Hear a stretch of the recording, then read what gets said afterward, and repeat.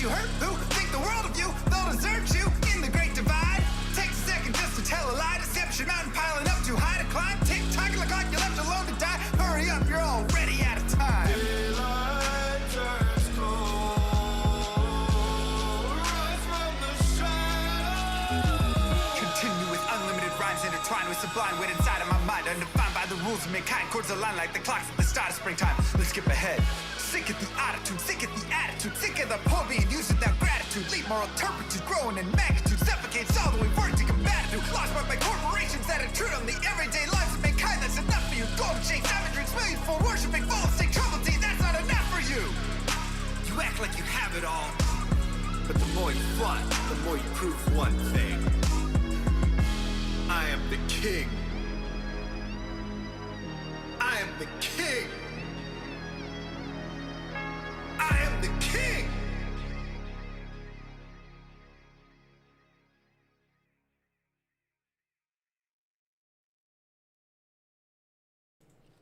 Yo!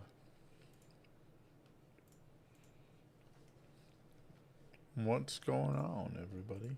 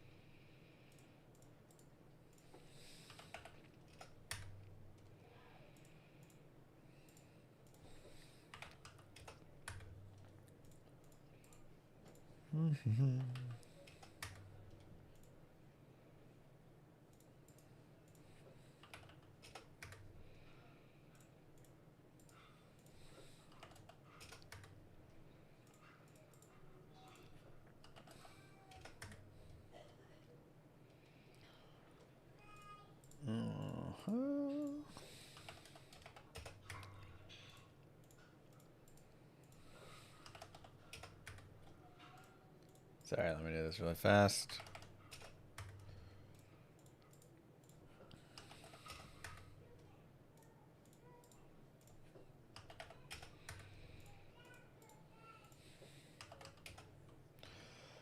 Okay. Birthday stream. Today is baby Andario's birthday.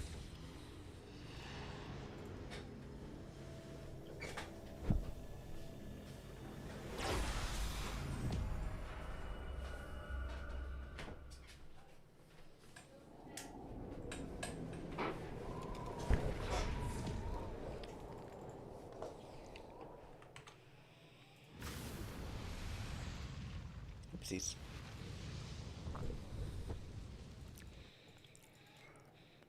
First birthday. 1 year old.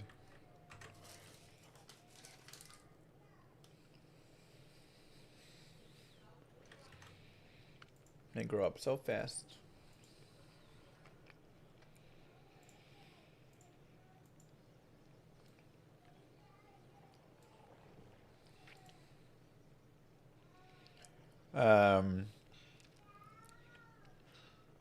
What a nice day yesterday. Look at that. A Vex rune, and then we got 6 new Eth items.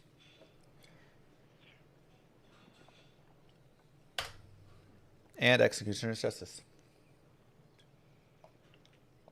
If only Executioner's Justice dropped Death, but, you know, beggars can only beg for so long.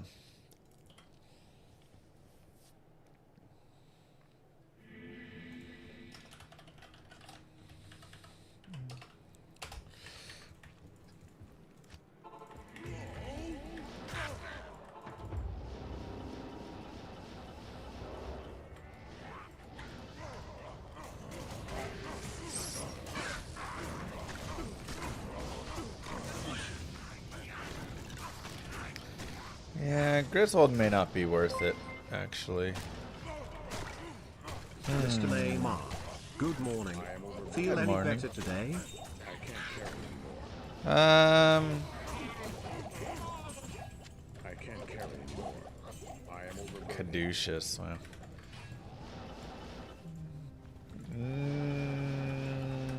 Not really. Kind of. I woke up feeling worse, but I feel like okay-ish now. Fault? Oh my god. I wonder if I should do...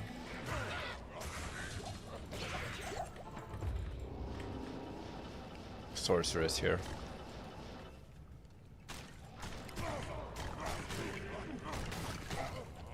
I am overburdened.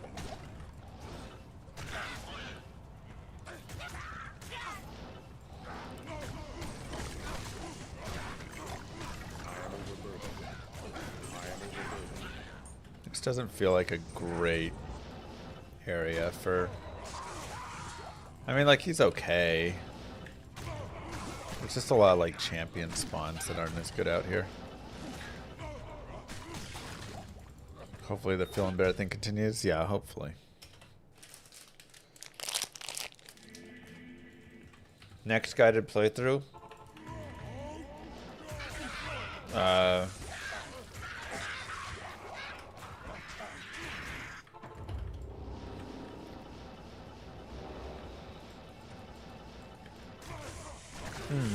I can't carry anymore. I am overburdened. I considered a druid today, but we've done all the druid. I don't know what we still have. I can't carry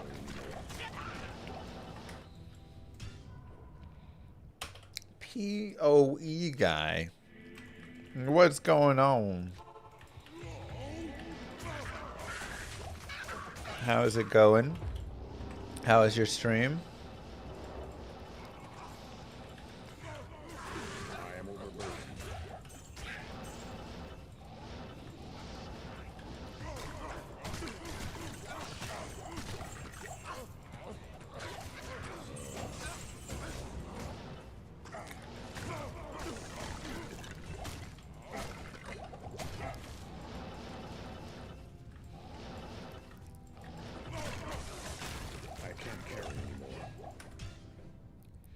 Welcome on in. Thank you so much. The worst teleporting animation? Oh, it's so bad, right? You found Tyrion's Might from TZ Diablo? Whoa. That's wild.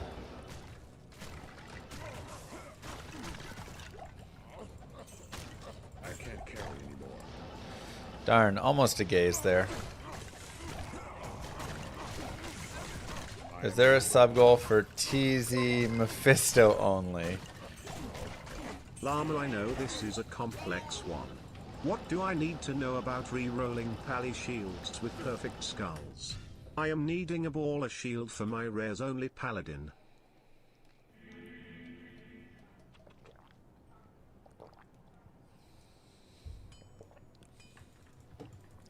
A rares only paladin on expansion. I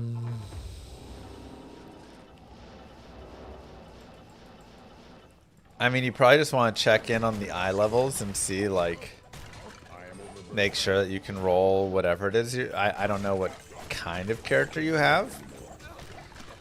If you're a melee or if, you know, whatever, but I assume you're going to want, like, pally skills and such.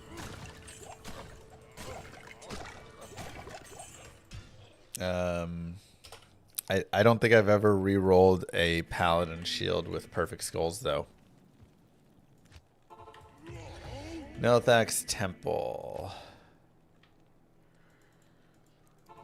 A zealot, ideal 2 skills.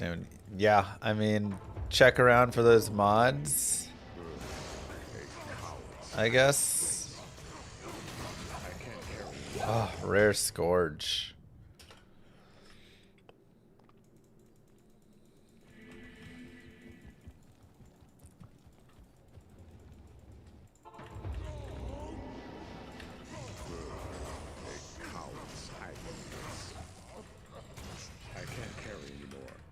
J-Mod instead.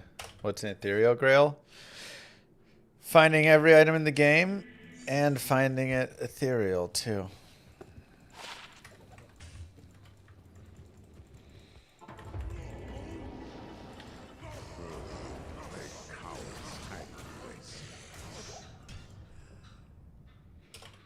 It's the whole shebang.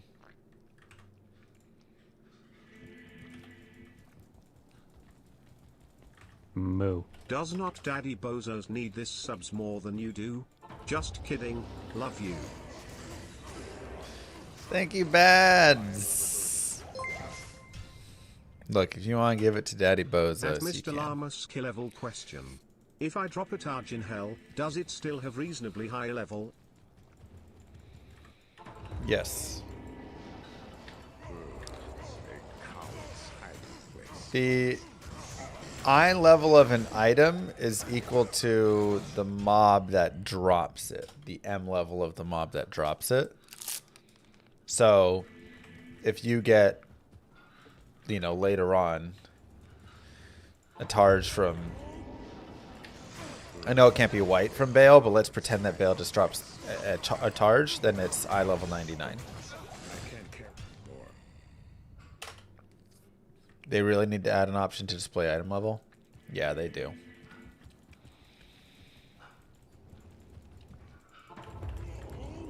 Honestly, it's one of the like I understand the idea of a game not having everything always out there so much, you know, like having some mystery in the game in a way and allowing you to have knowledge and thoughts.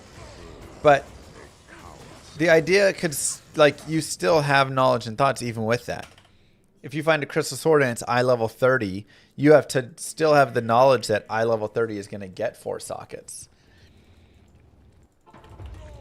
If they want, they could give even further, though. They could say when you go to Larzik, it'll tell you how many sockets it's going to get.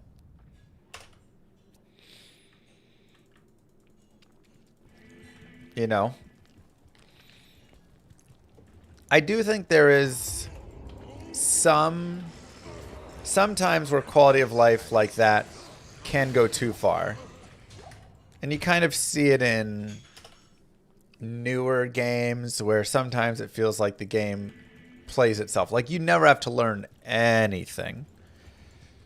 Right? Sometimes it's nice that, you know, you have to learn some things and stuff. But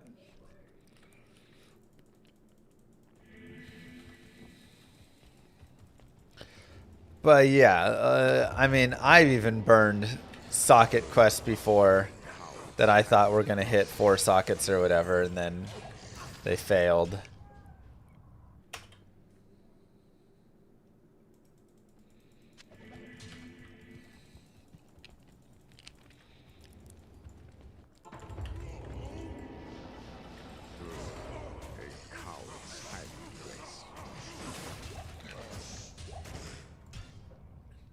How many SJs dropped in the TZ Andy Grail? Was it 5? If you go to our, like, review, then you can see there for sure. 3 open socket ethereal headhunter's glory. What's it worth? I don't think it's really worth anything, but it is a 6 shield. But the ethereal is probably going to hurt you there, actually. Where do I go if I want to see what eye level is needed for a specific set of abilities on a rare? You can just look up the affix. Like, you just go look up the affix list, and then it'll tell you basically like when those affixes will spawn. Or throw it into, yeah, the calculator like that.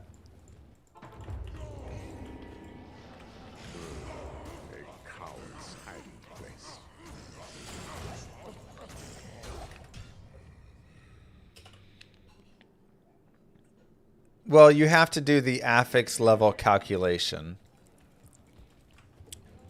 Yeah, for the item base. I'm saying you go to the affix list and you get the affix level, and then you take the affix level and you go to the chart on Amazon Basin. And then right here will give you what you need. So whatever your item level is and your Q level.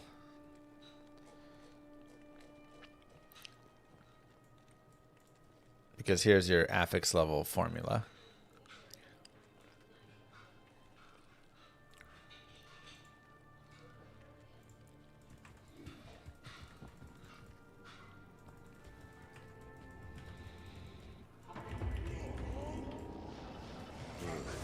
Don't do what Llama's showing. What?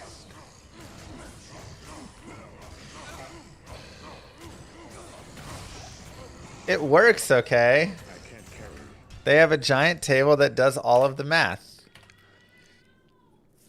So you can just plug and play. Maxroll makes it easier. All right, go to Maxroll and they have that calculator already done.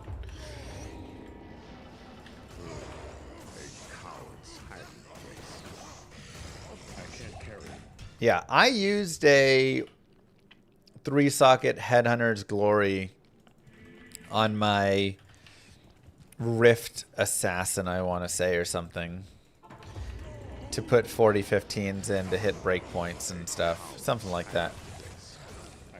But it was very specific. Otherwise, it's like, it's okay. Stones, tombs, corpses, drops are the same as killing a regular creature. Basically the same. They are... I have a video on chests, and those are all chests, basically. So, when you pop a corpse, when you do whatever. But your magic find does affect them.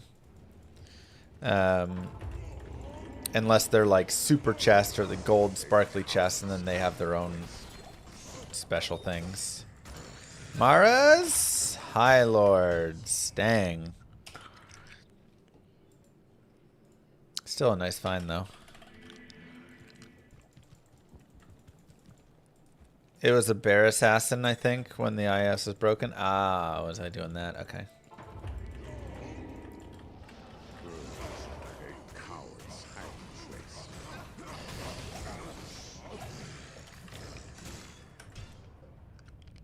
Is it just my mercenary that can't really survive Nightmare? No. Mercenaries are...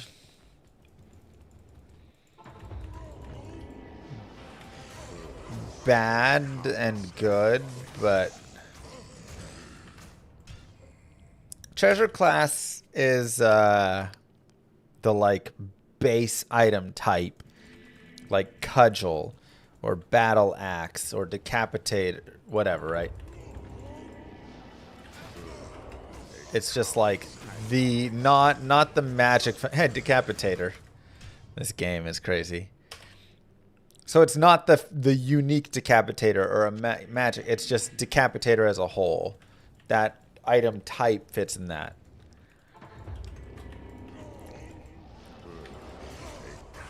Eye level is just literally equal to whatever monster dropped it. The M level of the monster that dropped the item is the eye level. Q level is the level necessary for it to roll. So the monster's, the M level has to equal at least the Q level for it to be able to drop that item, assuming it can drop the treasure class. It gets more and more complex, but dang, David. But yeah, mercenaries are just kind of rough, especially if you're not over leveled. They need to have like good lifesteal resistances in life and all of that. They need to have a high damage weapon to be lifestealing enough. They can't be just like walking into danger. You have to babysit them. It's rough. Fire damage from charms add only to hit. Elemental damage does not get added to your spells or skills. It only gets added to your weapon hit. When did I record the Blizzard Source playthrough? Sometime last year. It's like maybe a year old or something almost. I mean, I do think Baby and Dario had been born by then. But I think it was like December or something.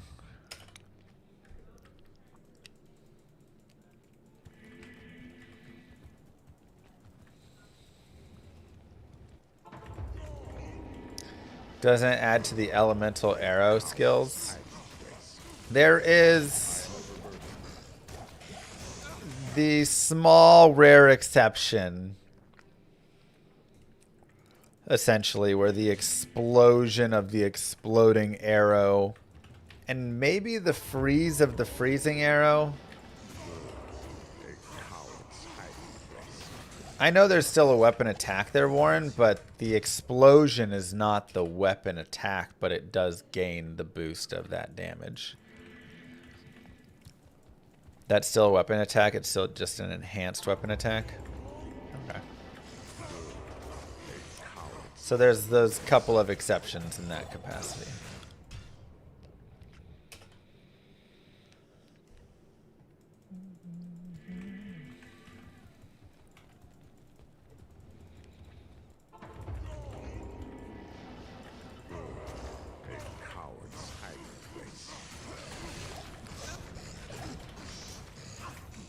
So, small rarity. Moo. Thanks, Tubbs.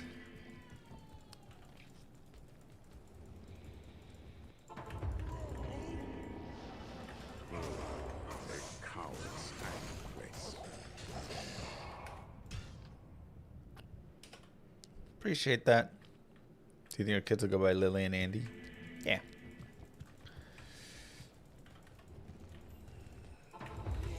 So some of the explosions off weapon attacks seem to have some benefit there.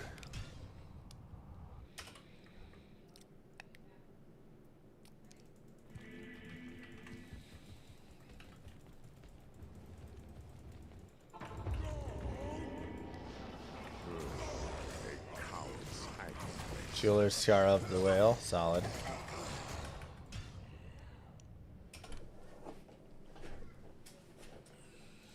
It's a nice base.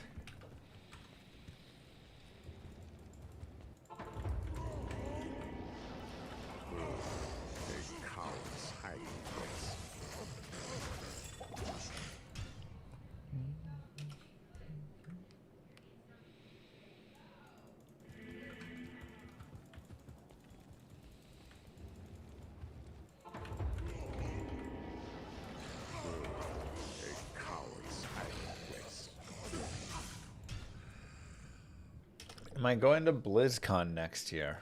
When's Blizzcon? Is it going to be October of next year? Or are they doing it like earlier again?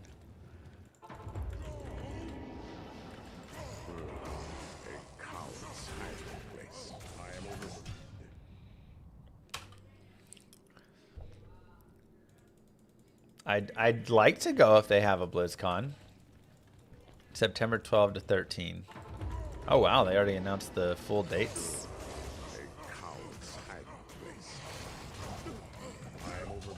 Hopefully they invite me because there's something cool, but as of right now I have no invitation and no current plans. Usually if there's anything cool Diablo related, they like let me know, you know. But even still without it, BlizzCon is still pretty fun. Some of my best times at BlizzCon were nothing to do with Diablo. Because, you know, you go and they're like, Diablo Immortal, Diablo 4. So, in those times, you know, I just go like, go around. But like, you know, they had I mean, BlizzCon set up really cool where it's like these giant stages, just kind of like separate rooms. And so you could just like bounce from one to the next, to the next, to the next, and just watch whatever. So they'd have a StarCraft 2 tournament going in one room. In the next room, they'd have a Hearthstone like tournament happening. In the next room, they'd be talking about updates coming to Warcraft, you know, like. So it's really fun to just go observe it. How do you get in the game without a misclick? I hit enter and the H key for hell.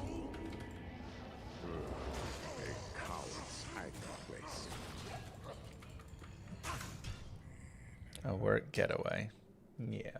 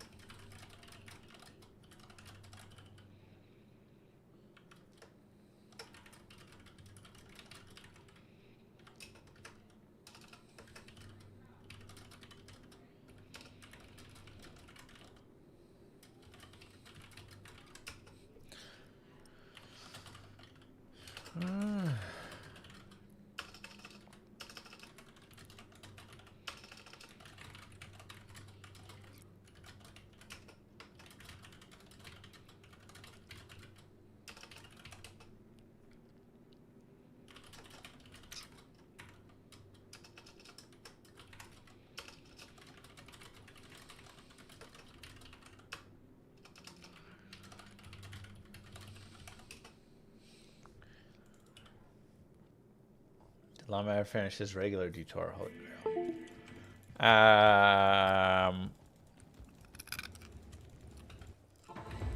Sorry, we're good.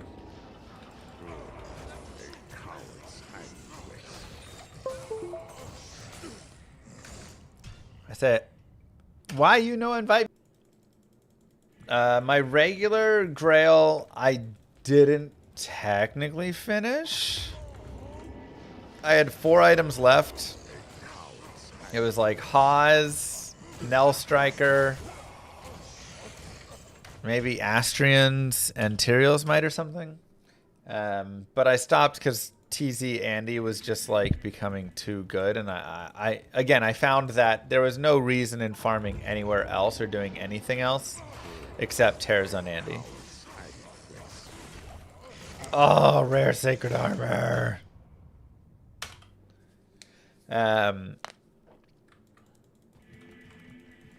Yeah, it just was brutal. And I mean, it even kind of shows if you look at like today and yesterday drops and things like that. Like High Lords goes on my GG finds today. High Lord, that's true, Junkin. High Lords wouldn't go even go by the end. It didn't even go on my GG finds list for TZ Andy Grail because I'd find 4 of them in a day. I mean, it was like whatever, you know. Do you think all class sets should have teleport? Teleport is such a difficult thing to, such a necessary evil that has drawbacks. I think having a short like charges with blink, with, you know, refreshing charges, blink or something is maybe the best, but it's hard to say. Mordecai. We make a video with highlights of the Terrors on Andy Grail run.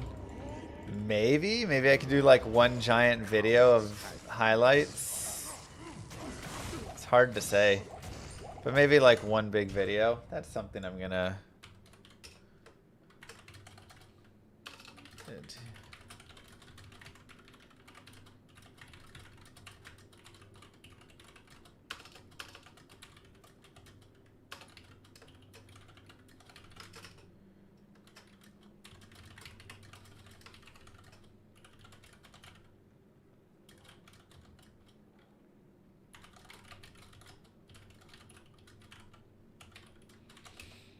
That's not a bad idea. Teleport on Prudence would be a nice way to spice it up. Wow, for a low cost of a Malrune, you get Teleport?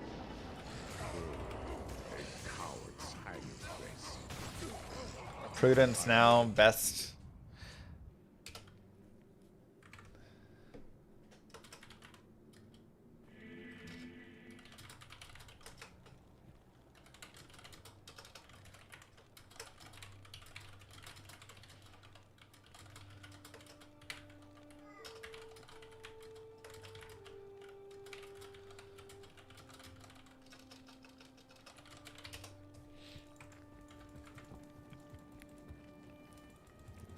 Every character can have a different conditional TP. That's what happens in a lot of the mods.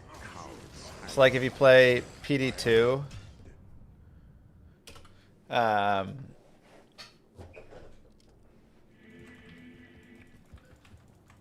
then like, you know, Druid has a skill called Gust, and it's a TP with a cooldown, and like a lot of them have teleport skills.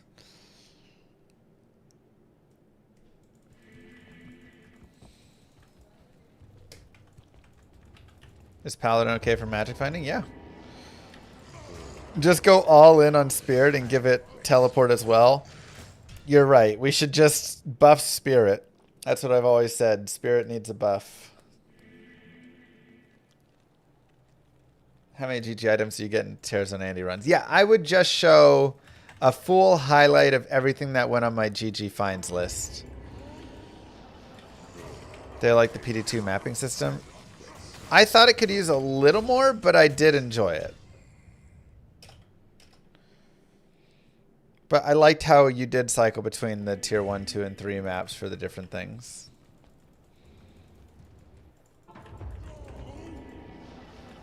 How did the hockey game go Friday? So, it was a best of 3 championship series for us there. We lost the first game 6-3. Second game we won 7-1. So it came down to the final game on Friday. And I was so nervous, man. It was my first championship game to play in as a goalie in hockey, which just feels a lot different than when you play in, like I've played in championship games before as a forward or whatever. Not nearly as much stress. Because it's like, yeah, you want to score or something, but as a goalie, it's just like, oh my God. So much of it relies on you having a good game. So I was pretty stressed. And it was a great game. We were up 3-2 all the way until 2 minutes left in the game. And then we scored a 4th and a 5th. Right at the end there. So we ended up winning 5-2. So we won the championship. It was great. But yeah, scary stuff, man.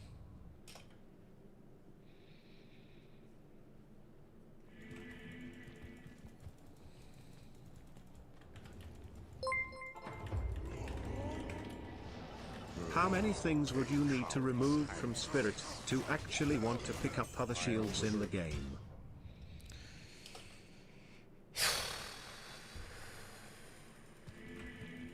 Like rare shields or other shields?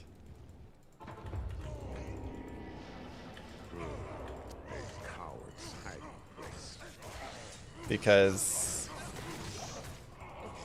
you know the one of the tough parts is you can't roll like FCR on other shields, right? You can get it from like lidless or something, but those aren't bad.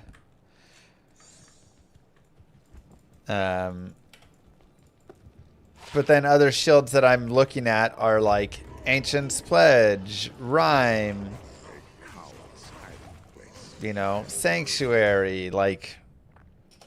So even if you take Spirit out, you just kind of like start looking at some of these other ones.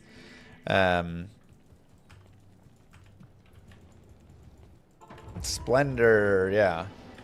But I would love for rare shields to get a buff where I actually start looking at like rare shields as well. But otherwise, I mean, the +2 to skills, 55 hit recovery, ridiculously insane. Literally just removes all hit recovery frames from your care. Mana, vitality, resistances, 25 to 35 FCR. You have to cut every single value in half at least.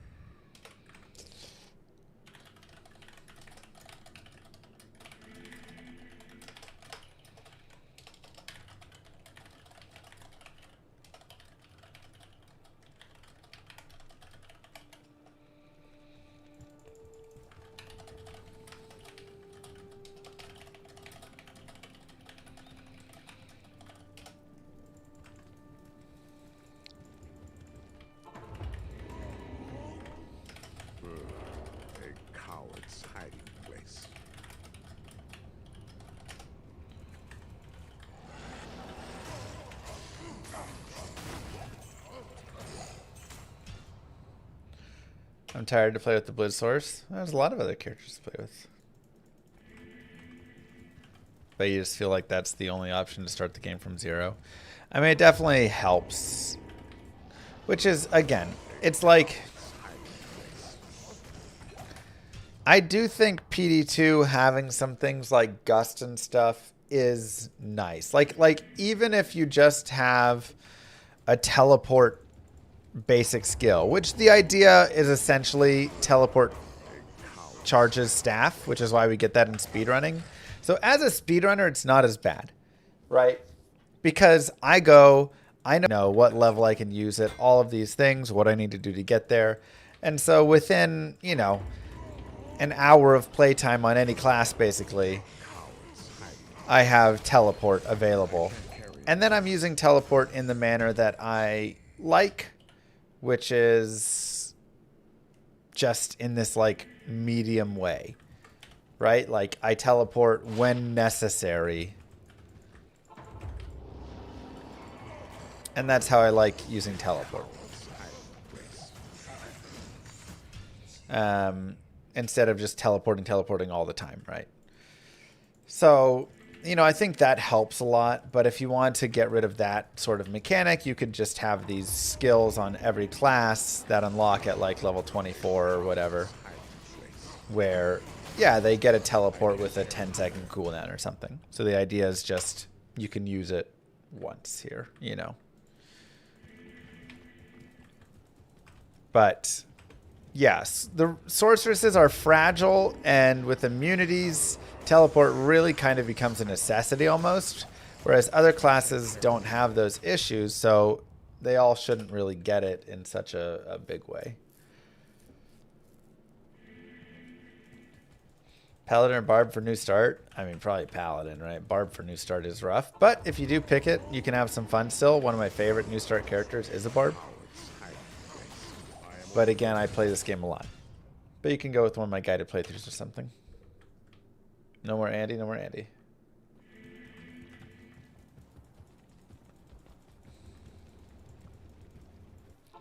Plans for speedruns coming soon?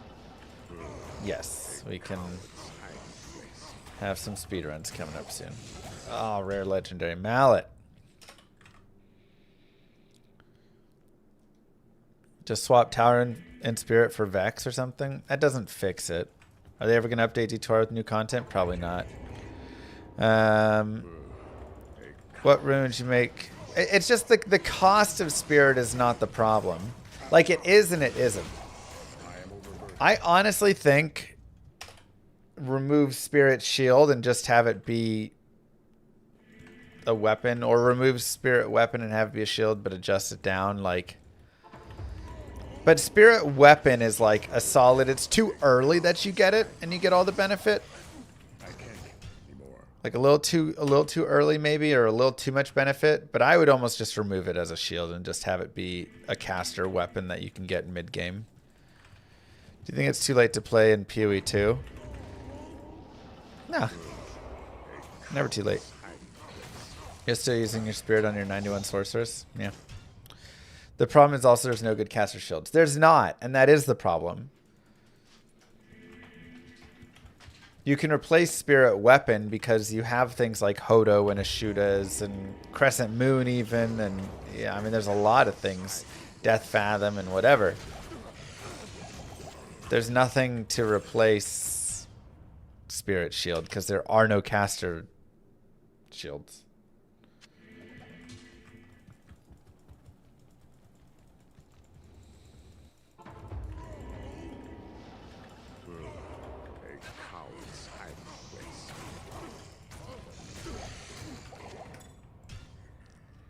Everybody just settles for lidless then.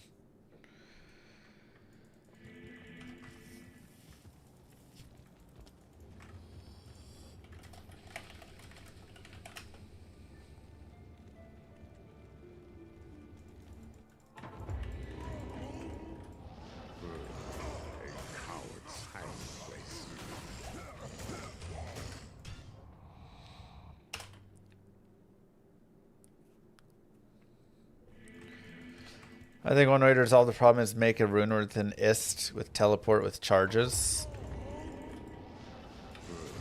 Yeah, I mean, you could make there be some like, but then that becomes necessary until you get Enigma, right? It's like shields as a whole need a rework. I agree. Shields as a whole are probably one of the weakest things.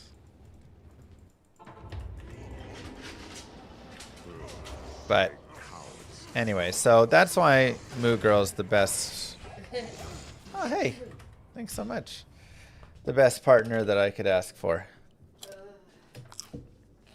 There's probably a better one I couldn't ask for, but the best I can ask for. Right over there.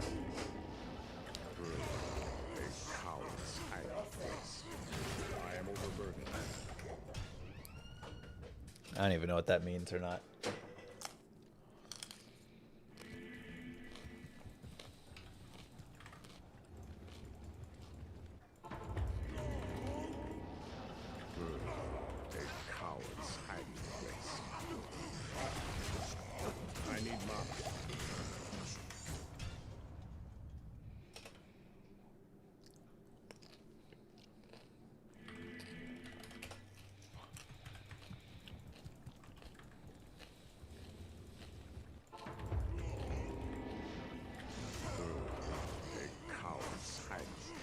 No pants Wednesday? Wait, was Moo Girl not wearing pants? I've got a spicy challenge for you. Act 5 chests till all runes. Oh, God. We're horking. Darcy.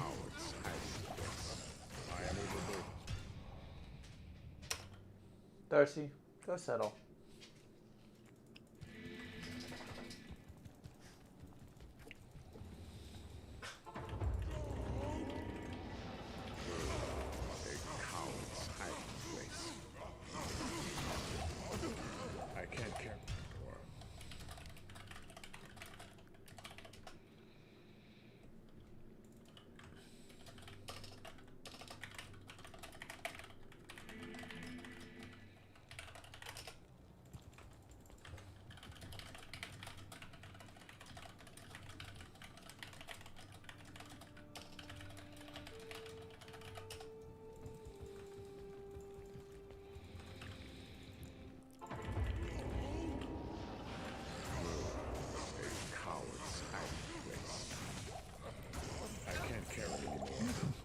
Come on, baby.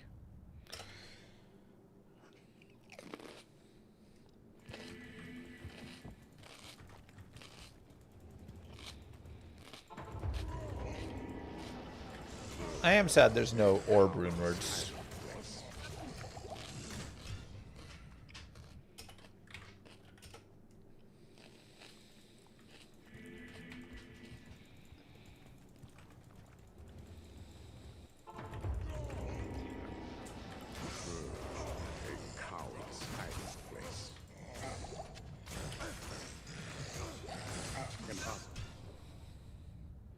Only High Lords today. So, we're still looking. Hello. Afternoon. Yes. Level 23 and Act 3 normal. What should I farm, Andy? No, you're probably beyond Endario. At this point, I'm farming Battlemaid Serena and Flare Jungle just to level up some more.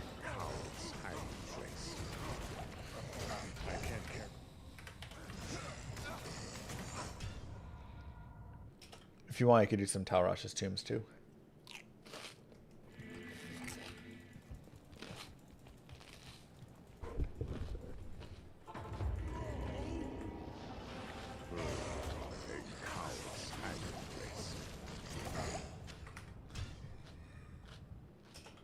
Moo Girl just brings me the crunchiest foods.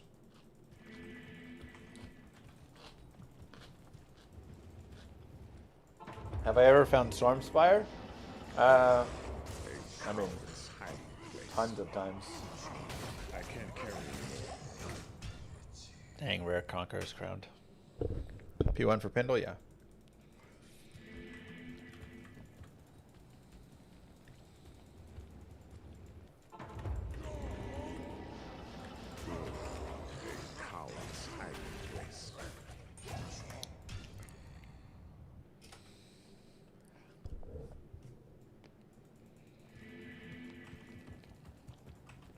Charge is really nice on the Paladin early on.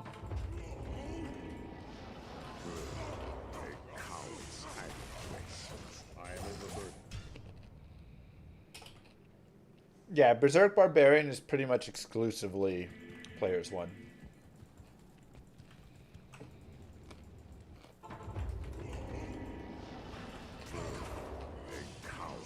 Maybe like players 3 on Trap and Cole. Maybe.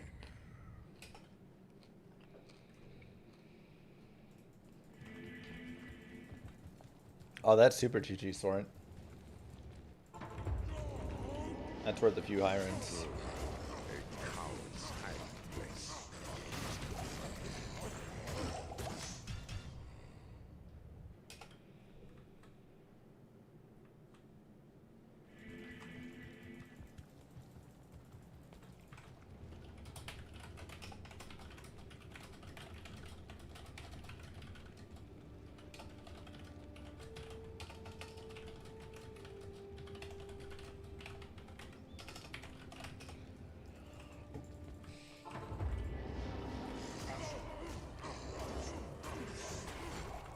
Oh, the rare Archon staff right next to the Chukonu. Oh, yo, yo, yo, yo.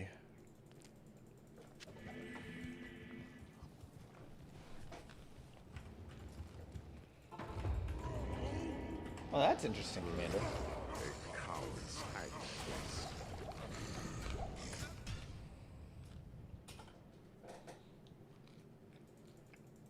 The rare Scourge, yeah.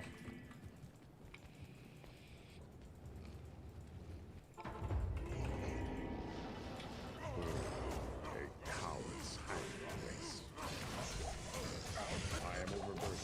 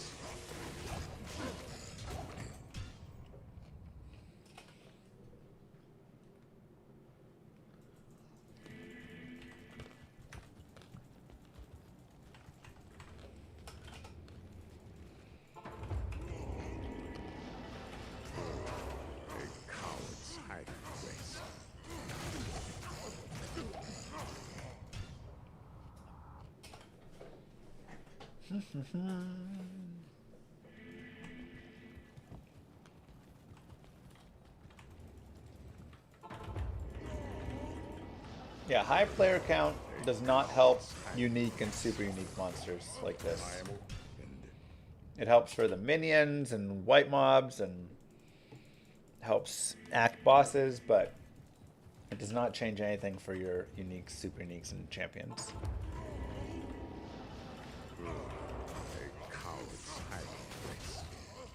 I am overburdened.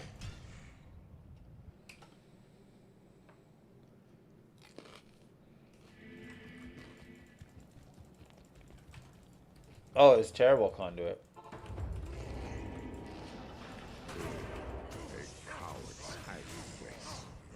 There's one. Key drops will matter. Higher player count, you can farm keys, but higher player count does help there.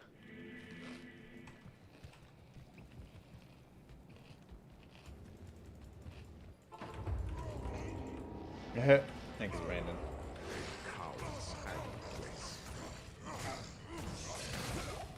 I can't carry it.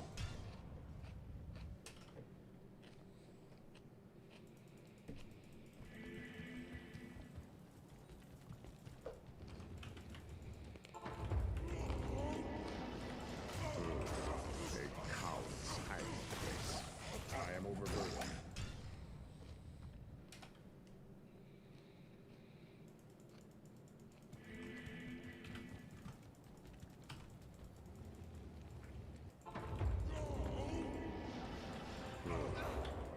Coward's hiding place.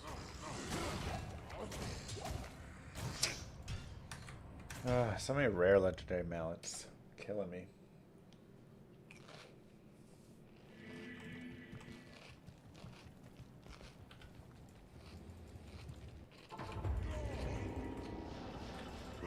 What base for your infinity if you're going to share it between your source and your mercenary?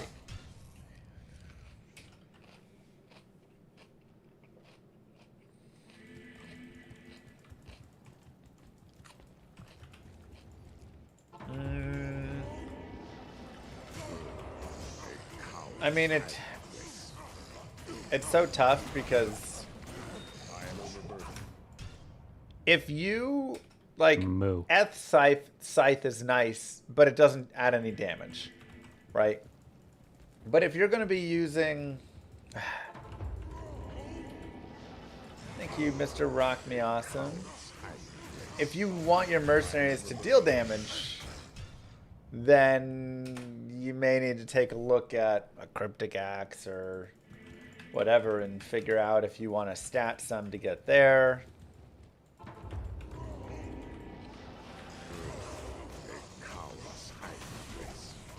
It's hard when you're going to do the sharing back and forth because it doesn't share super well in that capacity.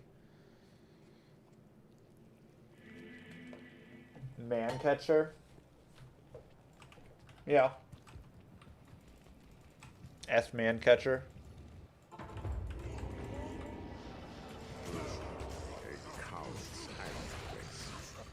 can't carry it.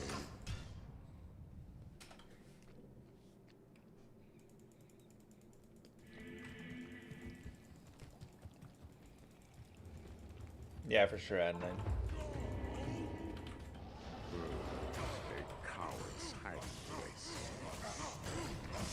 Is D2R finished or will there be quality of life?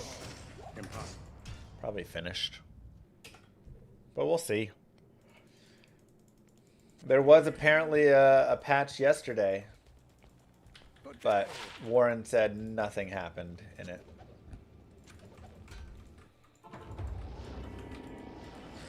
So it was just like a version update.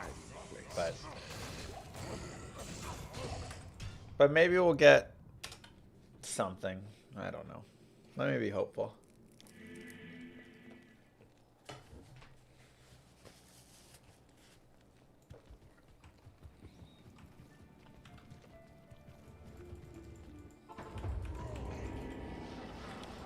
The patch was literally nothing. It just said game updating. They were just like bringing the version up to match that of China.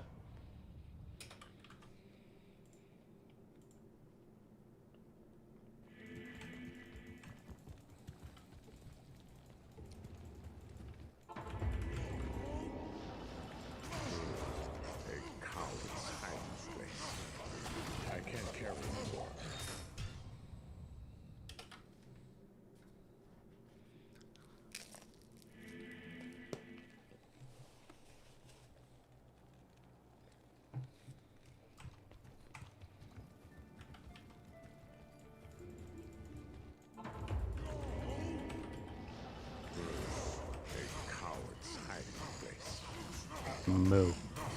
I am overburdened. I am overburdened. Dr. Grumpy Pants, thank you very much.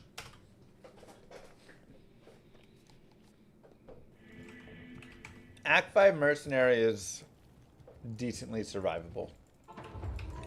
More survivable than Act 2. A coward's hiding place. I am overburdened. When I do playthroughs, sometimes I like to pick it up just for that.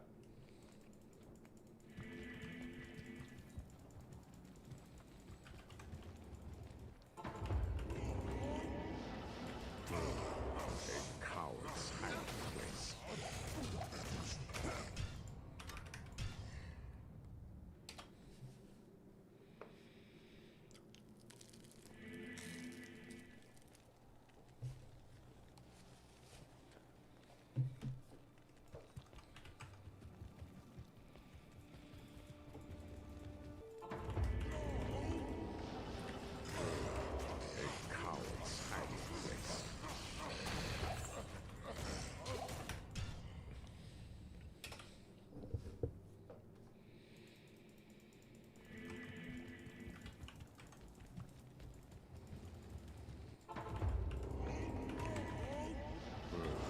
place. A coward's hiding place. I am overburdened.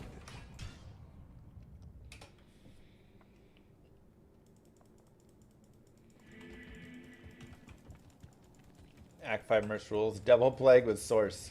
Just the poor man's infinity. Yeah. A coward's hiding place. I am overburdened. A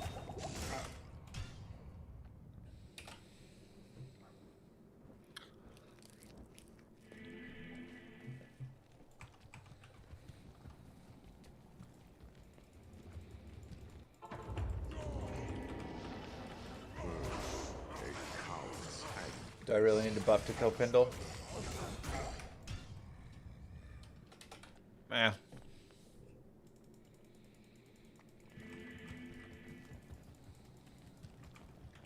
Chairs on Pindle has just been so A coward's hiding. lame to me.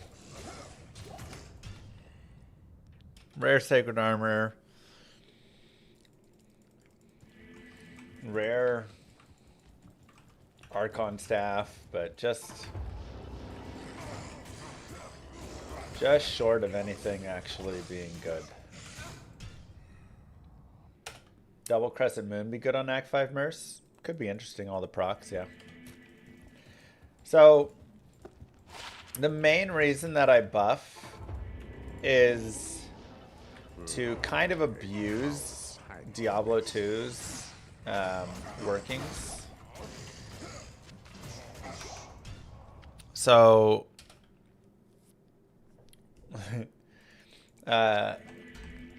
in Diablo 2, the life you finish at is the life you start at, right? A coward's hiding place. So you can use it as a way to heal, essentially. Where if I take damage, if I buff, and I go to 40, you know, I have 4,400 life when I'm buffed, and I lose 2,000 life, and then I have 2,400 life. When I come back into the game, you know, you can see right here even, right? 3670, but I come back into the game, 3670 is more, and so now I'm at max life, 2176. So as long as you stay above your pre-bowed life, every time you join the game, it'll automatically full rejuve you, essentially.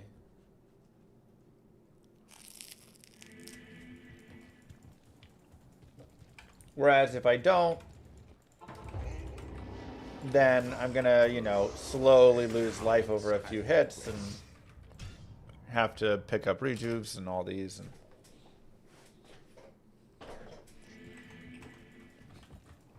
wait till you find Standards Paragon Retro. A coward's hiding place.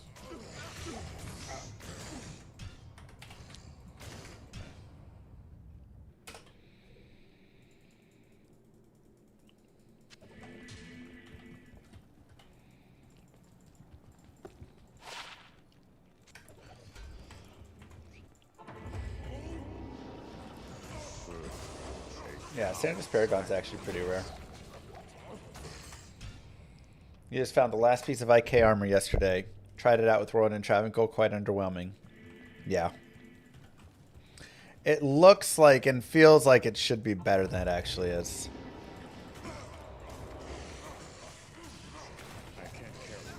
But it's just kind of like, meh.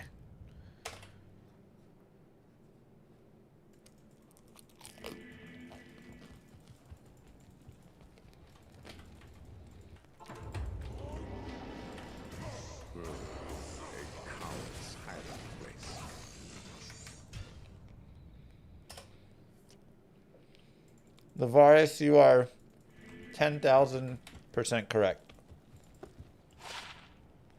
Ooh. That's nice.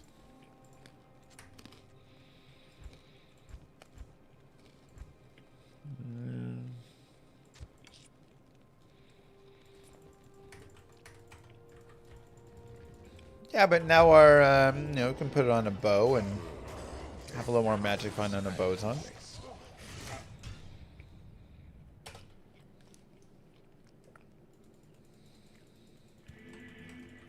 One of my least favorite things in D2 is charms taking up the entire inventory.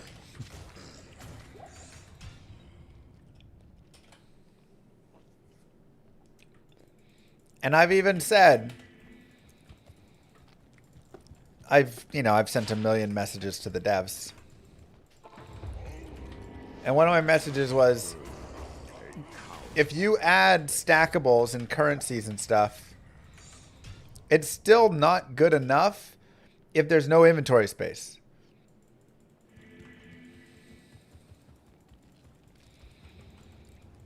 Could be fun, Lemur.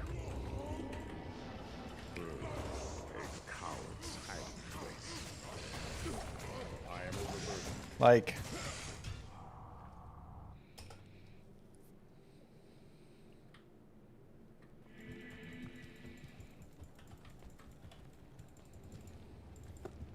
it doesn't have the wrapper around it.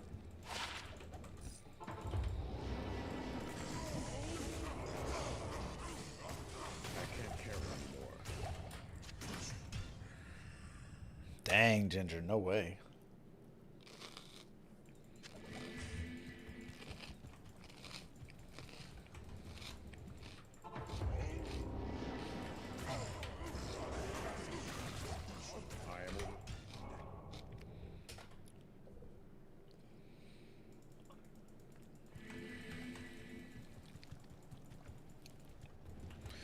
Jealous. I am overburdened.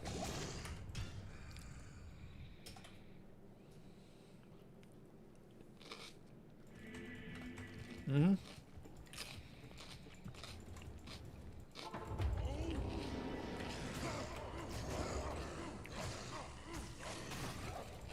I can't carry anymore. I know there's limitations that PD2 has and stuff, and the mods have. I don't actually like the giant inventories. I think it should literally be... Like, it works in the end game because then you filled up on charms, but until you get there, you just, like, have these big inventories. I don't like it. But I think there should literally be one inventory where you can only put charms and nothing else. A separate tab. And then your inventory where your everything goes. But charms don't work.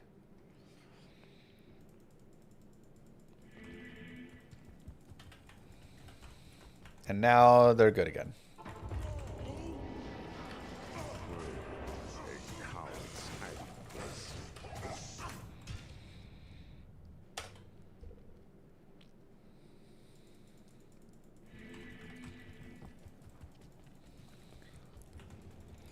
I think that'd be fun, Iron.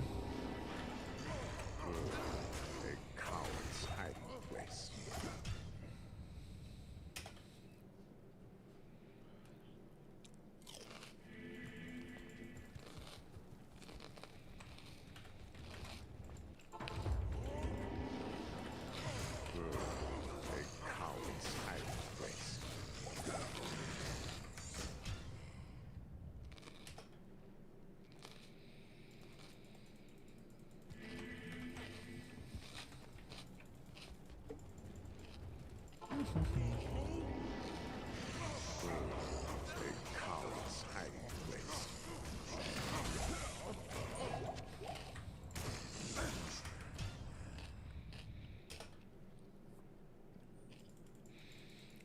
Yeah, the rare item ID. I thought that was a fun little challenge he did. I was sad he only did 2,000 runs. Like, that's a weak sample size. But I liked it. I think that could be a fun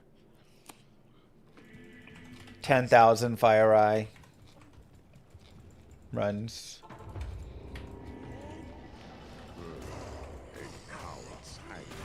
Hunt for some sweet rares online.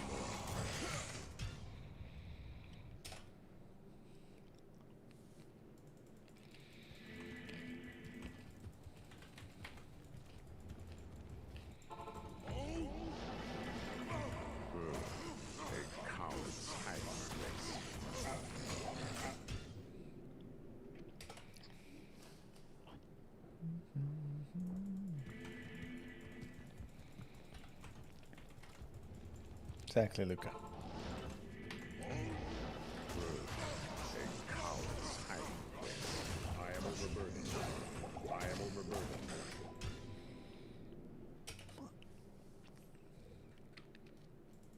But it would be so great to be able to pick up loot, have inventory space for it. A coward's hiding place.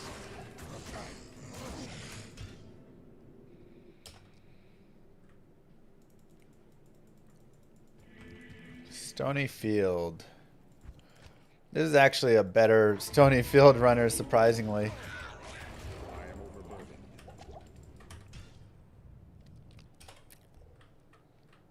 Stony Field is a fabulous area for this character because you get to treat him. It's like a faster Pindle run.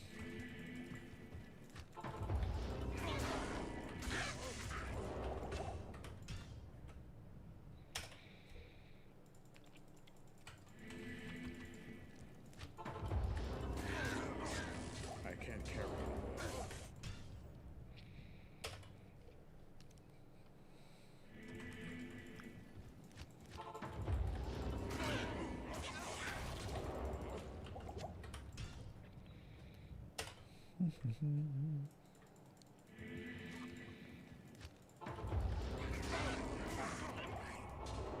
Impossible. Impossible. I can't.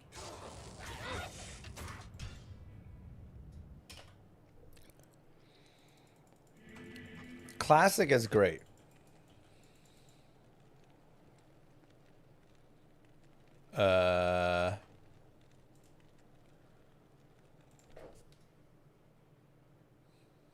Hello?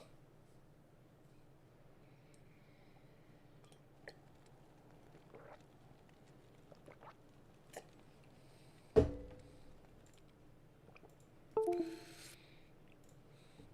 right. I guess I have to re-download the files. Re-extract because there's a new patch.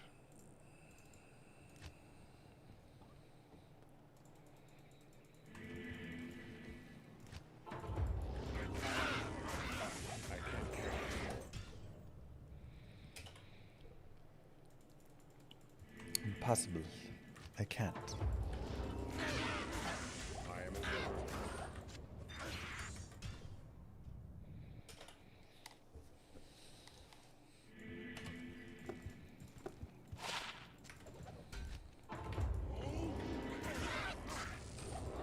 Moo. 70 months. That's almost 2 full gestational periods for a human fetus. It's great information. Thank you so much, Binary. Mwah. Welcome back. 70 months.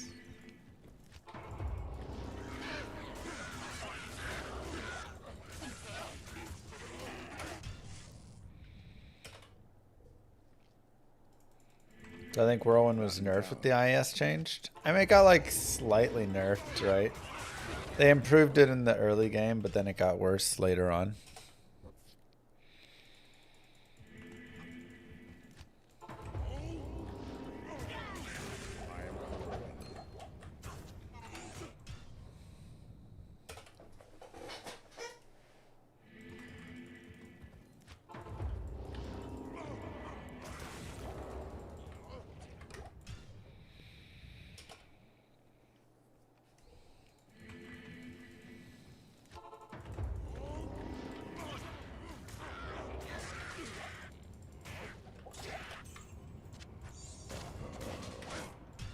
Dirk.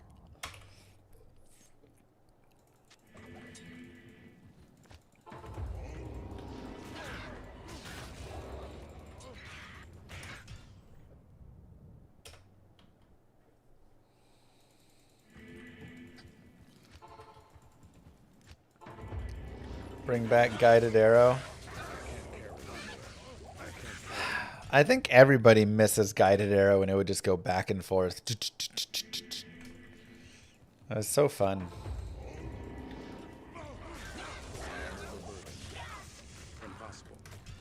Such a fun time. Good to see you. 2 jab, 20 IAS. Sadly, not much else on them, but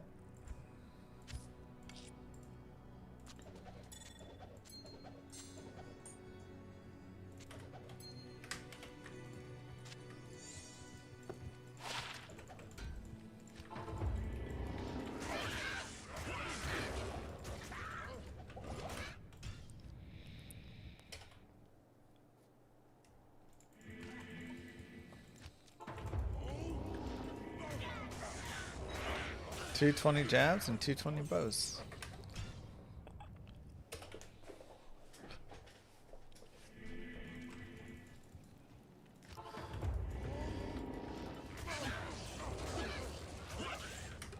At least you got 2 of them, lemurs.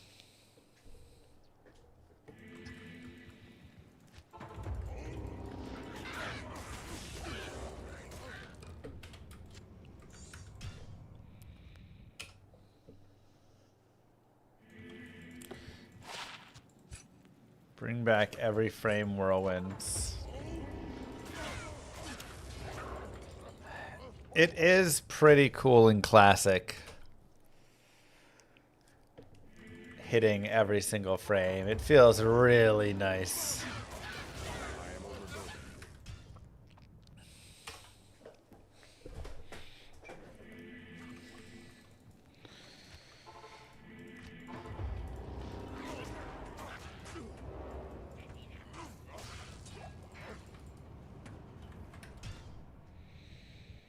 New expansion, new act, new class. Yeah, okay.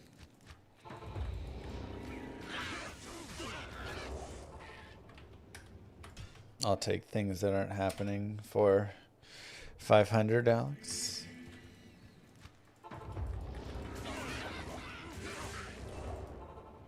Impossible. Impossible.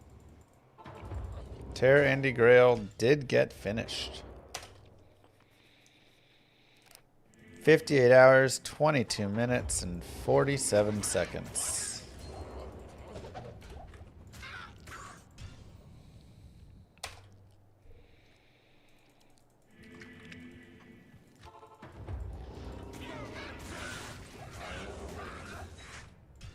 Wild. 0 to 100%. From level 1,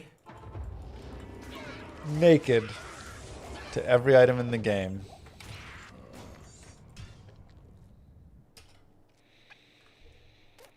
You nearly guessed how many jelly beans were in that Andy Grail. I will never doubt again. I mean, you can only guess so close because RNG. But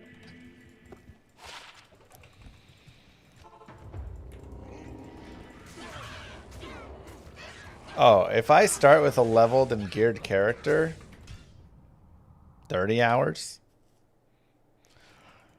35 hours, probably.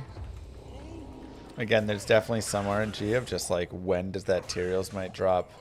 When does that, you know, Stormlash drop, like, but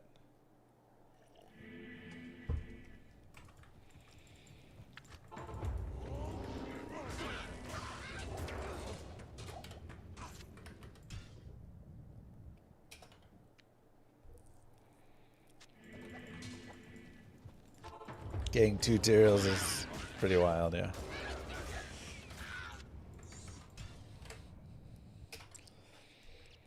It was pretty crazy. Alright.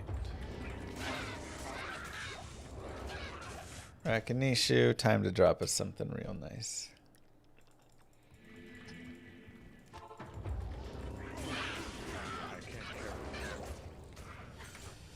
Oh, rare Scourge, rare legendary mallet. Ay, ay, ay.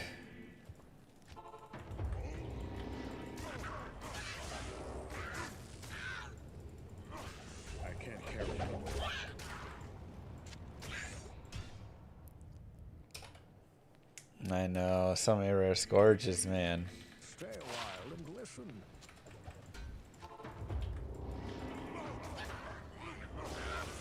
I can't carry anymore.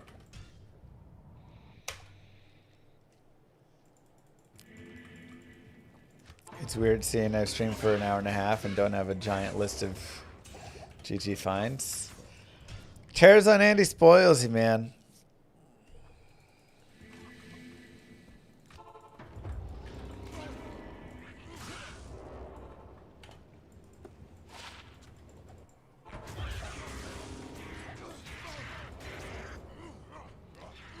She gonna spoil you.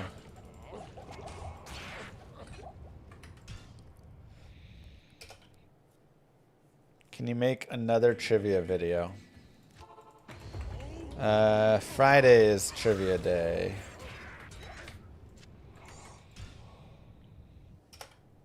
But I've got tons of trivia videos. There's like, if you, I don't know if you've seen them all. We have like 20 trivias or something probably. I should put them all in a playlist, honestly. That'd be good.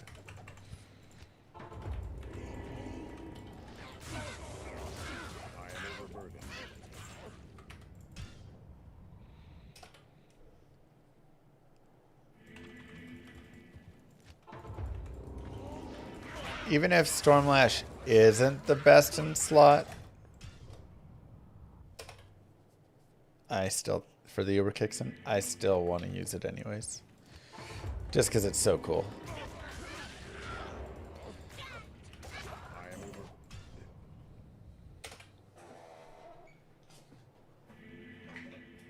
Good Terras and Andy today dropped a 248 Death Web and the next run of Griffins. Yeah. Terras on Andy, man.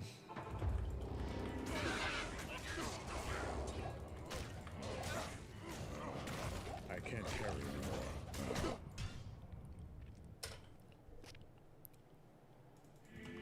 Not in town. You want to be able to telekinesis vendors.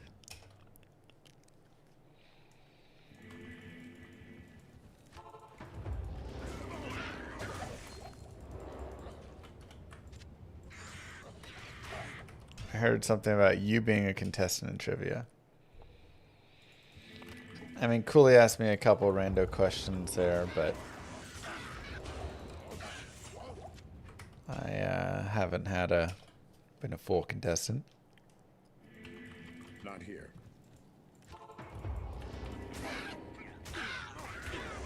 Yeah, this is back to the Grail that we started prior to the TZND. I prefer this over Pindle. I mean, it's faster than Pindle, so while honestly, it's kind of annoying that I have the portal to Tristram. Kind of wish I didn't save Kane.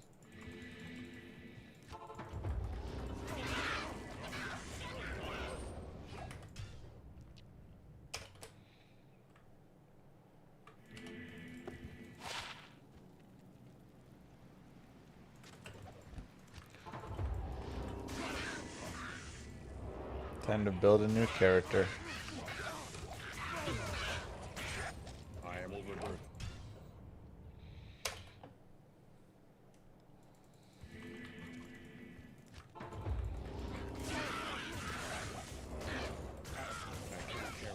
Like, it's not an issue most of the time, but dang Ballo.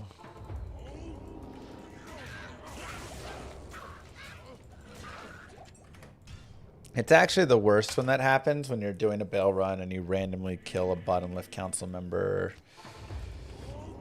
or you like randomly pop a barrel somewhere. Because it's always that one time that you drop the jaw rune or you drop whatever. And then you're like, now I have to do it for the rest of life. Yeah, I assumed you meant Mephisto actually, because there's no left council member there. You're like, that's where the jaw rune is every time, and you'll never get it again.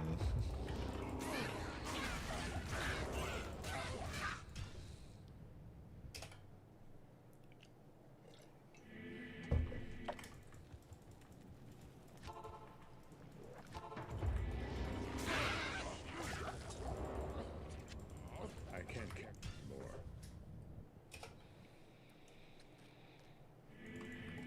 Pirate run I had. All my loot comes from chest.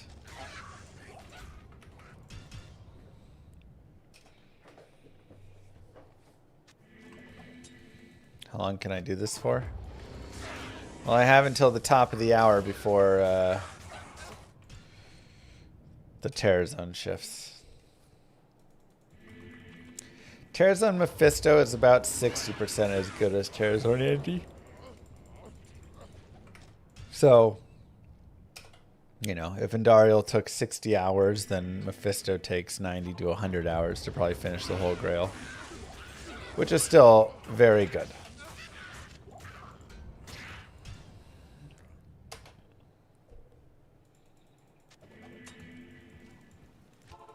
Snow Clash for budget Blizz source? Sure.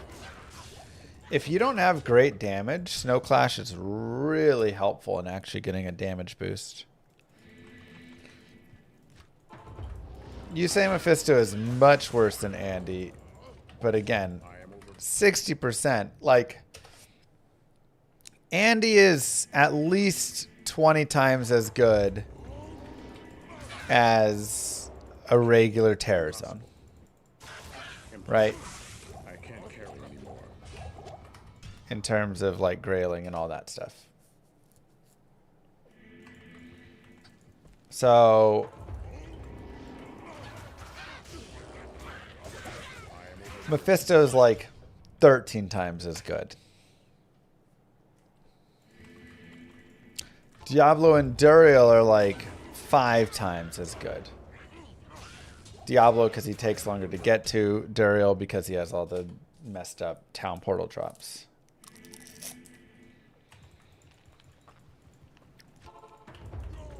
This is compared to, you know, what you're going to expect to be dropping in like a regular Terror Zone.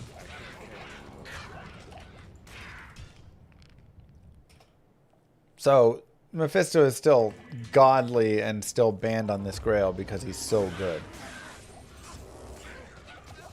It's just Endariel is still better. Trav is a good zone too, but still, yeah, you're gonna, the bosses are still just the godly.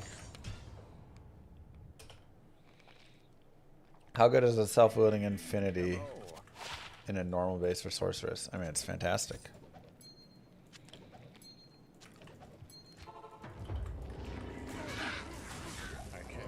Pretty much just a Nova source is using it, though.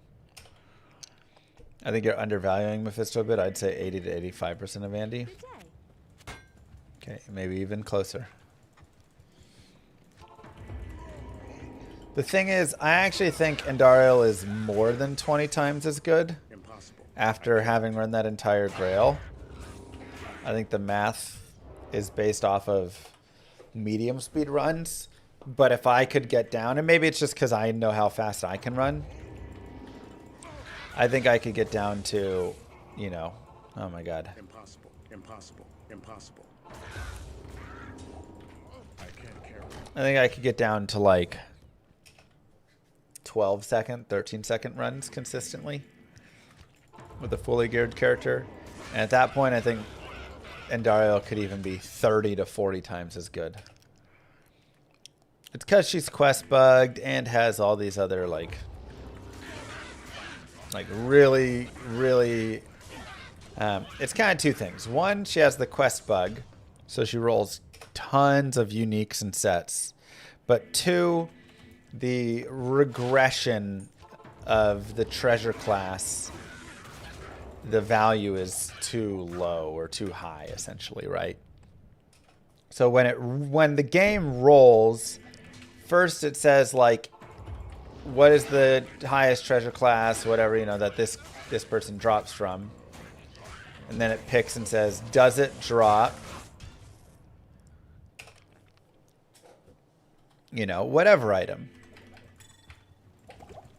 Is this going to be a TC-87? No. Is this going to be a TC-84? No. Is it going to be a TC-81? No. Is it right? And it like goes down and goes down. Which is why TC3s are also rare, because usually it has said yes to dropping from a higher treasure class at that point already. The problem is for Endariel, when she's terrorized, it says, is she going to drop from TC-87? And the chance for it to be yes is like way too high. It's like 5% or something. Instead of like 0.25%.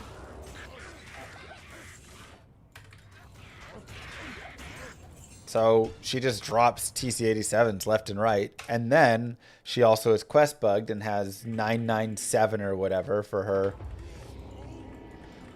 you know, rares, uniques, whatever. And so she just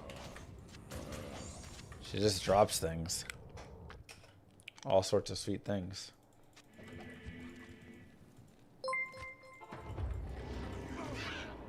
Some guy did like 10,000 runs of all the act bosses and did a write-up. Andy is best, Meph close second, Duriel and Diablo are worse but still better than other option in the game for Air TC-87. Yeah, that's Pavkey. He's well known.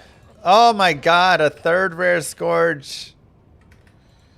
Stop it, game. Brutal. Terrazon Andy and Mephisto are both banned here. I can't carry anymore. That's super rough. Yeah, Pavkey ain't some guy. Pavkey is the guy. But he was basing things off of his speed with going through stuff, and I just found that I could run a lot faster. Maybe from just faster load times, maybe, you know, whatever pieces. And that's where I think it really can get out of control.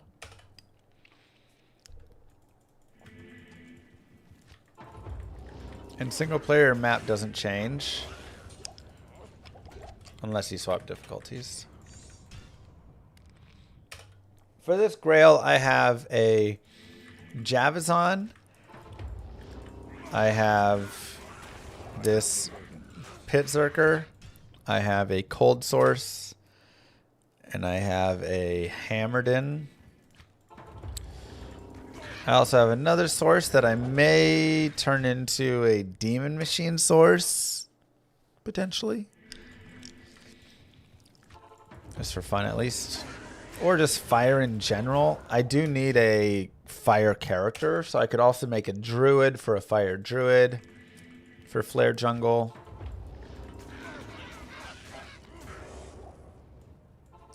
I can't. Impossible. Impossible.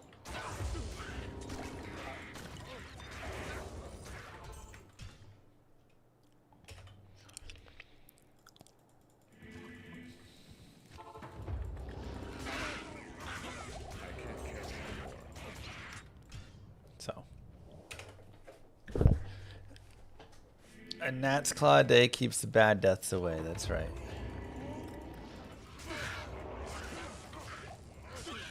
I am overburdened. can't. Impossible. What am I farming from Rakanishu? So this is terrorized. So in a terror zone, Rakanishu can drop anything. I can't carry. And because he's a super unique, as you see, he drops 2 items instead of 1. So this is basically like a souped up Pindle run at this point, right?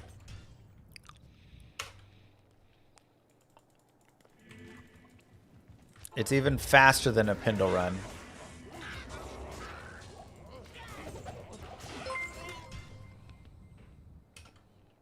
I can't believe you think your own daughter is overpowered. She's super powerful. You kidding me? Definition of girl power right there. Have Terror Zones increased Grail character variety? I would say yes overall. Impossible. I can't. I can't. Thank you, Blue Star. Because there are, like, when the cows is terrorized, now you're pulling out, you know, you don't pull out your pit Zerker for the cows, you pull out a different character. So you can always just run a pit Zerker and run it in the pits, or run it, okay, whatever.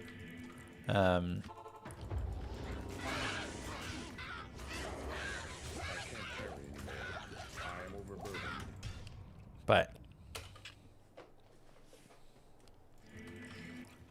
it's kind of up to you.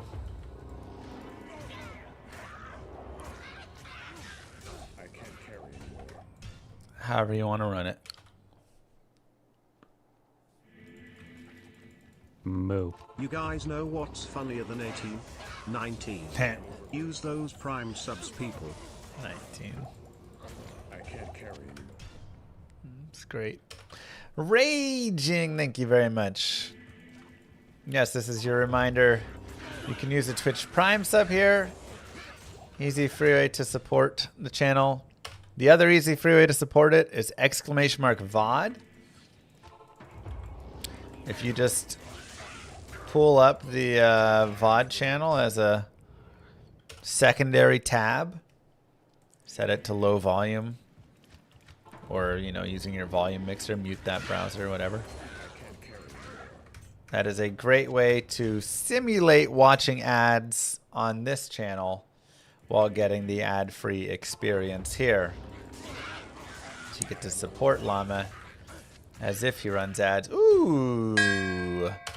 Hello! I can't. Nice and elegant. We finally got a new item. Blood Moon. I am out of space there. Put it here. Very nice.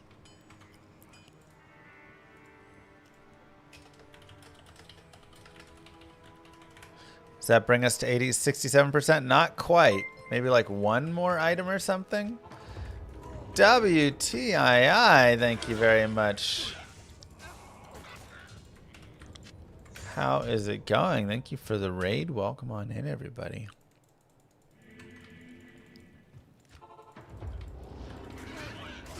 Yeah, that's a decent size one right there.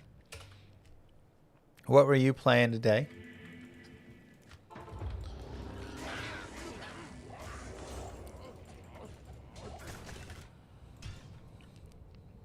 Moo. I don't have an hours played for this. Warcraft 3. Reforged or old school? Also, how is Reforged now?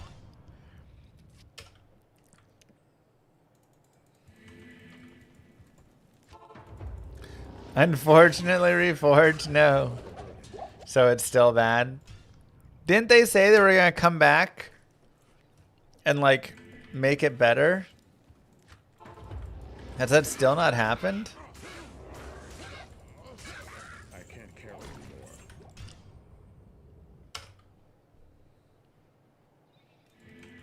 Wow, that's so sad.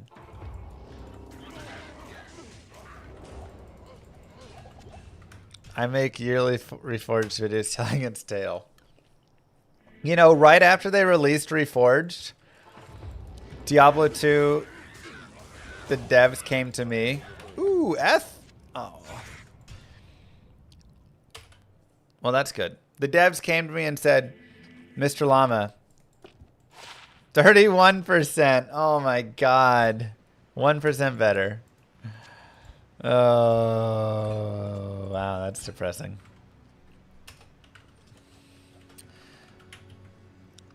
They came to me and said, Mr. Llama, we're going to make Diablo 2 Resurrected. And I went, oh no. I was so scared because I had just watched the like Reforged videos. And they're like, let's see how excited you are. And I was like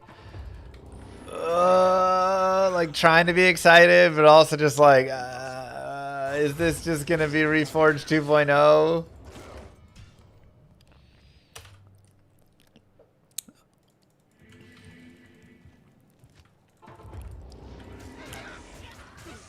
I was so worried. But then it turned out great. I got to talk to the devs and the team was actually awesome and they understood the game and I was like, oh.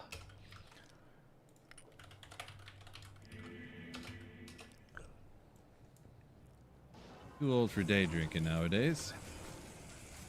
What do you mean he just found his Cheerios? He doesn't look like he's that excited.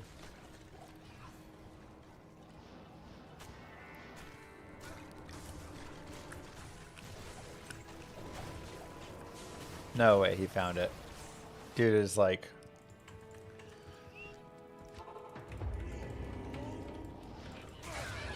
There's no way he found it. He's literally sitting there with his shirt on, like... You're such a liar.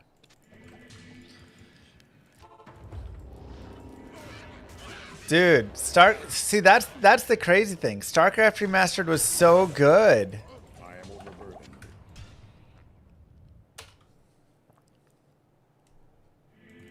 I was like, I loved StarCraft Remastered, and I was like, all right, Warcraft is getting remastered. Then that happened. Then they're like, D2 is getting remastered, and I was like, is it going to be like StarCraft Remastered, or is it going to be like Warcraft?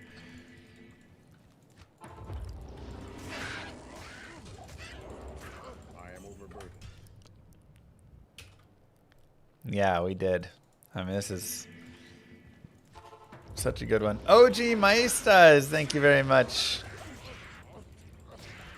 for this sub. Welcome on in.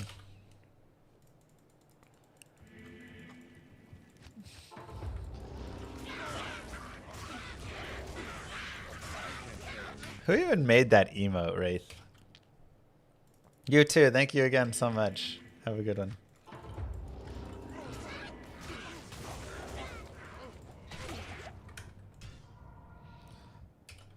Such a good day.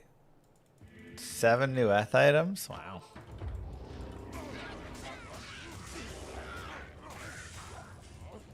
Should I use low quality items for crafting? You cannot.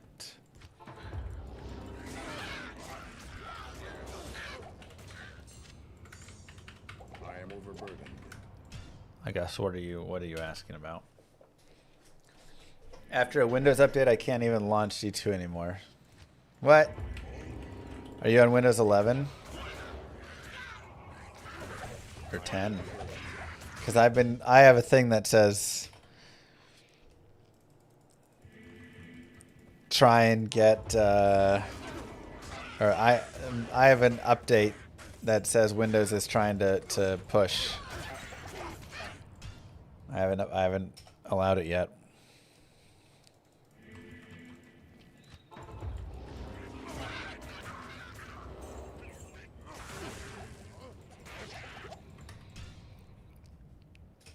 $58 hours, 22 minutes, 47 seconds.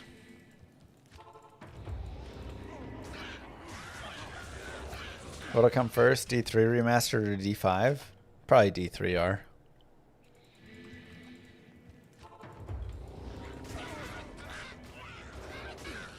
Ah, okay.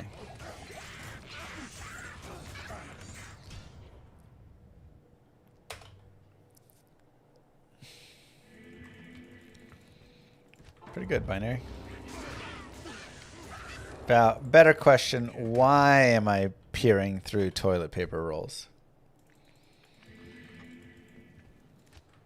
Yeah, Torch of Iroh is our last item.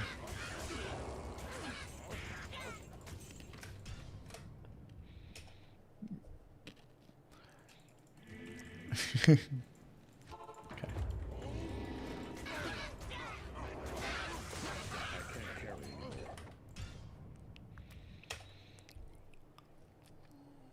D3R for ray tracing, yeah.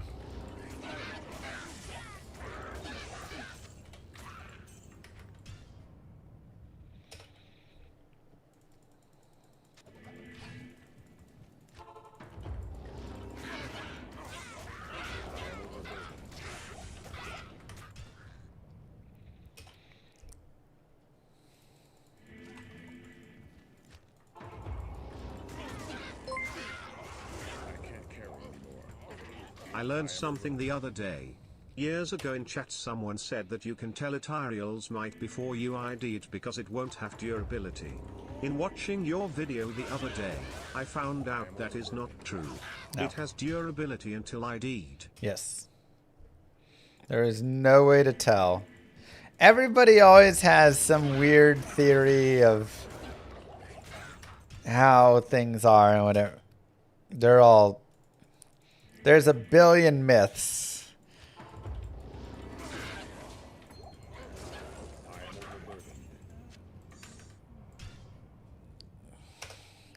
Materials does have to be of a certain item level. So like if regular Pindle dropped a unique sacred armor, I could know that it's going to be Templar's guaranteed because he can't drop Tyrael's Might.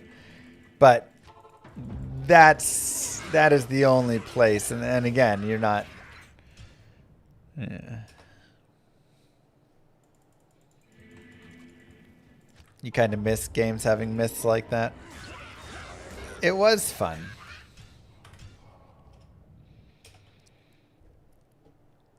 I'm trying really hard in Llama RPG for there to be myths and unknowns. So they'll only be online and not in the single player version of the game. Wow, our 4th rare Scourge of the day.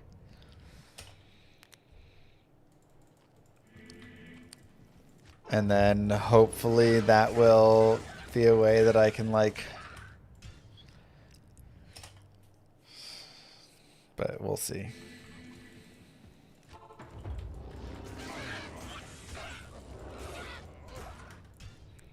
I mean...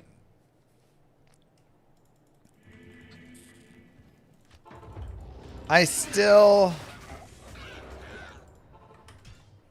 How did missing number actually... It was such a weird... How is it found out? And how did all the things... You had to go talk to this random dude, fly down to Cinnabar Island, and surf up and down the coast to get it. Impossible. How is that I can't carry it. discovered? How is that bug existing? What is the...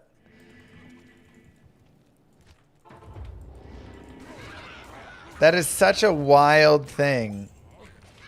And then it was all corrupting and all sorts of everywhere. All right, let's take a listen.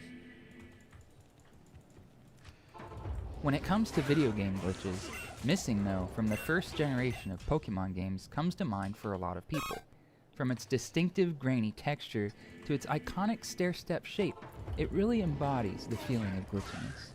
Yeah. But just how and why does MissingNo look like this? For a placeholder literally named Missing Number, one might expect this Pokemon to show up as a solid square, a placeholder graphic, or maybe even not show up at all. Right. In this video, we'll look at exactly how Pokemon are laid out and drawn onto the screen, uncovering the unintentional design of MissingNo and other glitch Pokemon. Huh. The odd visual form of MissingNo has to do with several Bad. errors that occur when decoding the Pokemon's sprite data and displaying it onto the screen. But before we tackle that, let's first look at how the sprite data is stored in the ROM in the first place. By knowing the format these graphics use, the whole process will be easier to understand. During a battle, a 56 by 56 pixel square area is designated as the area where the opponent Pokemon shows up. This area can be divided up into 49 8x8 tiles. The entire area is 7 tiles wide and 7 tiles tall. These tile graphics are stored in column order, that is, starting at the top left and going down. The graphics used here, and on the Game Boy in general, have a bit depth of 2 bits per pixel, which allows for 4 different colors. This means that each tile will take up 16 bytes in memory. Multiply that by the 49 total tiles, and you'll find that the buffer size that holds the Pokemon sprite data is 784 bytes large. This is how the sprite is displayed during the battle. Let's go! However, keeping the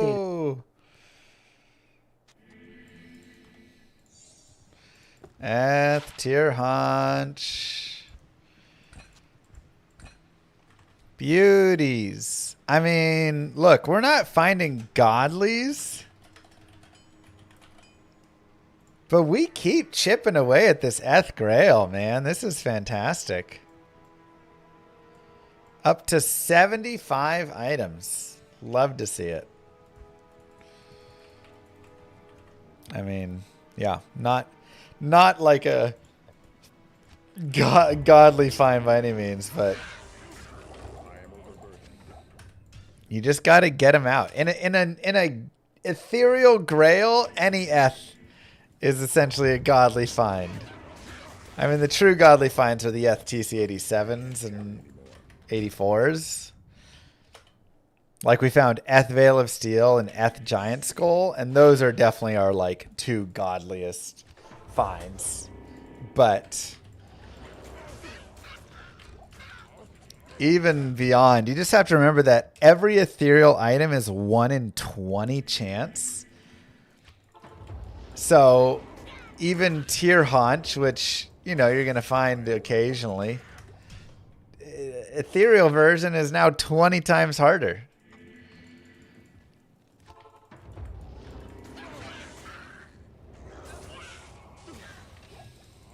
I can't carry anymore. Just starts getting brutal. Anyways. in this format in the ROM would just be wasteful. 784 bytes is a lot of space, especially for just a single sprite. Considering the fact that there are 151 Pokemon, this would mean over 100,000 bytes just for Pokemon front sprites. Then considering literally all of the other graphics in the game, that would be a crazy amount of data just for graphics alone. To save a lot of space very easily, the graphics data was compressed before inserted into the ROM. Then, when a sprite is loaded, the graphics are decompressed on the fly. For example, this Articuno sprite data is only 568 bytes when compressed in the ROM, before being decompressed into the 784 bytes in video RAM. The actual compression and decompression used in the game is fairly complicated, so I won't go into too much detail here, but there is one important thing that you need to know for later. As mentioned earlier, each pixel requires 2 bits to know what color to use. When loaded in video RAM, these 2 bits are near each other, and 2 bytes in video RAM represents 1 row of 8 pixels. But to make the compression more efficient, these 2 bits are stripped apart from one another. By separating these bits throughout the entire sprite, which is referred to as the bit plane, instead of 1 sprite at 2 bits per pixel, we get 2 sprites at 1 bit per pixel. These 2 sprites are then compressed and stored one after the other. This was what was done to large Pokemon sprites like this. However, a lot of Pokemon took much less than the allotted 56 by 56 area. Take Charmander, for example. There is a lot of empty space around its sprite. Even though this would probably compress really well, it is still a waste to include it within the sprite data, since there's nothing actually here. Therefore, this extra empty space around the edges was omitted before compressing the sprite data. More specifically, a bounding rectangle was placed around the sprite to include as few empty tiles as possible. In practice, only 5x5, 6x6, and 7x7 bounding boxes were used, but as we'll see later, the algorithm that deals with this can support all the way to a 1x1 sprite, as well as rectangular bounding boxes. The sprite data is still stored in Listen order to from Retro top Game to bottom, Mechanics left to Explained. right. Then, one additional byte is used to tell how large the bounding box was. The upper 4 bits held the box's height in tiles, while the lower 4 bits held its width. This byte was copied into 2 separate locations. It was bundled with the compressed graphics data to help the decompression algorithm piece together the sprite correctly, and it was located in a separate table for the algorithm that reinserts Almost. these blank tiles to get a hold of. Now, let's look at the algorithms that were used to convert this compressed data back into a viewable sprite image.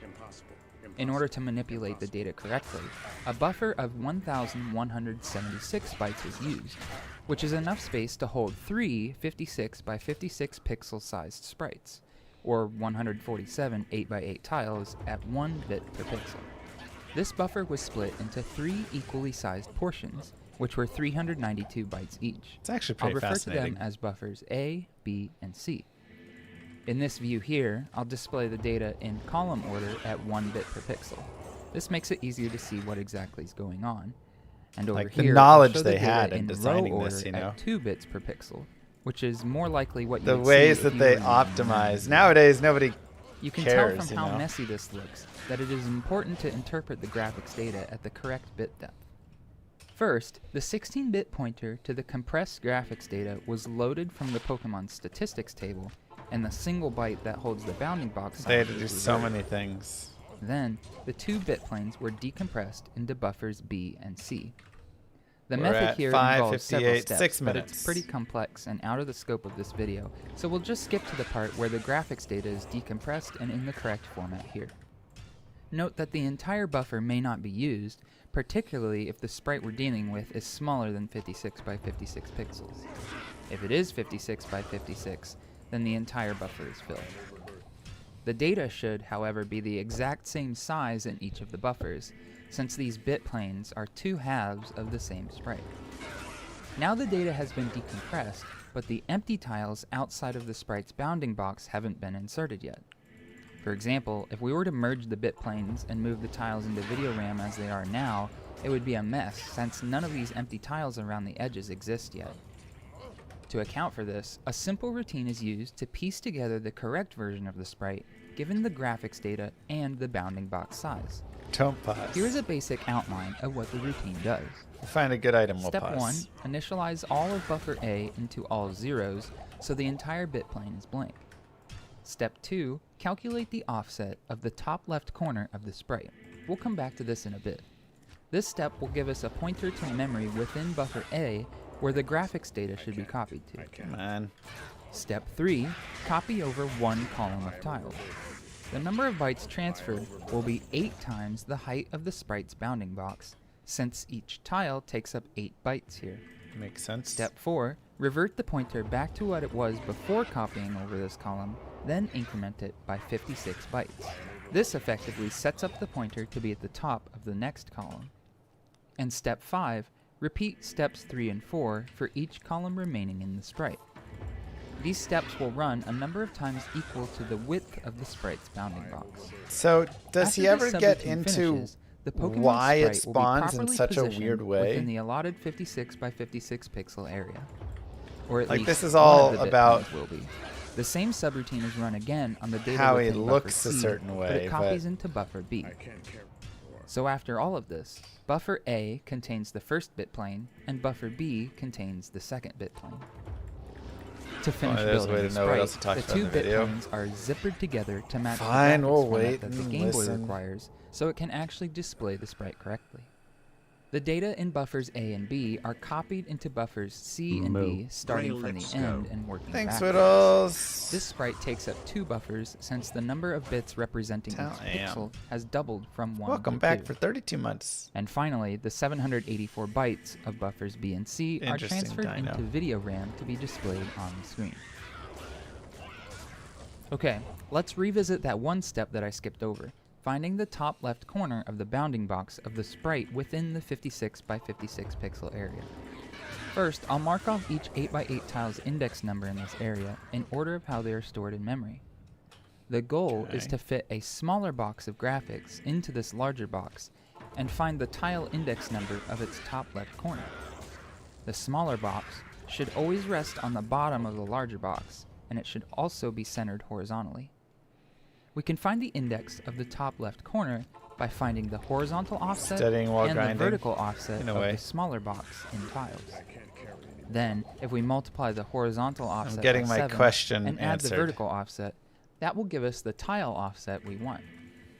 For example, if the smaller box were 5x5, we would want it to show up here. It has a horizontal offset of 1 and a vertical offset of 2. 7 times 1 plus 2 is 9, which is exactly the index of its top left corner.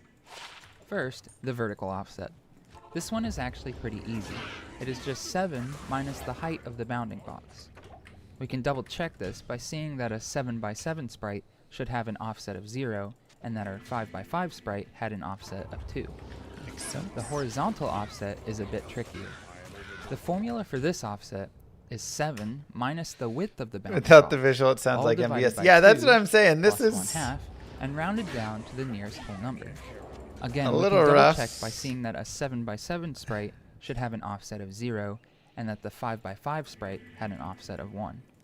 without the Plus 1/2 visual. part ensures that even-numbered width sprites, which can't be centered exactly, will favor the right side of the allotted area instead of the left. Now that we have the horizontal and vertical offsets, the index number of the top left corner can be calculated.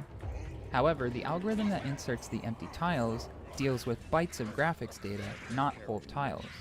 At this point in time, the graphics are in 1 bit per pixel format. Even so with visual, one it's not tile more takes up exciting. 8 bytes. It's This not means at the to exciting convert part the tile yet. index I'm about to into a skip byte forward. index, we multiply it by 8. This may have seemed like a lot of pedantic mathematics, but Yeah. it really is important to uncover the mysterious shape that MissingNo takes. Before moving on to MissingNo, let's look at a few more examples. Dude so you can really see this loves his algorithm in action. shapes. First, a 7x7 sprite. The data is decompressed and decoded into buffers B and C. Now, without the need for any spacing, these already look pretty good. The horizontal and vertical offsets are both 0, making the tile offset and pointer 0, but the data is copied into buffers A and B anyway, since the same code is run for all sprites regardless of their size. Then, the two 1 bit per pixel images are merged into a single 2 bits per pixel image. This data is what gets written into video RAM. Next, a 6x6 sprite. The data is decompressed and decoded into buffers B and C. This time, everything looks jumbled since the empty area needs to be re-added. The horizontal offset turns out to be 1, and so does the vertical offset, which means the tile offset is 8 and the pointer is at 64 bytes into the buffer. The empty area gets added to the first bit plane when it is copied from buffer B to A, then it's added to the second bit plane when it's copied from buffer C to B. Now that the sprite is centered correctly, the images are merged, then sent to video RAM. Okay. And finally, since we saw a 5x5 sprite earlier, let's do a 3x2 sprite just for fun. A sprite this small and non-square is never actually used in the game, but the algorithm here can handle it just fine. The first and second bit planes are decompressed into buffers B and C, and the data is decoded. You can tell the sprite is much smaller. I'm because much less of remembering these why buffers I are got written through out this of step. computer The programming. horizontal offset is found to be 2, and the vertical offset is 5, resulting in the top left corner tile having index 19, and the pointer becomes 152. Then, the 6 tiles of the sprite are arranged as you would expect. The same is done for the second bit plane, and then the two are merged just as before. And then, of course, these final tiles are transferred to video RAM like usual. Alright, finally we can look into what makes MissingNo look the way it does. Yes. Remember, the only two things required to draw a Pokemon sprite is a pointer to compressed graphics data and 1 byte that describes the width and height of the sprite's bounding box. With MissingNo and other glitch Pokemon, So these in-depth. two parameters are corrupted. So while the pointer is supposed to point to compressed graphics data, in most cases it doesn't, and it points to somewhere completely unrelated. This is what gives MissingNo its glitchy texture. And then the size of the bounding box is corrupted as well. The algorithm that inserts empty space around the bounding box only works correctly for widths and heights between 1 and 7 inclusive. If a 0 or an 8 through 15 were to show up, the padding around the bounding box won't be applied correctly. Interesting. In fact, if a Pokemon's bounding box is specified to have a width of 0, the algorithm completely fails and the game crashes. Furthermore, the two copies of MissingNo's sprite width and height are different, which makes things a little bit inconsistent. Let's step through the entire process again, but using MissingNo's data as the example. The pointer to MissingNo's supposed compressed graphics data is hex 1900, which happens to point in the middle of some code responsible for writing tilemap data to the screen, including most of that which draws text boxes and dialogue. But that doesn't really matter here, because right now it will be treated as graphics data. The first problem that arises with loading MissingNo's data is decompressing this junk data. The buffers that hold each of the bit planes are only 392 bytes big. However, MissingNo's decompressed graphics data ends up being much more than 392 bytes. Yeah. The dimension byte bundled with the compressed data is hex DD, which corresponds to a width and height of 13 tiles. So instead of writing a maximum of 49 8x8 tiles, 169 tiles get written instead. Of course, this means that these decompression buffers are indexed way out of bounds, and everything in memory after them gets clobbered. It's so weird This it doesn't so just throw an happens to index be out where of the bounds Hall and of like Fame crash. data is stored, which is why it gets corrupted just from encountering a MissingNo or other glitch Pokemon. That's what I was gonna The say. algorithm I'm continues to listening to chug the along fears of anyway, and self-forget's eventually mind. these graphics Why are did my Hall of decompressed Fame into data buffers get all B and C corrupted? after processing over 3 times as much data as intended. That's This why. is the reason why the game seems to load for much longer than normal when encountering MissingNo. Got After it. it finally wraps up, we are left with data Thank that you, looks Sideburn. like this. Now we insert the proper amount of empty space around the sprite's bounding box. And here's the second problem that arises. MissingNo's bounding box is found to be 8x8 tiles, since this byte is garbage also. Well, let's plug in a width of 8 tiles and a height of 8 tiles into those formulas and see what happens. The horizontal offset is found to be 0, which is all fine and dandy, but the vertical offset is calculated to be -1. Therefore, the tile index of the top left corner is -1. Multiply by 8 to get the Okay. graphics data offset, and we get -8. Now, this offset is calculated inside of an 8-bit register. -8 is represented as 1111, 1000 in binary. However, when working with offsets like this, a negative number doesn't make much sense. No. So this 8-bit value is treated as an unsigned number instead of a signed number. As an unsigned number, this value is hex F8, He did or binary. decimal 248. If we divide this value by 8, we can get the true tile index, which is 31. It's a pretty unintuitive result, but this places the supposed top left corner way over here. Now, 8 columns of 8 tiles are copied over one at a time.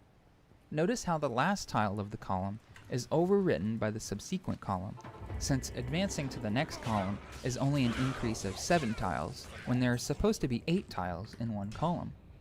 And by the third column, the buffer is again indexed out of bounds, and starts running into the same buffer that this data is coming from. The same thing happens for the second bit plane, just as you would expect. Finally, the 2 bit planes are merged into a single 4-color sprite as normal. Wow. And there you have it. MissingNo's shape and texture are both results of unintended parameters that come from a corrupted Pokédex number.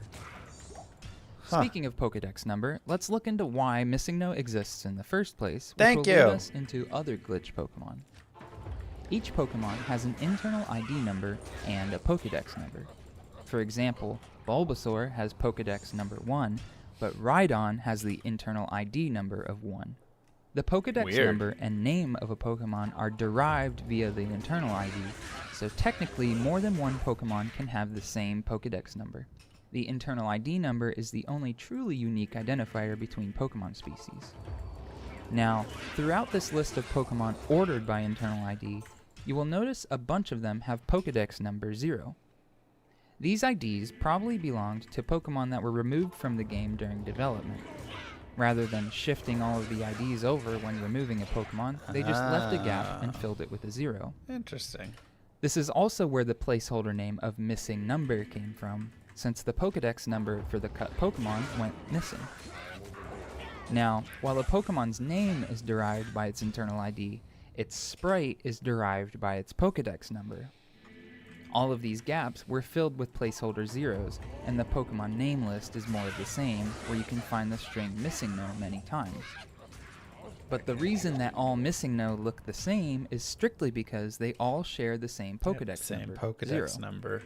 Oddly, the glitch Pokemon with internal ID 0, 'M, happens to also have Pokedex number 0, just by chance, which is why it looks the same as MissingNo.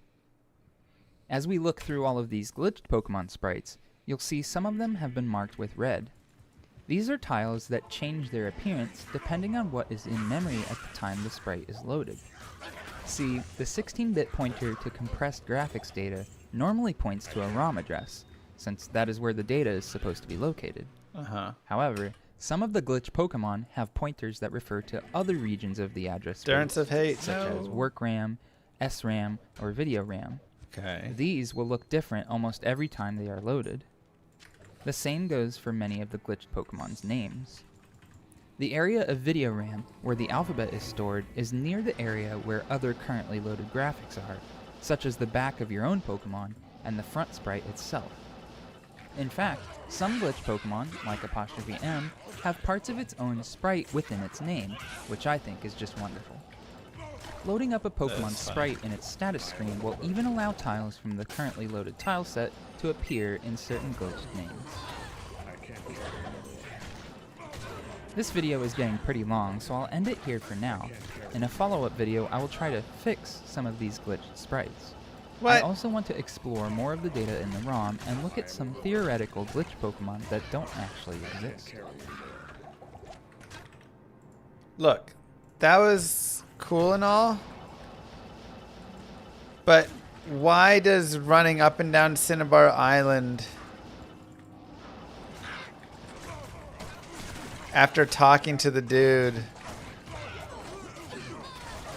why is that what does it? What are you loading into RAM when you do that? That then goes... And why does the... He answered that in the video. Did I miss that? I didn't hear that.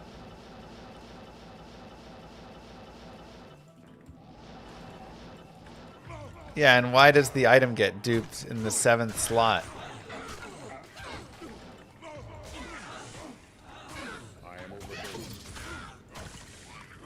I mean, I assume all of that is from some overwrite from the overlap, but...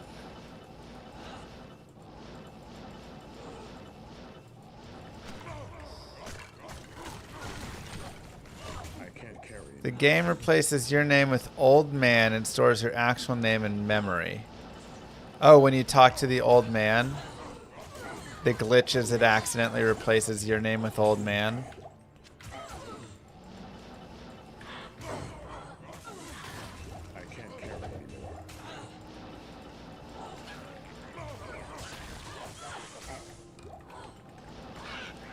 Okay. Then why Cinnabar Island coast swimming is it where you encounter MissingNo?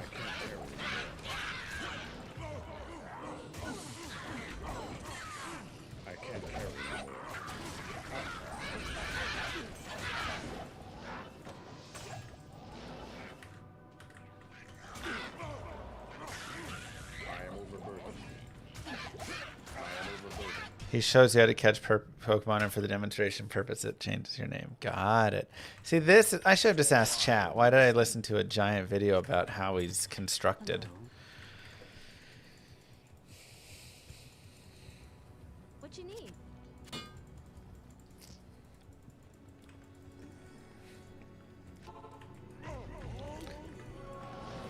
True, what if I just name myself Old Man from the very start of the game?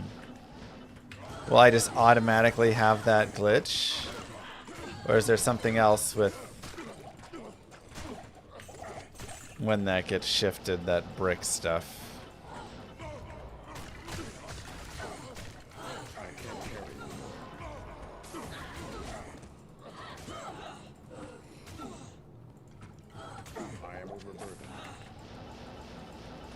True. Maybe it's because Cinnabar Island, you like don't go far enough away if you're just on the coast, and so you're still like in town and it still has it loaded or something.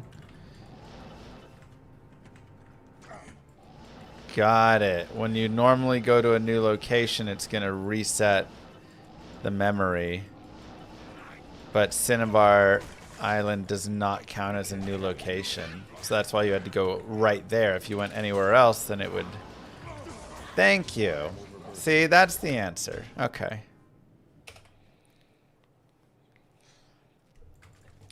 I'm either doing Trav runs or I'm doing cow runs. So Trav with Barb or Source or whatever. Or cows with the Zon.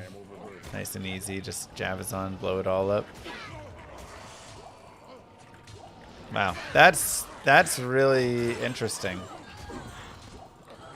Well, I at least got the one answer I wanted, which I didn't... Nobody else talked about before with MissingNo, but it corrupted all of my Hall of Fame data. And I never knew why, or if I was the only one that had that glitch, because nobody else talked about it, but I guess other people didn't look at their Hall of Fame. If you go into your Hall of Fame, it just starts like putting all these random Pokemon and... Yeah, it was this glitch he said it was.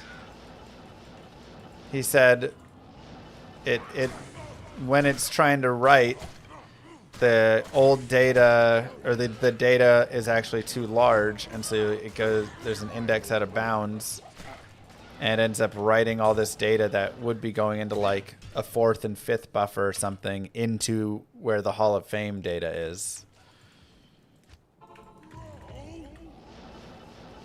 No, Druid. I need mana.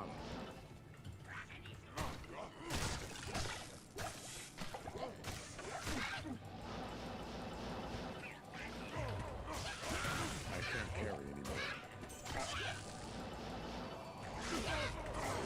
I can't carry anymore.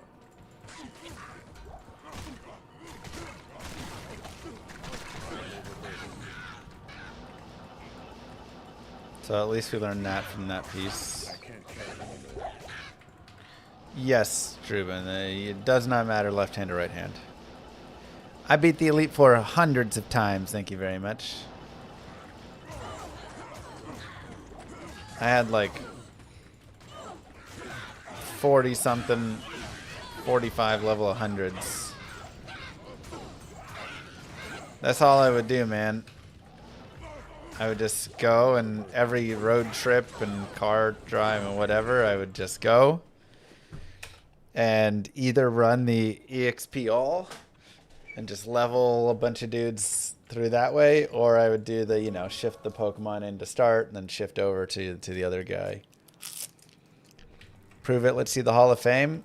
The Hall of Fame is corrupted, and you know that.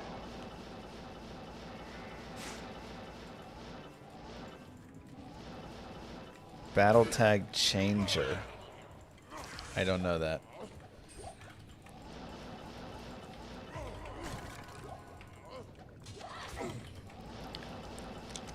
It's sure convenient for your story. He just verified it for me.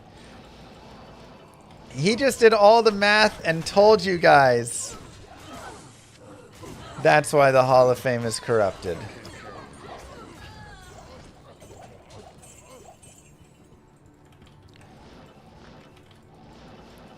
Now, to be fair, the Hall of Fame still runs, but it is weird. Like,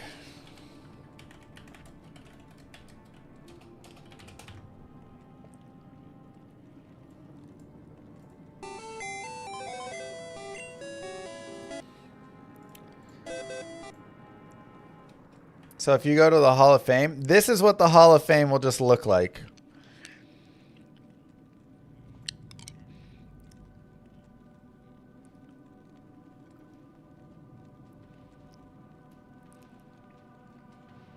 You just have like random Pokemon, random names, wild levels.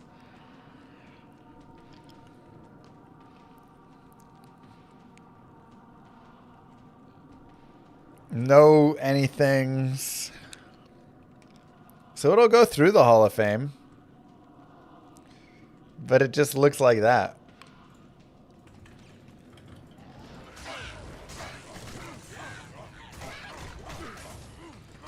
I can't carry anymore.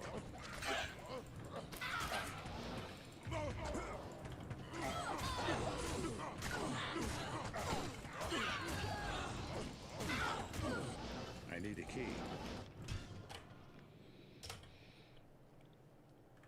D1 apostrophe pipe J was your ace. Yeah. Level 203.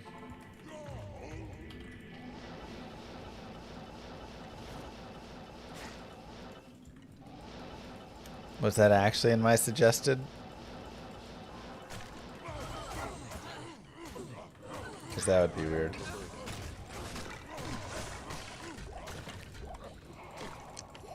I am overburdened. I can't carry anymore.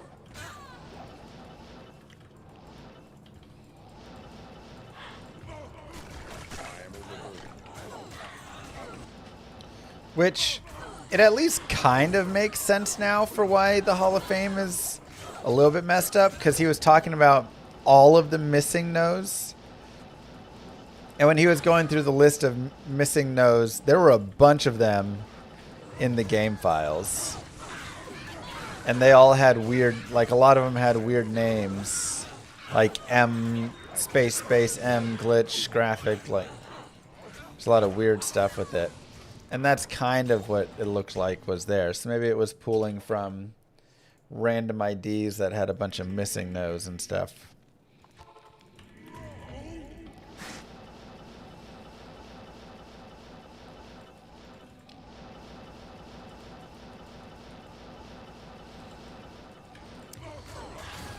Well, regardless, such an interesting glitch, you know? Like, what a wild glitch to exist. All because old man, when he teaches you how to catch Pokemon,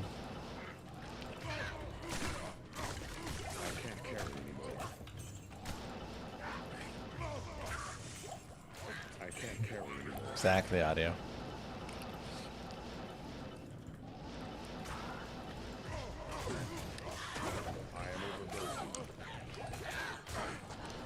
Currently no missing no in Llama RPG.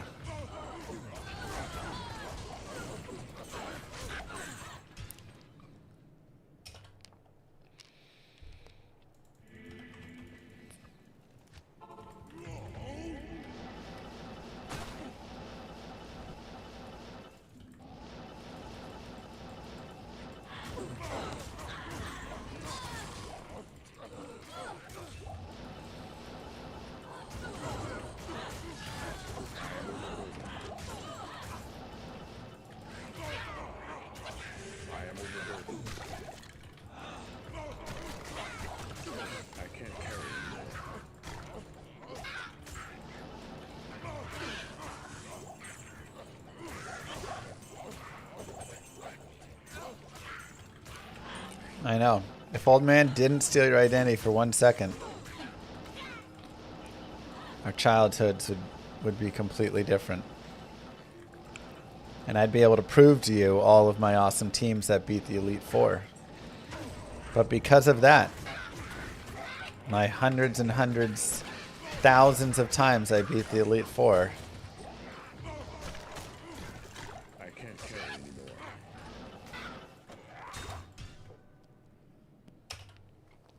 well, he replaces your name.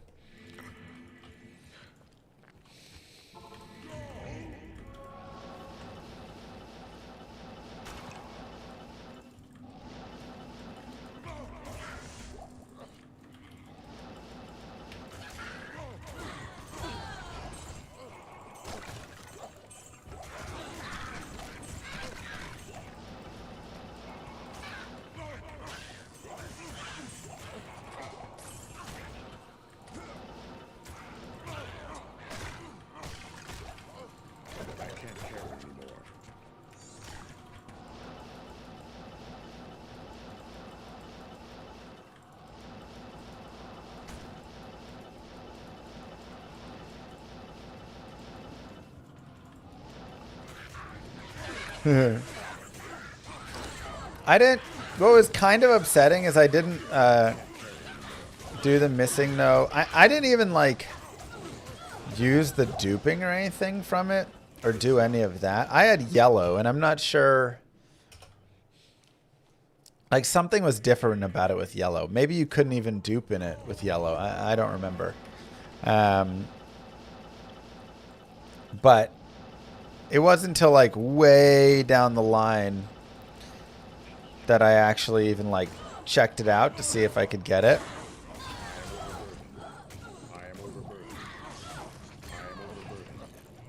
And so I didn't even like do anything with it, and it just corrupted my Hall of Fame, and I got real sad. Best barb build? I mean, probably this one right here. Whirlwind is also very good. That's on right. Did I evolve Pikachu? Pikachu wouldn't evolve. In yellow, you almost always crash when you encounter MissingNo. Yeah, it was like different. In red, blue is where you could dupe and like catch and all that. I don't think I even caught or anything. I think I tried to encounter it, it crashed, and it corrupted my Hall of Fame. Something like that. Yeah, in Pokemon Yellow, Pikachu would walk around behind you. If you tried to give him a Thunderstone, he would reject it.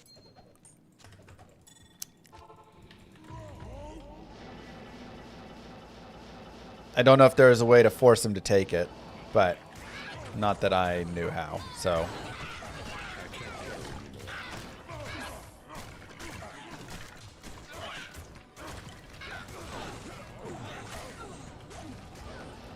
You think there was a way? Oh. Oh, you'd have to trade it, evolve it, and then trade it back? Yeah, I didn't have any friends to trade it to, though. I had friends.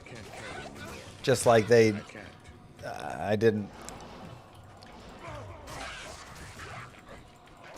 Like, they weren't as far into the game. They played, you know, other things.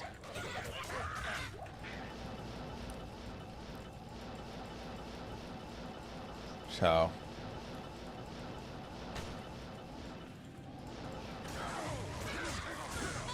But they would have. They totally would have. I asked them, I was like, hey, would you trade with me? And they were like, ah, bro. Llama, you know you're my boy. Or just, I'm not at the trade center yet.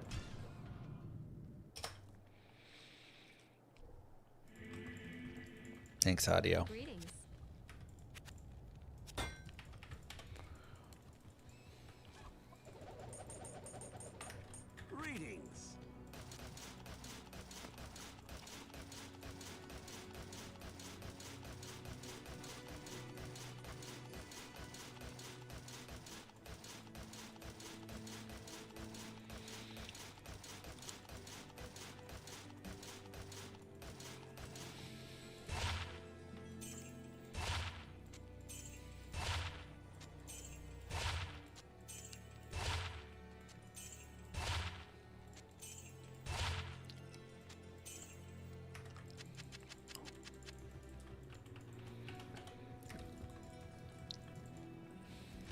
Sorry, I have to wash my hair tonight. Llama's friend.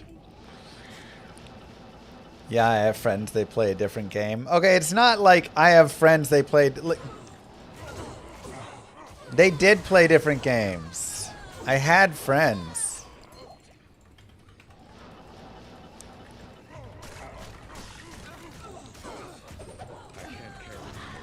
Some of them went to different schools.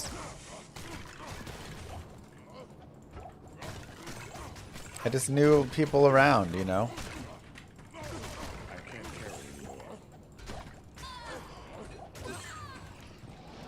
I just didn't have like a lot of Pokemon friends back then.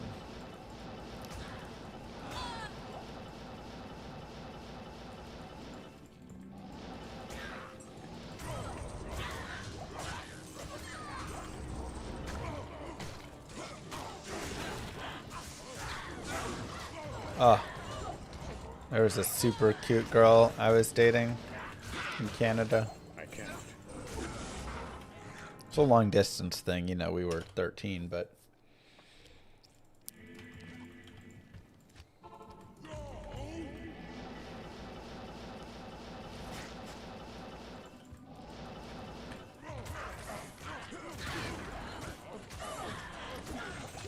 Could have been Moo Girl.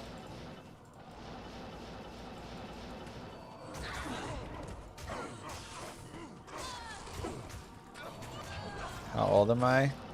35. Ugh. It's the first time I've said that. Can't carry anymore. I am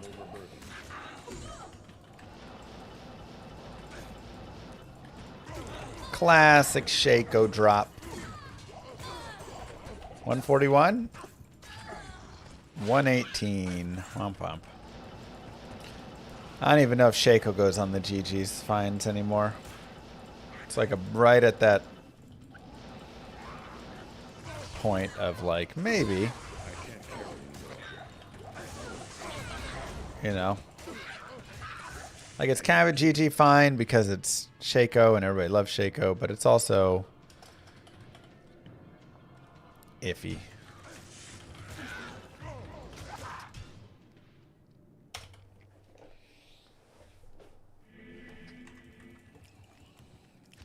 No, most of my friends' parents didn't think Pokemon was the devil worshipping. There were a couple. I do live in the South, so you definitely had a couple of them that were like, you know, Pokemon leaves you to Satan and the devil. I am overburdened. Pokemon is short for pocket monsters, and monsters are the devil's work. You know, you definitely had those I can't carry anymore. mobs.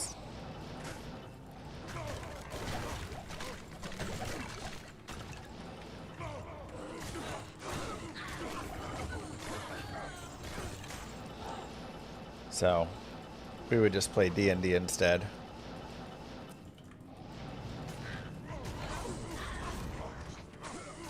I can't carry anymore.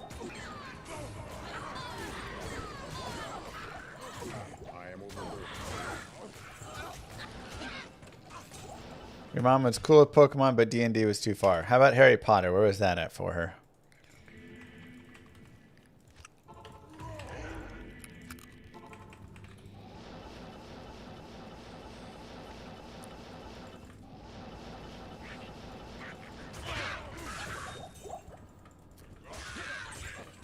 I am overburdened. It really is interesting how many parents, again, especially down in the South, I am overburdened. lost their minds over things like Harry Potter and Dungeons and Dragons and stuff. Like,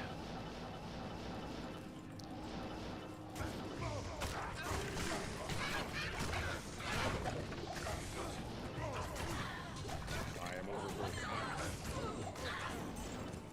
I can't. couldn't watch That So Raven because she was a psychic. Probably one of the reasons they said that.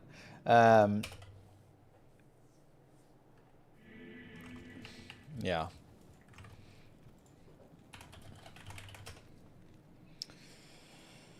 Oh, let's see. Playoff predictions.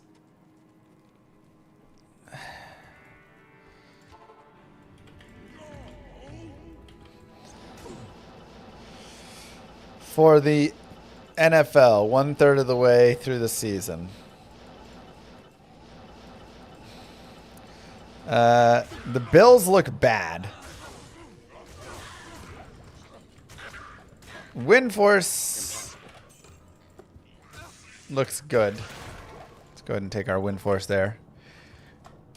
I mean, what a drop, Windforce. Not in town. It's annoying, but because we already have Windforce, we already have a perfect Windforce. Let's see if we can get 2 perfect Windforce. Hey, 2 perfect Windforce.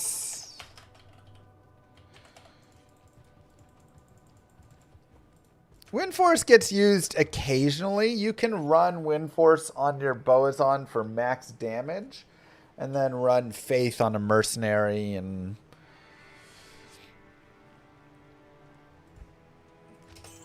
it's not bad.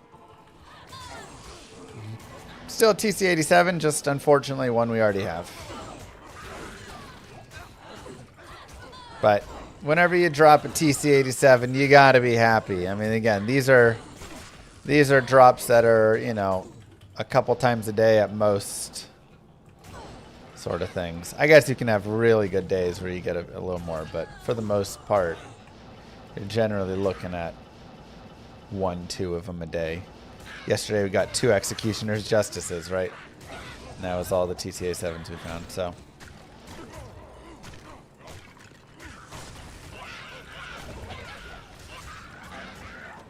Okay. Anyways. Bills are 4-2, but they do not look like a 4-2 team. They look bad. I think Bills could sneak in. But honestly, I'm putting Bills at no more than 10 wins this season. Max. I think 10-6 is a good... Sorry, 10-7. I forgot we're at 17 games now.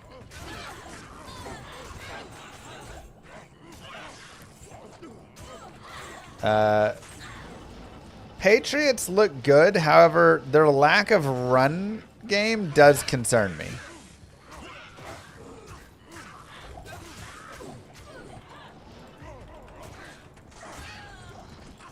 I can't carry. But I think Patriots could end up 8 or 9 wins. So I think it'll actually be pretty tight in the East over there. Could go either way. I can't. Dolphins are atrocious. Jets are atrocious. So those are free wins there. Steelers look solid. I think they'll make playoffs. Not really much competition there. Ravens look god-awful. Bengals look awful. Browns look awful.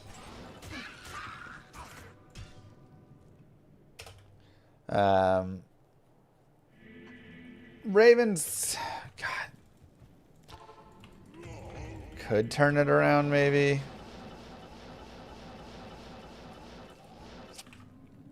But I think Steelers have that locked up pretty well. AFC South, I mean, the Colts just look amazing. Colts are going to maybe win the bye as well. They just look so good all over the place. Run game, pass game. I can't carry anymore. I can't carry anymore. Wow, Stim. Danny Dimes is balling out. So unless something big changes there, I feel like Colts are going to win 12 or 13. Jaguars are 4-2, surprisingly. I don't feel like Jags look as good. I think they'll still do okay, but they are the Jaguars as well, and they may just jag out, you know.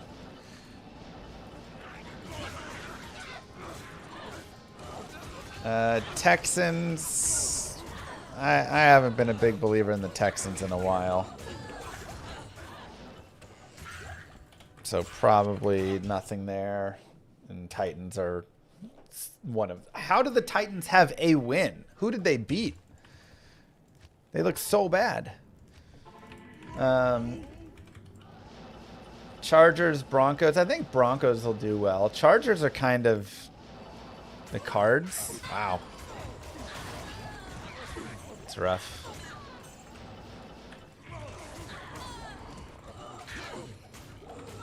Chargers, Broncos, Chiefs, Raiders.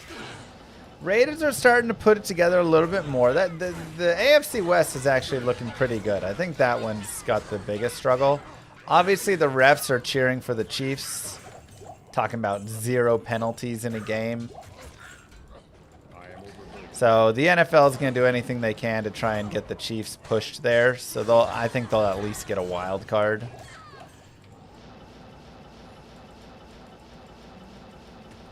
Chargers, I really want them to look better than they look.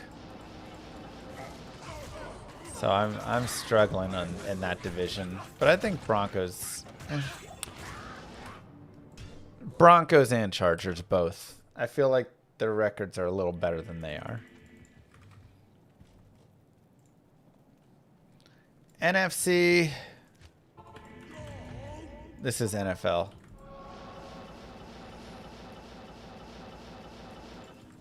Didn't both teams have 0 penalties?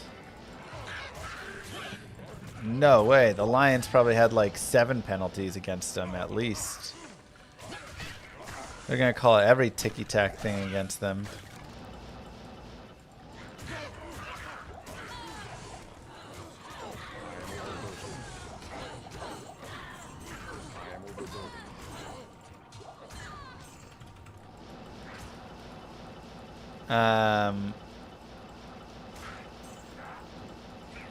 NFC East is really hard. Obviously, the Cowboys look really good, but our defense looks terrible. Our defense is worse than I even imagined it would be, and that's bad because I knew it was going to be a bottom, 12 defense.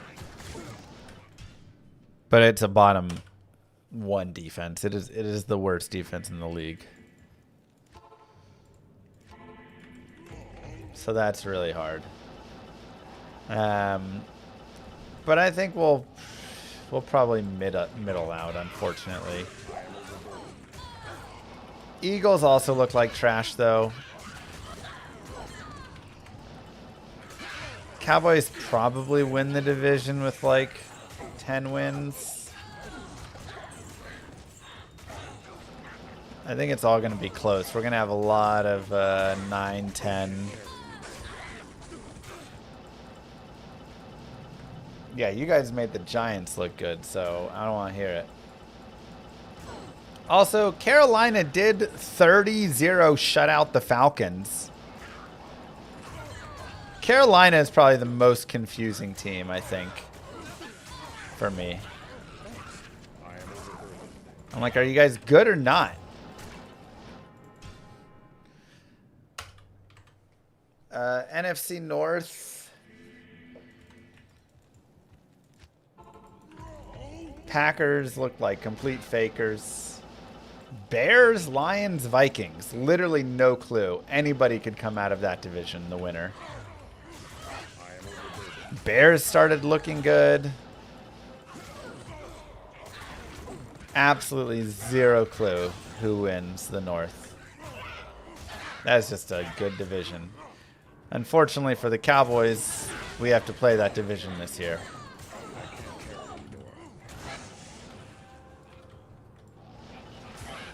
So that really sucks.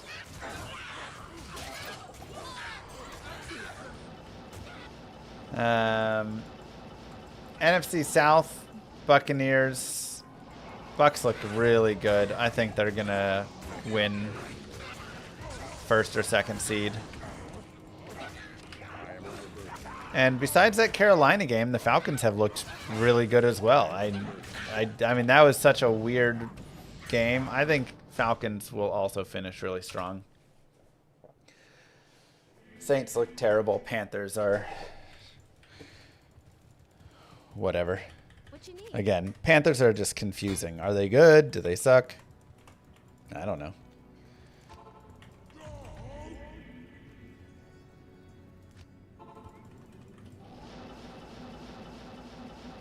Big shared plugin stash increases load times. I don't think really that much. It's possible it did, but not that it was noticeable. NFC West. Hawks, Rams, Niners, Cards. Man, another solid division. Cards are close, but honestly, I think Kyler just is limited in how well he can play.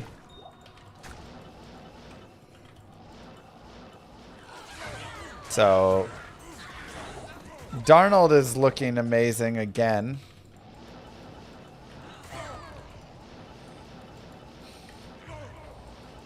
Niners have everybody hurt except McCaffrey. What world are we living in where every single person on the 49ers is hurt except Christian McCaffrey? Wild. Knock on wood. He'll get hurt, give him time. So far he hasn't, which is crazy.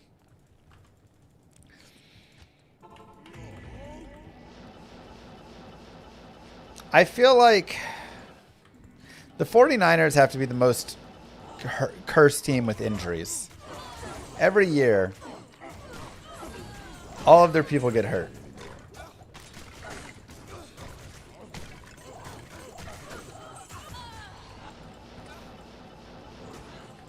It's crazy. Yeah, Seahawks look pretty good. I can't carry anymore. And the Rams, I mean, last game they looked kind of rough there.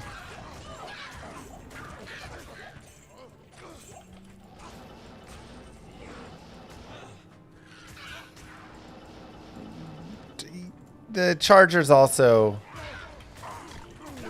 are great at hurting themselves. I am overburdened. I can't carry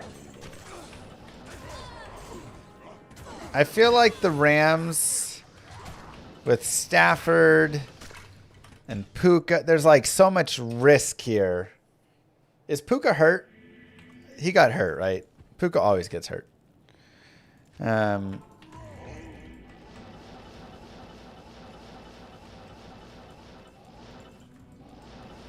Rams beat the Ravens. Everybody beat the Ravens. Ravens are 1-5. I am overburdened. Oh, I thought Puka like twisted his ankle or something. I am overburdened. They did beat the Colts though.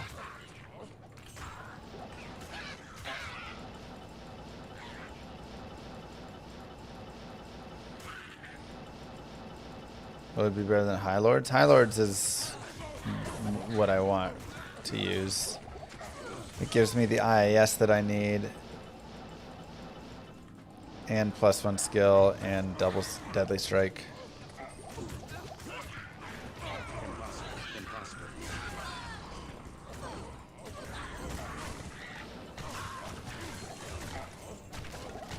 Quilted armor. Eth? Aw, no Eth Gray form. That would have been a nice one. I can't. It's Llama. Yeah. That's the man, the West is actually really hard to call. I think Seahawks win the West. But honestly, Seahawks, Rams, and Niners could all make it. I am overburdened.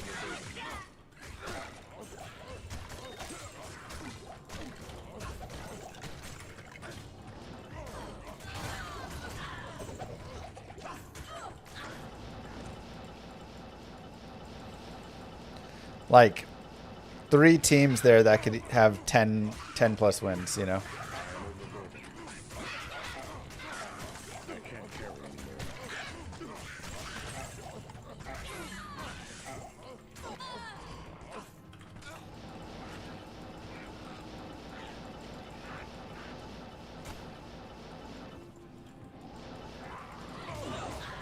From a enjoyability standpoint, I do think this year's been really great in that it doesn't feel like, you know, like last year it was like the Eagles are going to win the Super Bowl, right?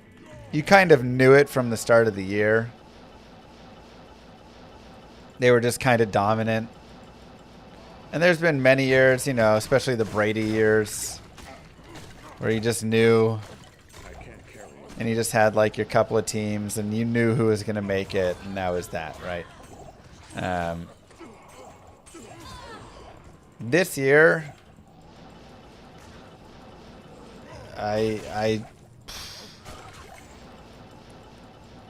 anybody can win any week. And you just, everything changes so often too. Green Bay looked fantastic. Then all of a sudden they lose to the Browns. You know, like they tie the Cowboys.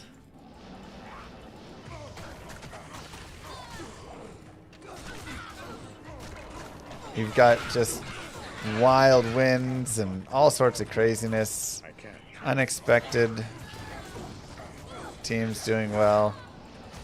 Again, what even are the Panthers? I don't even know.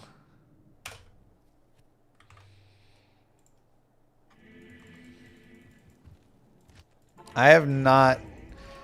I mean, I knew that Baker Mayfield was going to be MVP. I snagged him in my fantasy league. I don't think MVP Baker's that surprising. Dude had like 40 touchdowns last year.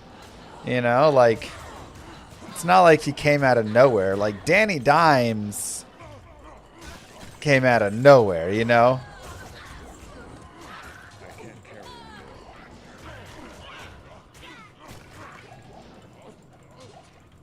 But Baker... No, Stim. No, he's going to be okay. Baker looked great last year.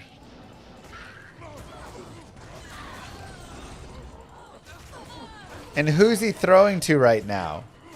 Everybody's hurt. Dude doesn't even have a receiver to throw to, and he's balling out.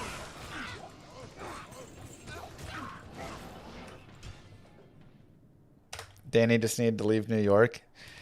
Everybody just needed to leave New York. But hey, Dart and Scatabo are in there rolling now, you know.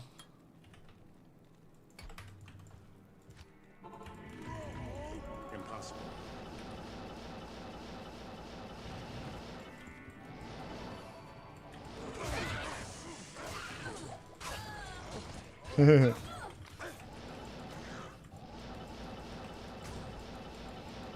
I mean, just like Jones needed to get out of New York, Baker needed to get out of Cleveland. I can't carry anymore.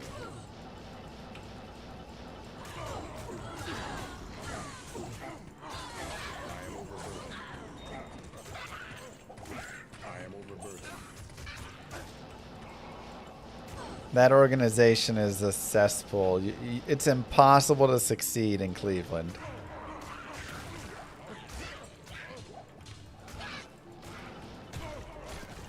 You are built to fail with that organization.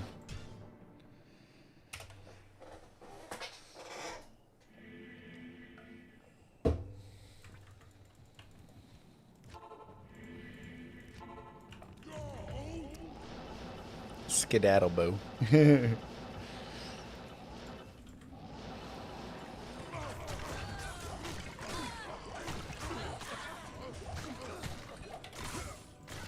Aw.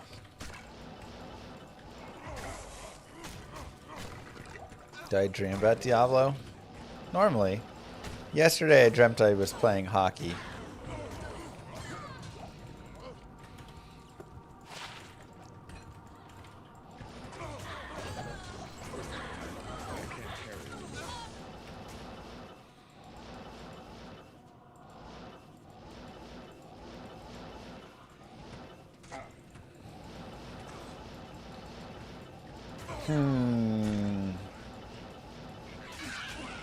I don't think there will be a downward pressure on the value of first round draft picks ever.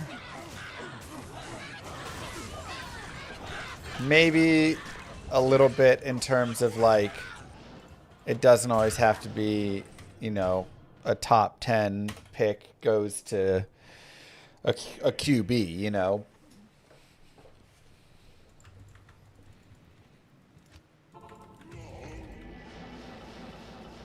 But first round draft picks are still so valuable in many positions.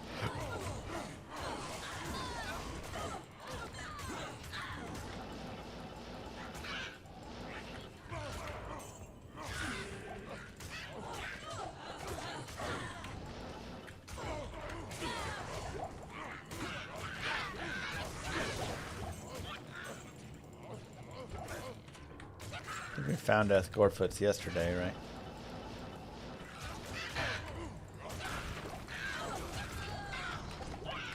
Terrorized Andy is close to as lucrative as Terrorized Mephisto. It's close. So not quite as good as Terrorized Andariel, but still very godly.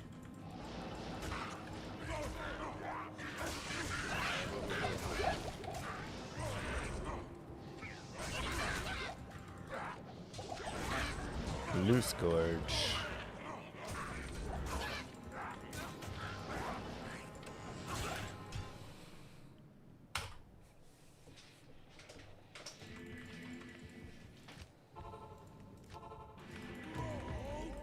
Did I eventually get my pool filter fixed? Yes. I learned a lot about pools and filters and all the pieces.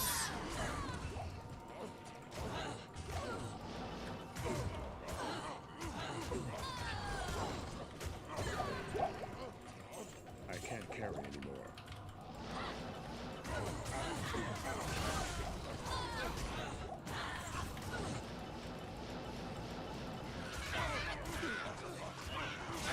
I can't carry anymore. I can't carry anymore. I am overburdened.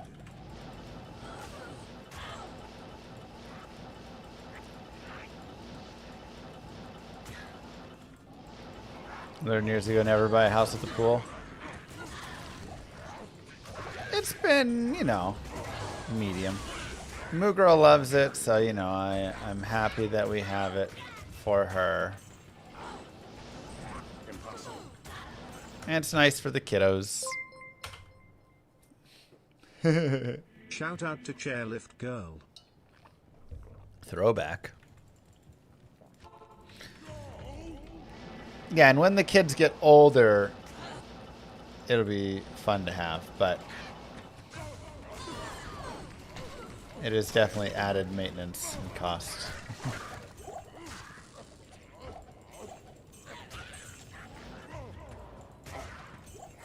I can't carry anymore.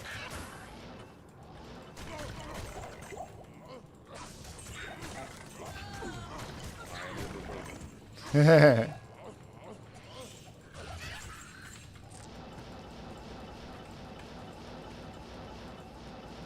How it is, they bully you. Shout out to Chairlift Girl. Wasn't she in like high school or something?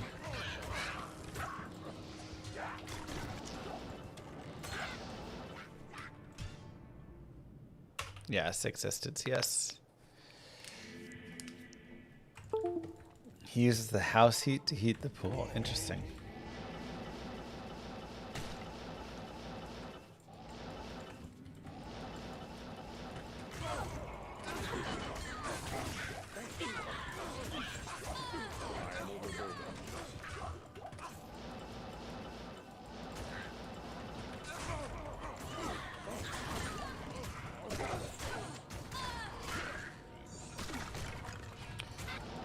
Okay.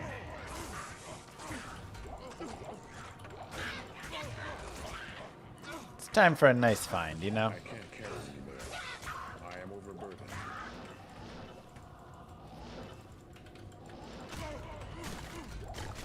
I am overburdened.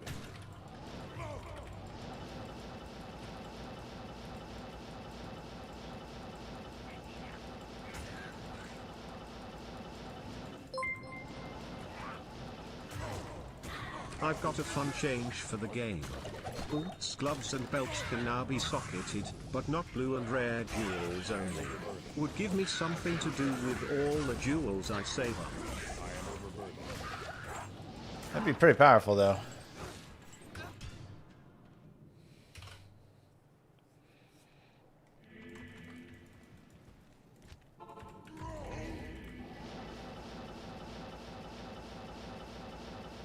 Is your niece now too cool to use the pool? What? Nobody's too cool for pools. Pools are never a lame thing. I can't carry anymore.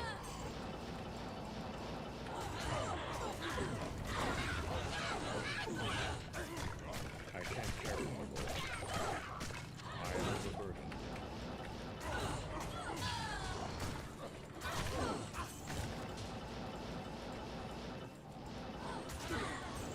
We went to a trampoline park for her birthday and she didn't jump. Did she want to go to the trampoline park? Did she say, I want to have my birthday there?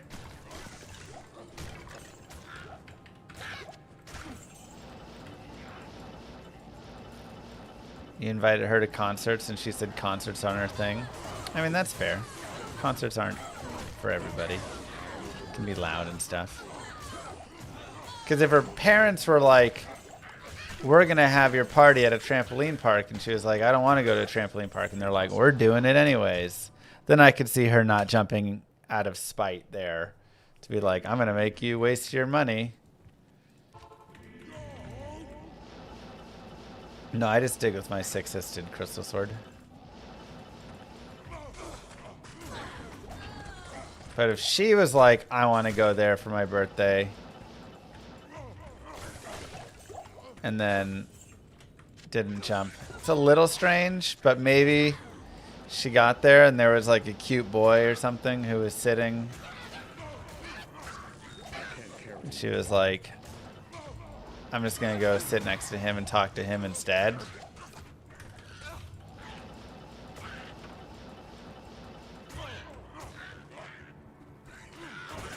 I can't carry.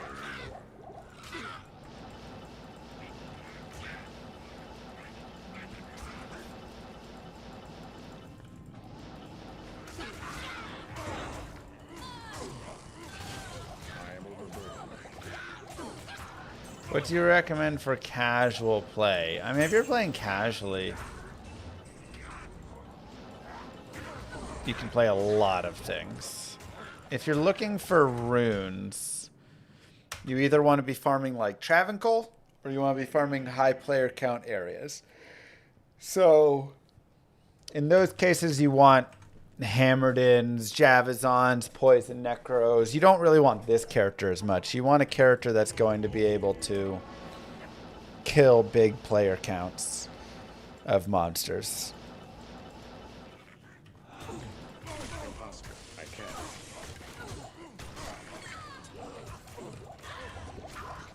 I can't carry. Something dropped. Long battle bow. Overburdened.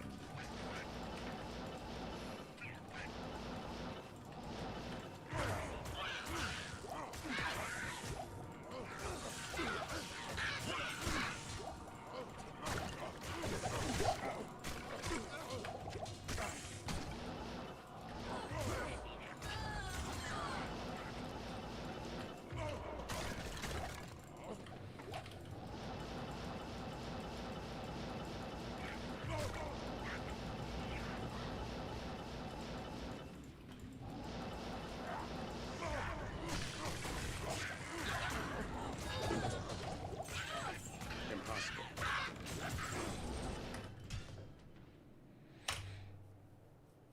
Yeah, BT Diablo is an interesting one.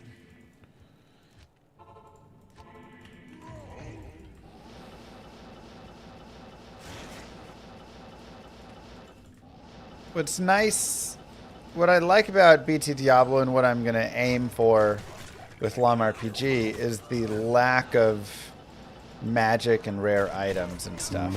I've been playing D2 since the start, but always played offline, but then D2R came out and I started playing always online. Interesting. Any plans for online non-ladder playthroughs? Online non-ladder playthroughs.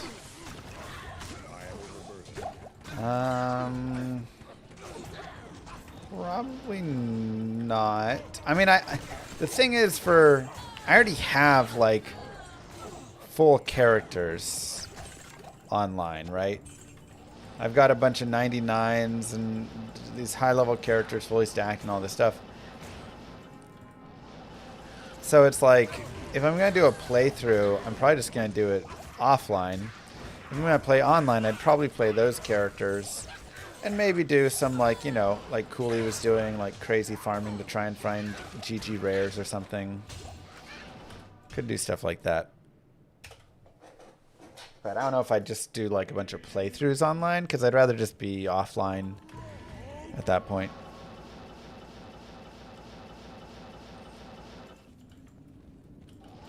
There you go, Matt. Get it.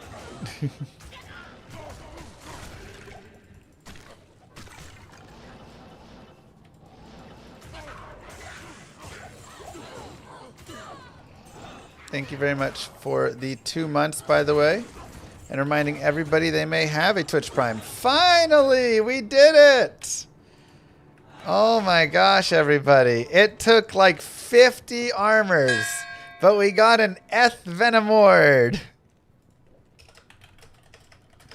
This is like the most common drop that you drop in the game. Venomord. And I just kept dropping it over and over and over again. And it never rolled ethereal.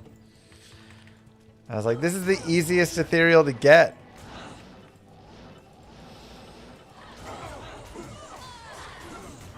Well, 50th time is the charm.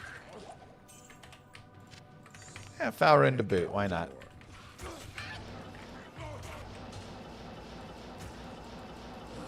Again, just like that should be like one of the first ones. Obviously RNG, blah, blah, blah, but it's crazy that we got like an Giant Skull before Venomord, you know?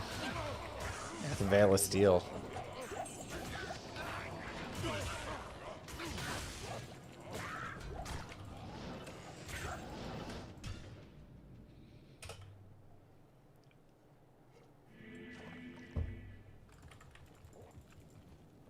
You got a block in the firewall. Oh, whoops. Interesting new. Oh, yeah, you put that block in for the load time stuff. Yeah. I know what you're talking about.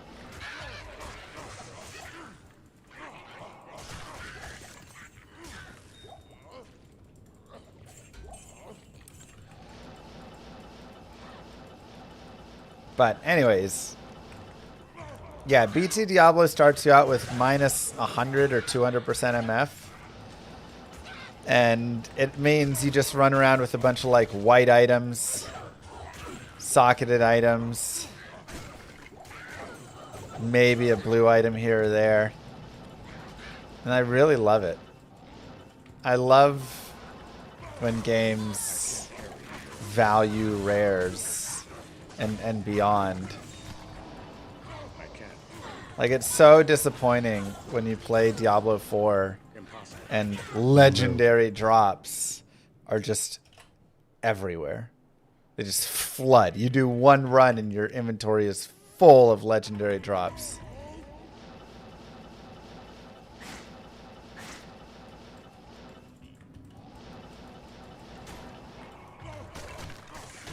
So, like, that's how, you know, I want, like, Llama RPG to be that style where, man, when you find a magic item, you're happy. When you find a rare item, you're like, oh my gosh, you know.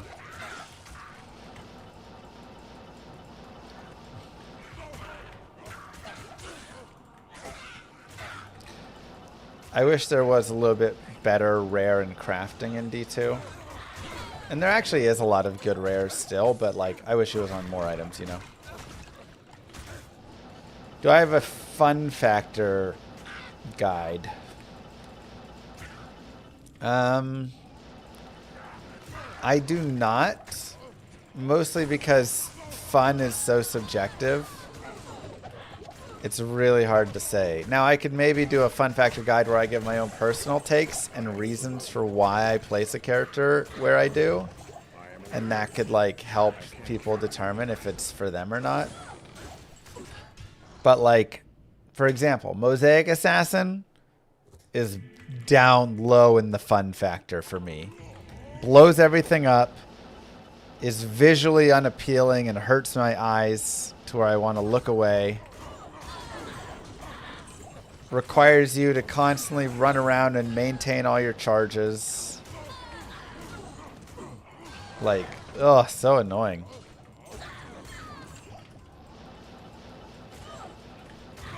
But like Hammerden, I actually kind of enjoy Hammerden. Ooh, Chaos Sanctuary. I think some people would put Hammerden really low on the fun factor. But I'd put him in, like, in a B tier.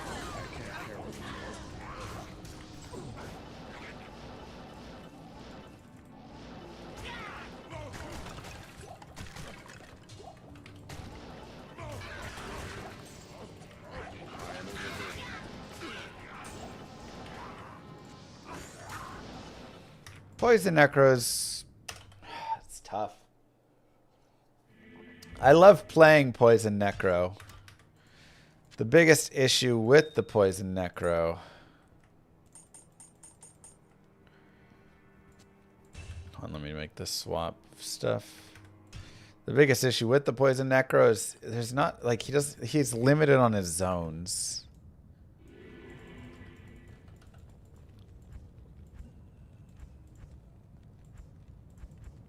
Wait, where did I put those?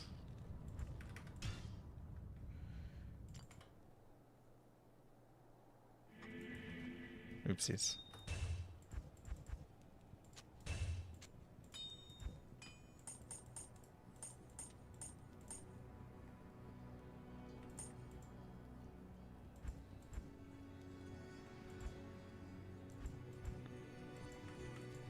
Where's my Annie at?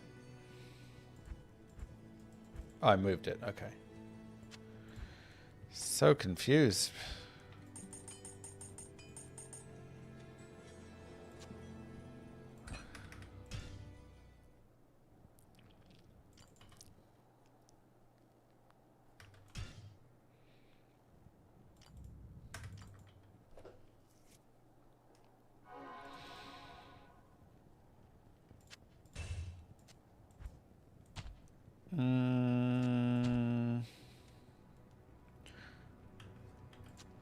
Hodo, CTA, we'll just do that.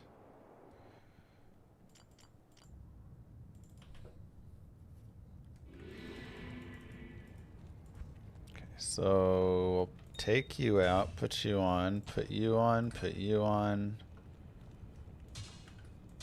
Hodo.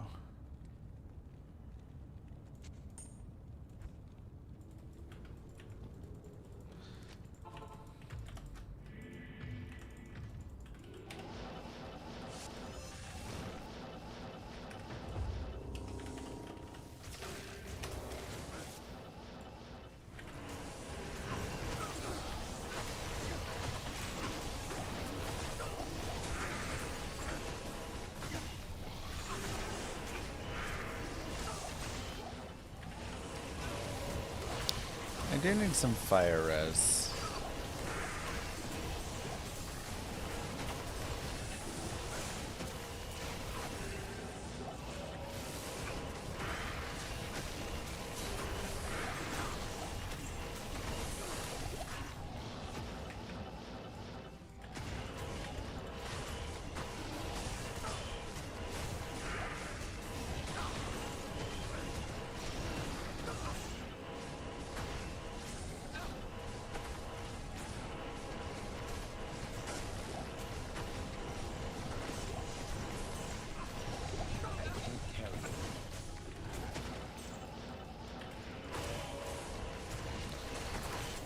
I mean, you can play Summon Necro casual play without the Enigma, but it definitely does improve for stomping and stuff when you get Enigma.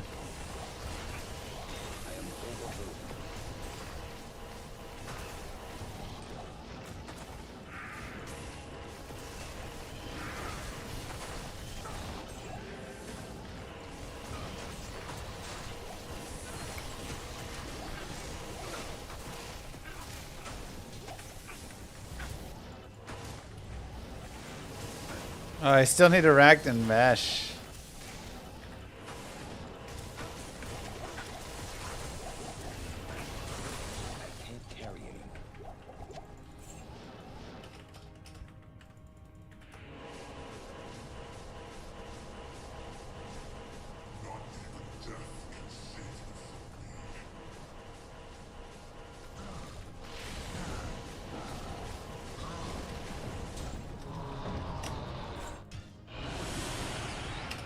Is Hammerhead still viable? Always.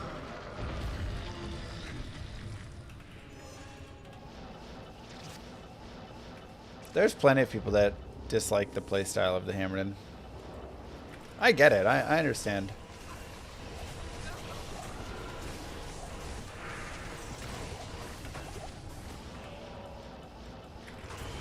Yeah, it's one I don't mind, but I totally get it.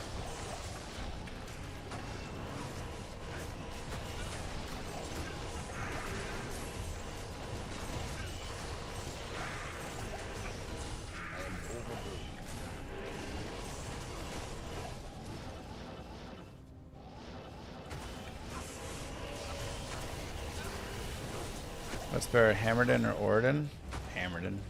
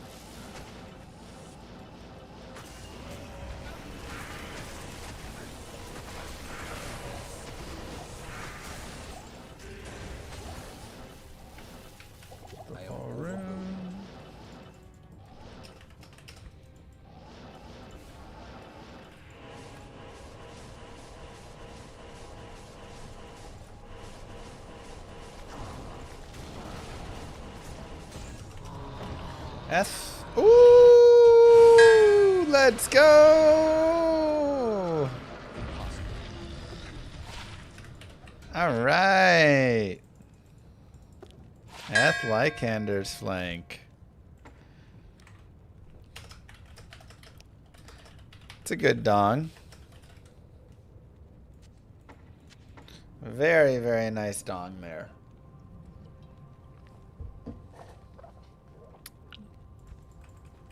Love it.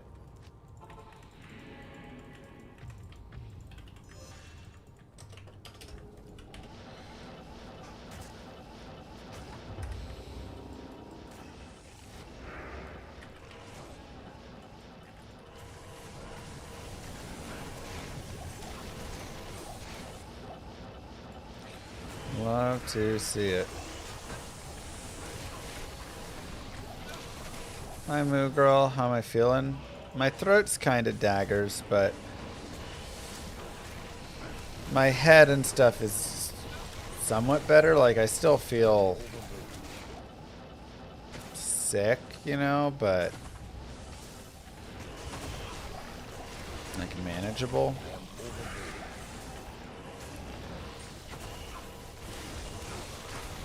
How are you feeling? How are the girls feeling?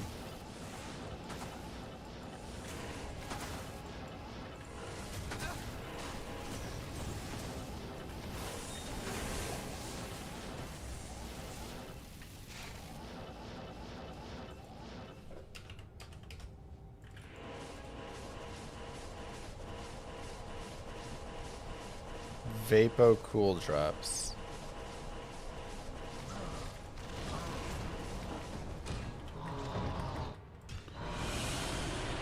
Dude has 100? No.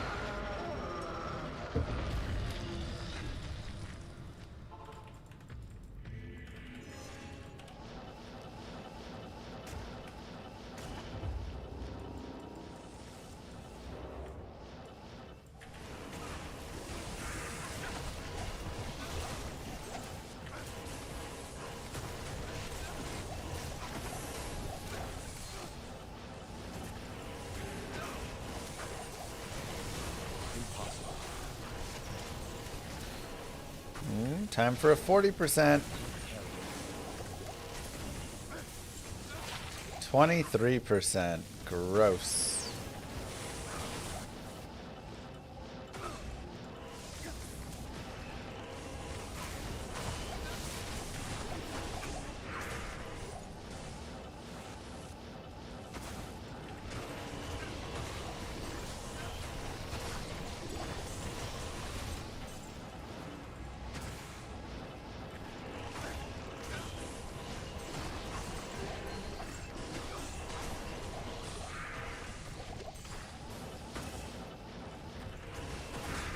Dude and Boop.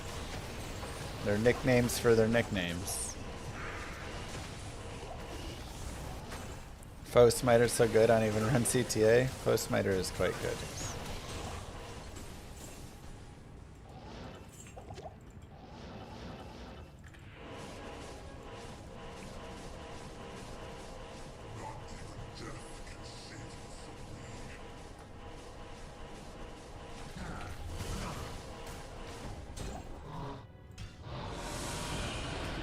habanero can help with a sore throat.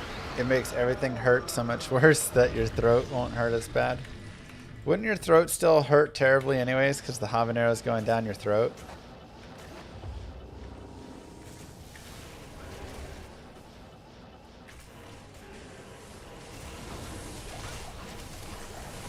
Foden and CS is very juicy.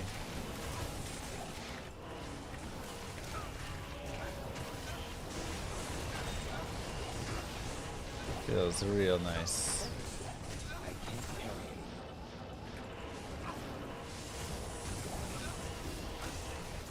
Doesn't have to go down the throat. Okay, moo girl.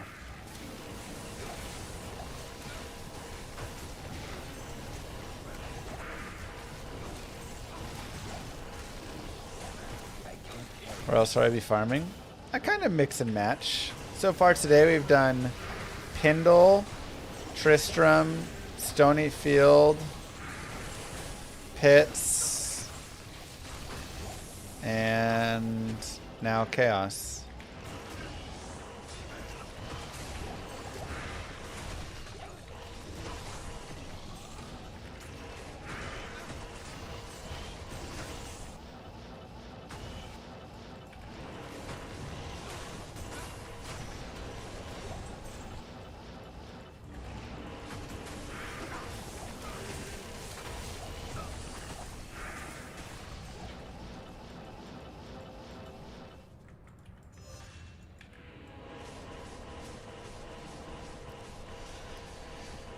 Gotta get baby up.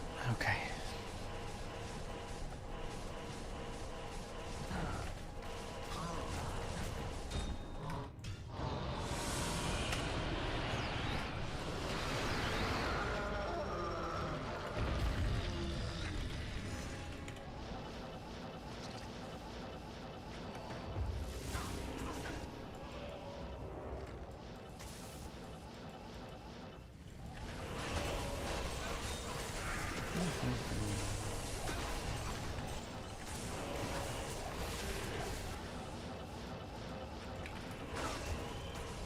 Fine move.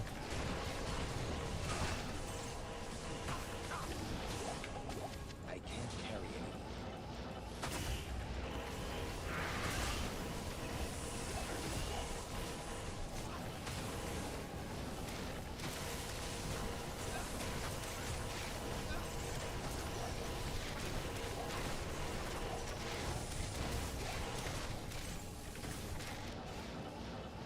I may actually have that Eth already. I am really surprised we didn't hit 67% today with all the stuff. I thought surely one of those items would have got us there. I am overloaded. We gotta be real close.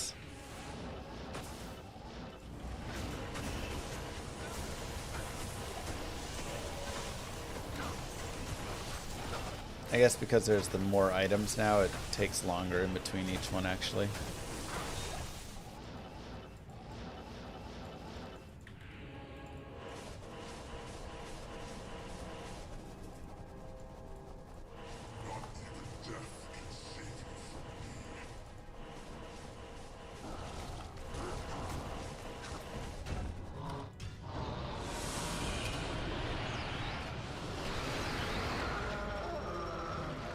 Another 2%.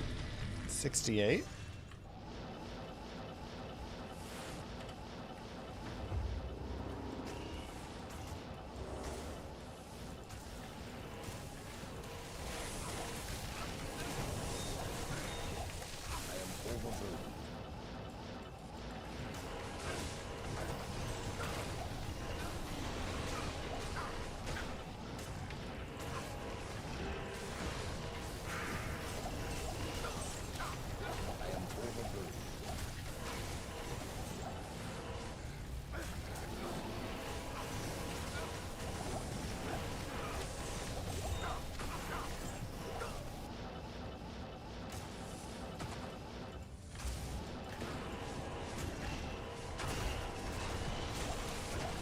Never said you were good at math, but you did say the Holiday Inn last night, and you have this habanero.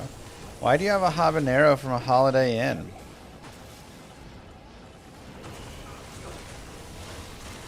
Rain dog.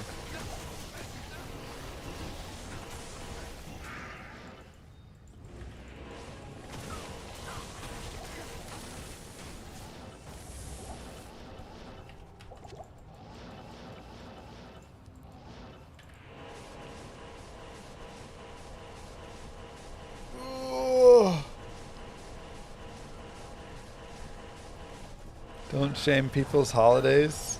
Sorry.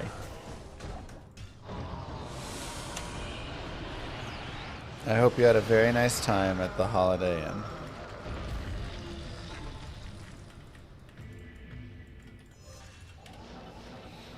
With your habaneros.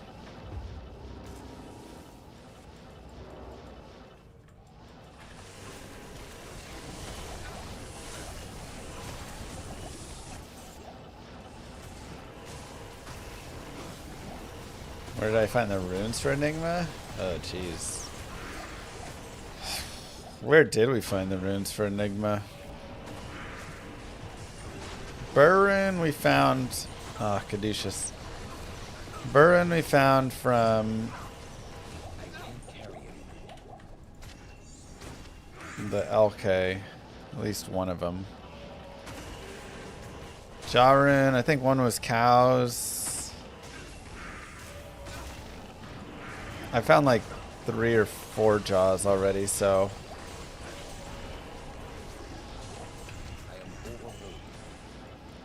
a few different places, I guess. Hard to remember all of them.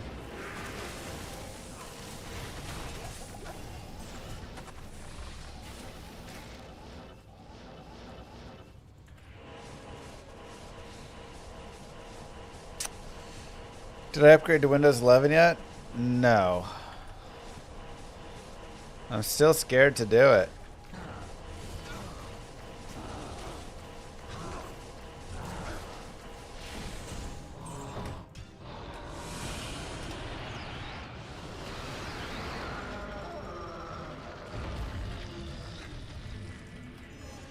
Basically the same as 10, except it just kind of bricks more things.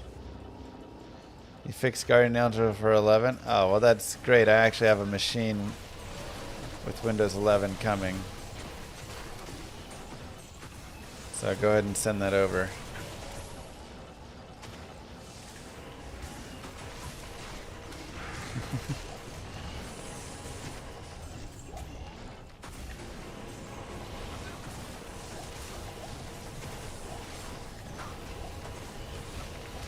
My machine does meet the requirements for 11, but I don't want it to. You know. All I can think is, what garbage are they going to try and push now in Windows 11? Probably going to be such a big AI push or something.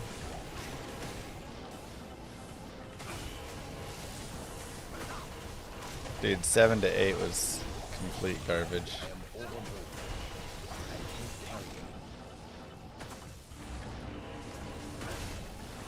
Notepad has AI now? You better be joking.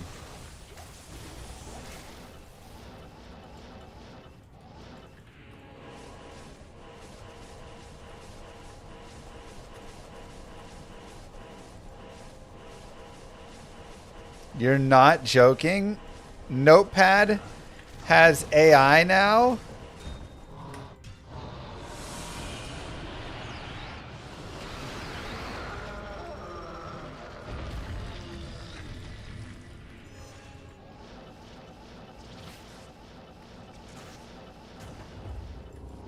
How is that not a joke? What even is AI for Notepad? It's supposed to just be a notepad. It's a blank notepad. That's all that it is.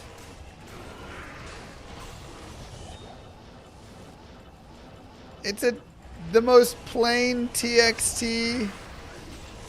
It's a timer for this? Who even knows?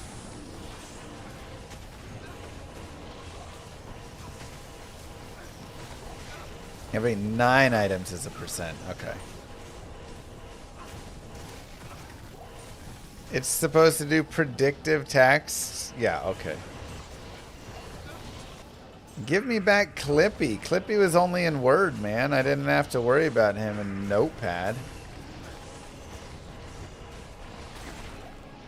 Or in the Microsoft Office.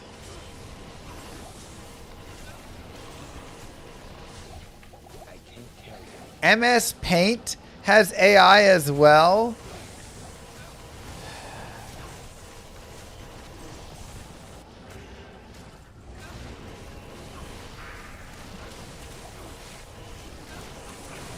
Paint was a joke. Those better are. Both of those are supposed to be jokes.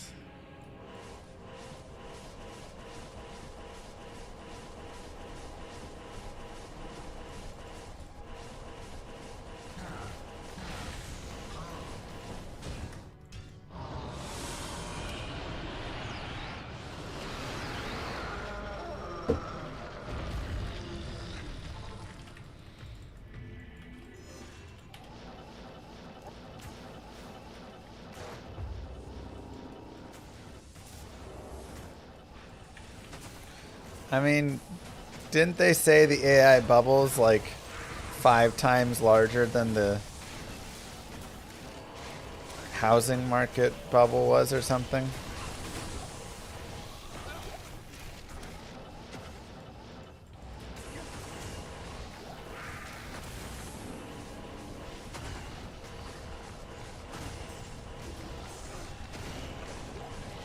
Ten times? Ah, boy. And .com and stuff. It's good. It's good stuff.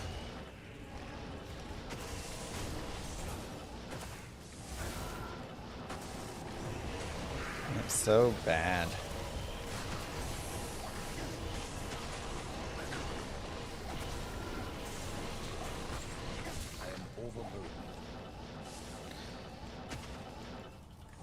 I mean, at this point, between the AI bubble and crypto, it really feels like everything is just propped up by nothing completely.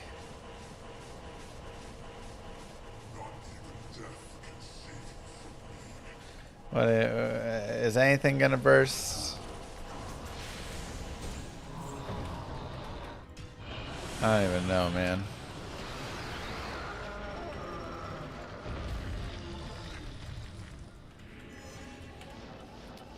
I don't have Ethclad Spain. I don't believe yet.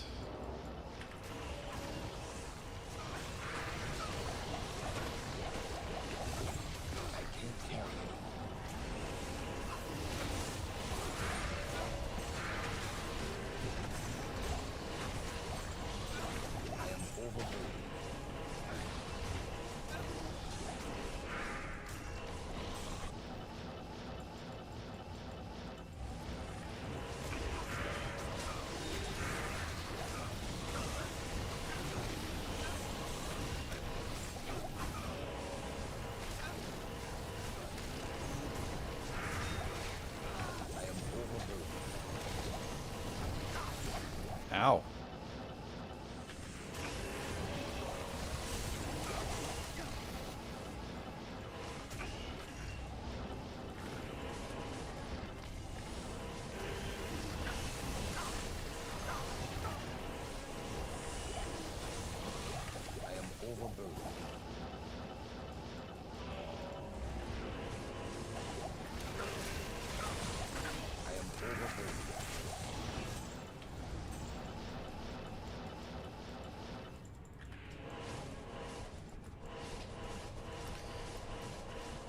You asked it to make a syllabus and it did a great job. See, the problem is it's just stealing, though.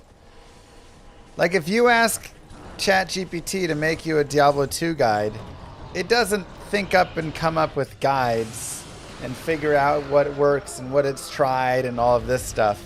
It just goes out, steals my guide, steals other people's guides, and then merges it together into what it kind of thinks is a good summation of all of it. 1 to masteries, GC. Sounds awesome. Jesus. But then when people stop making content because everything's just getting stolen and used by the AIs,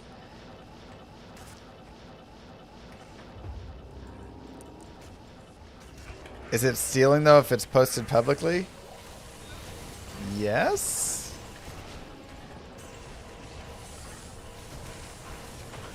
That is... Just because something is public does not mean it's doesn't, like, there's no creator and you aren't stealing from the person.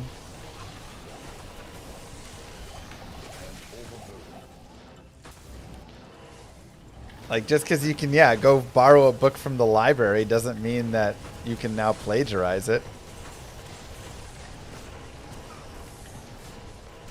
It's literally like the whole issue of all that.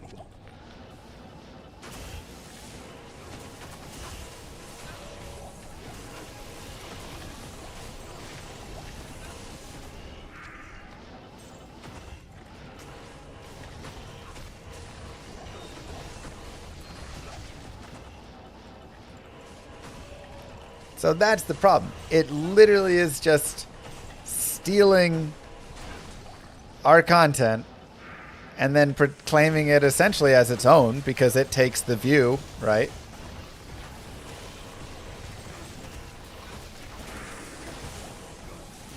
F?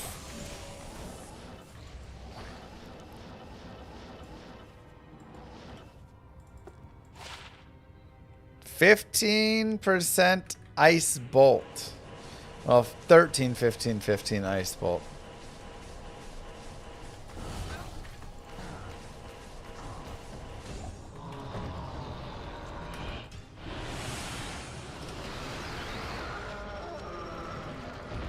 Come check out my AI guides at fireveins.com.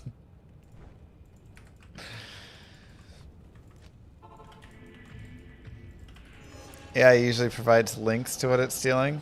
Does it? I feel like a lot of times it does not provide links. In fact, a majority of the time, considering everything that it's doing is stealing, it would have to constantly be linking.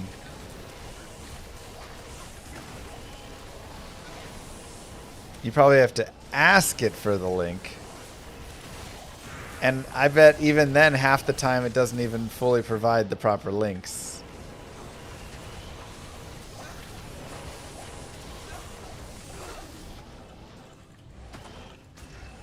How else can you train AI without obtaining the data? Yeah. But this is... I mean, in my, like... If I'm thinking of what AI truly would be and how it would function, it would play Diablo 2 or get the files of Diablo 2, do its own math and calculations, and come up with its own guides and decisions and thoughts based on what it calculates to be the best. Right?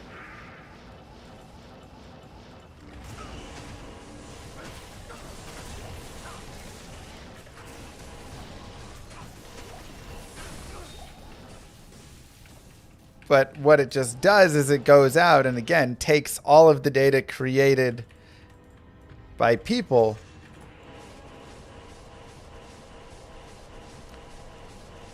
and then wrongly often combines it and claims it as its own, essentially.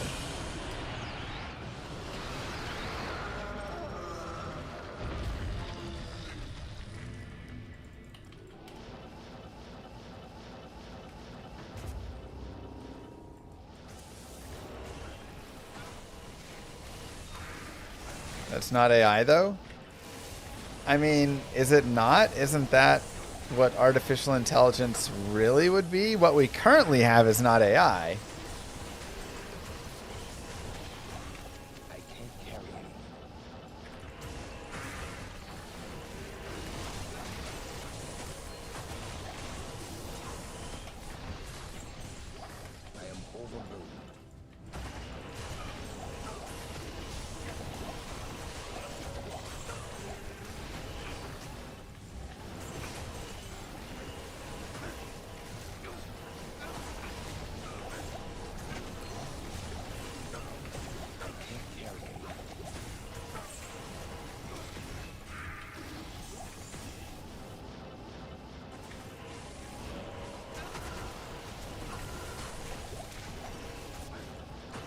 I mean,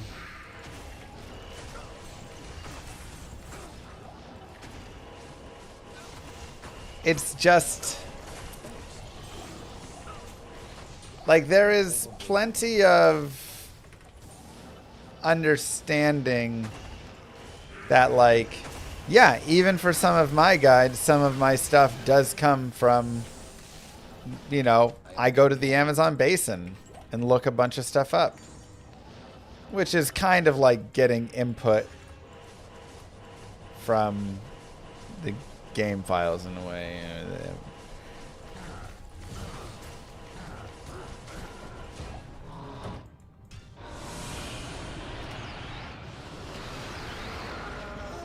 I had to pick it. Ice veins might block bot scrapers, but it doesn't always work. Many of them don't care and will just scrape anyways.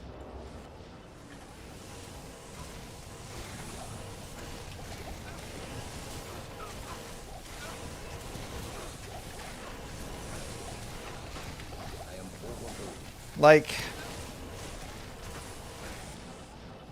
nothing is truly ever original is, you know, a very common thing, right?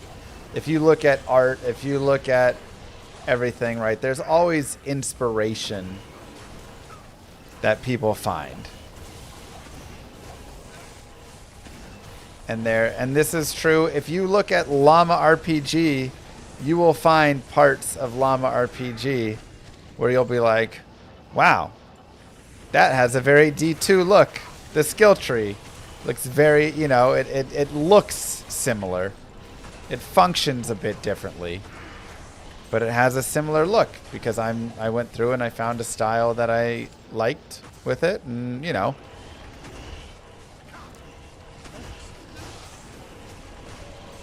So like there is always some copy, there's always some of that. But it's like part of it is taken there and part of it is then mixed with your own ideas. And I guess that's the part is AIs currently either don't have original ideas or they just have weird hallucinations that are completely wrong that get stated as fact.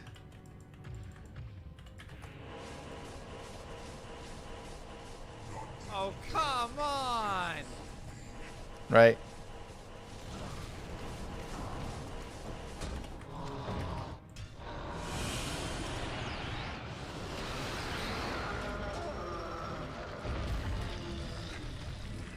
It's probably too complex for me to even know the true answer, Evo.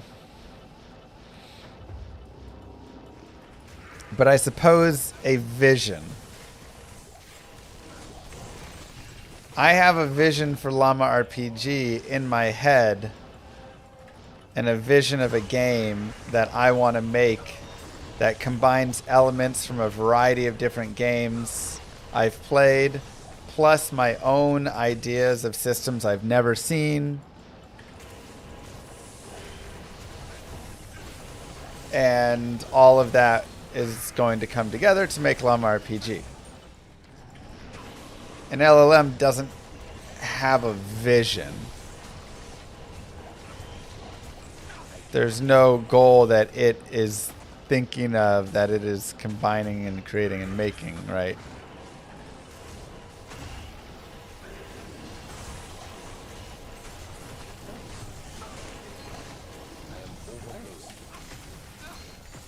Oopsies.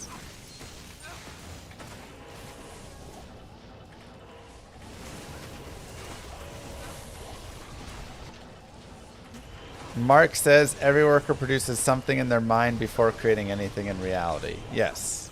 That is the idea that they are missing. And a very crucial part of the whole system.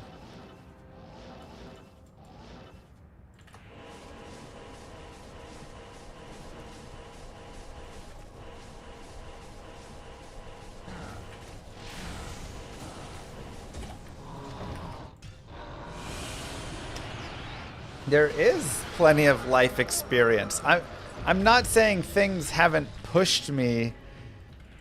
I mean, I would say everything has ultimately pushed me, from how I was raised to games that I've played to bullies I've had in life, whatever. Like, everything has pushed me and slightly molded me in some way that has shaped me in some capacity. If I was maybe a slightly angrier person, maybe I'd want to have more blood in my game. If I was like, I mean, who knows, right? There could be all sorts of things.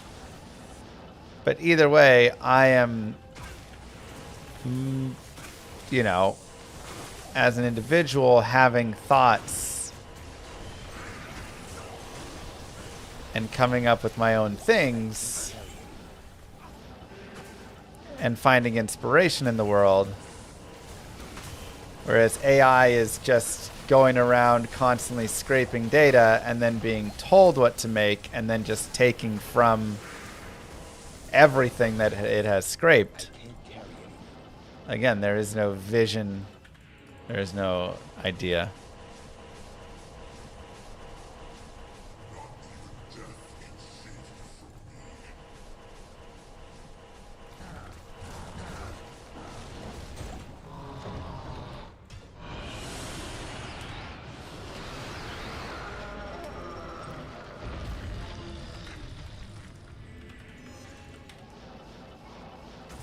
If someone reads all the books in the library, they're scraping. Yes, which, again, half of what we have is the same. In that we go and scrape data in our lives. That is what the AIs do as well. They're also scraping data. Now, another slight problem is they literally can scrape it to the point of, like, you know, when they you know, you sometimes see art you know, that they like make and it'll have watermarks and stuff still on it. Right.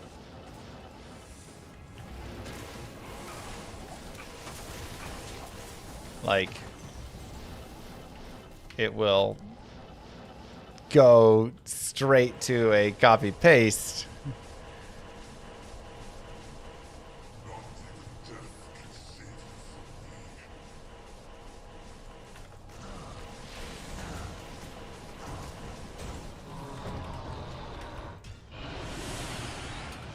Dang, onto it.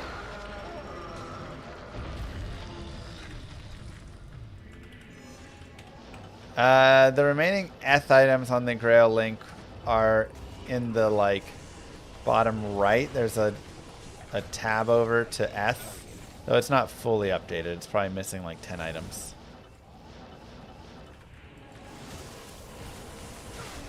Sure.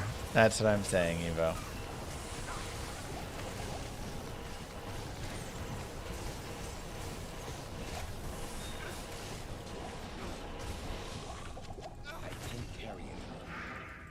When you say bullies in life, were you referring to chat? I was thinking of Garrett, but chat is also a good example.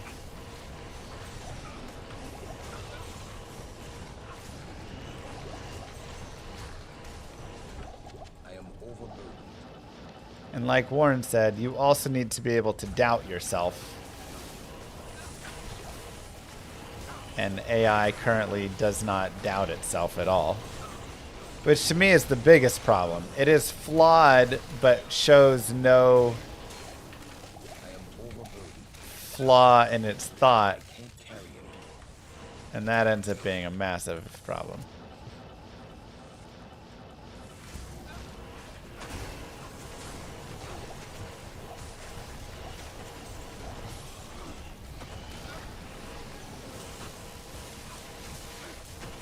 Which there are also plenty of humans that will confidently lie to your face. But you can kind of gauge those, you know. You learn to trust, not trust those people.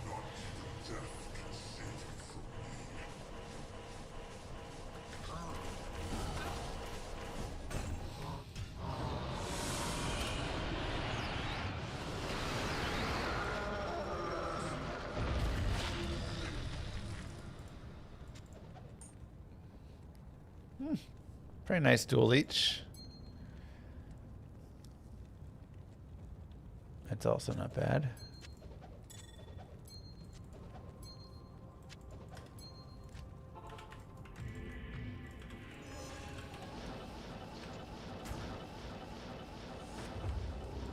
We're essentially just LLMs ourselves.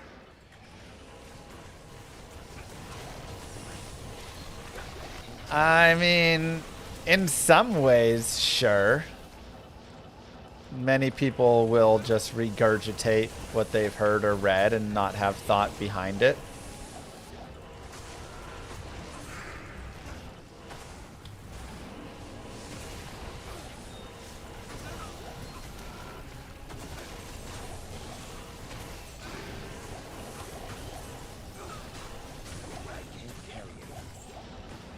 But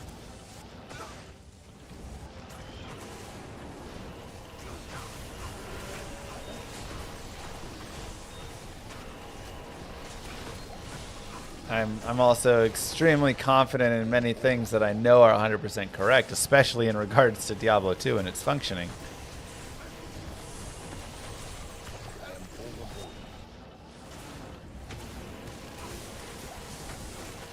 AI told me I needed to combine 3 SOJs in the cube to summon D-clone. It's perfect.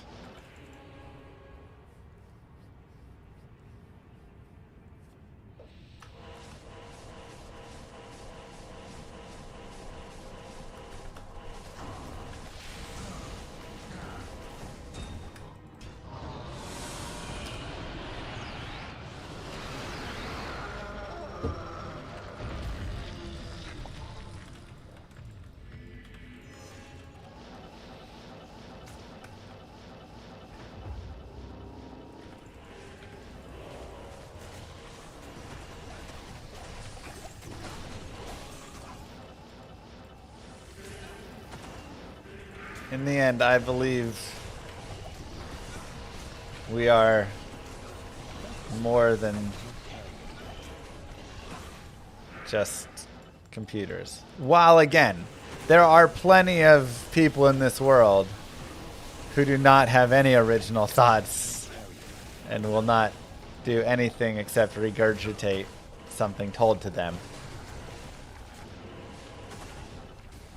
But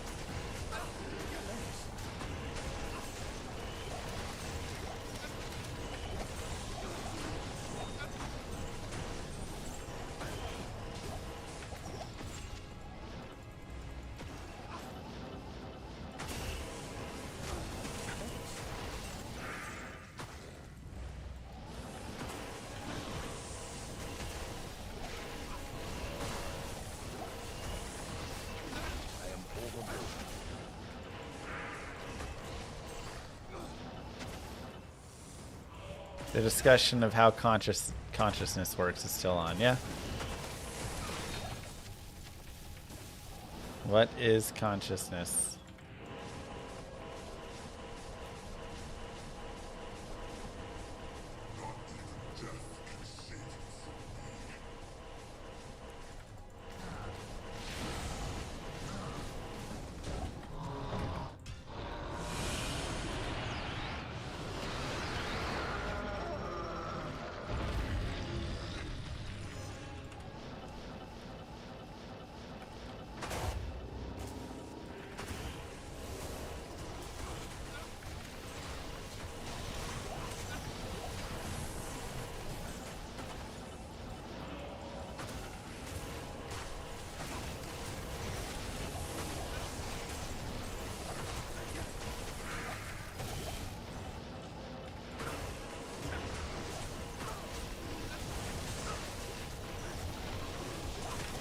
I mean, I don't think that is the ultimate goal. That's kind of conspiracy, so. Obviously, they love mass control, but I don't know if that's anything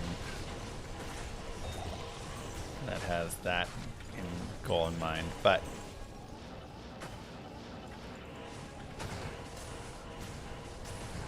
come for the Diablo, stay for the philosophy. That's always the motto here.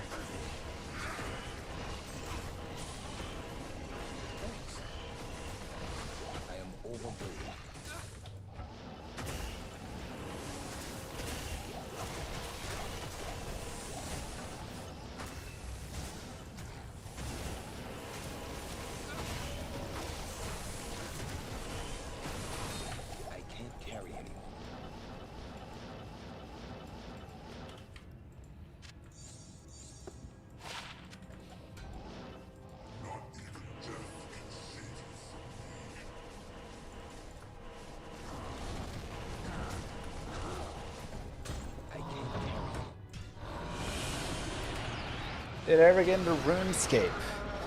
Not really. Like, a long time ago I played some RuneScape, but all I did was chop trees.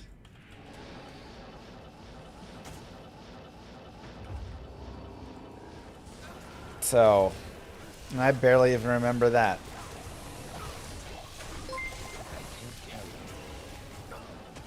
Llama, this chat was lovingly crafted by a person, not an AI. It was crafted as a form of digital bullying, but not digitally crafted to digitally bully. That's right. And when you think about it, that's why we're all here, to bully Llama digitally. Now, where's the Tabanero? Is it next to the restraining order, or the stolen t-shirts? Also, I know this is just Chaos Sanctuary, but Diablo is pretty easy. Just look at Talak and cast 2 hammers, then run away and cast 2 more. Sorry.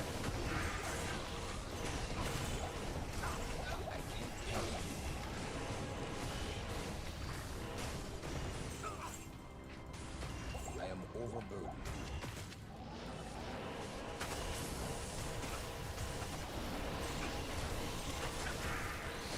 I'm facing baby chick.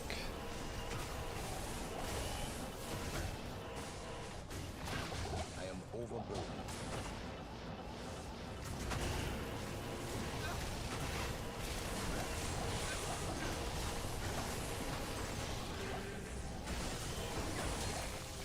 I am overburdened.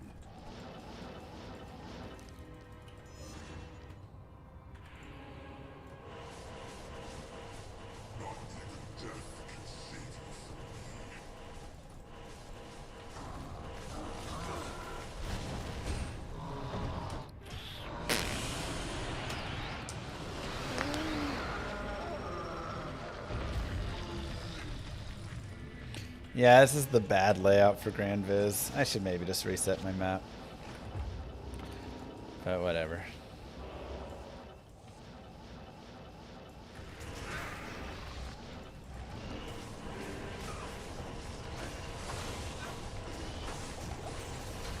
I am overburdened.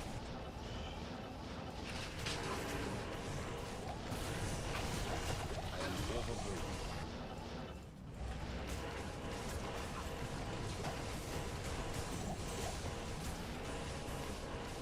Anyways, that was a nice side chat. Thanks for entertaining it.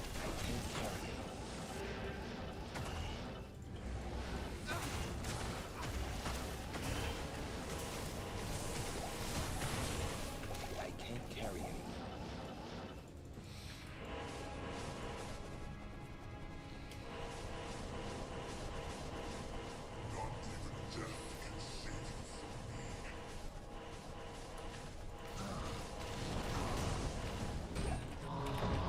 Hey, another one. Darn. Another Ariats, though.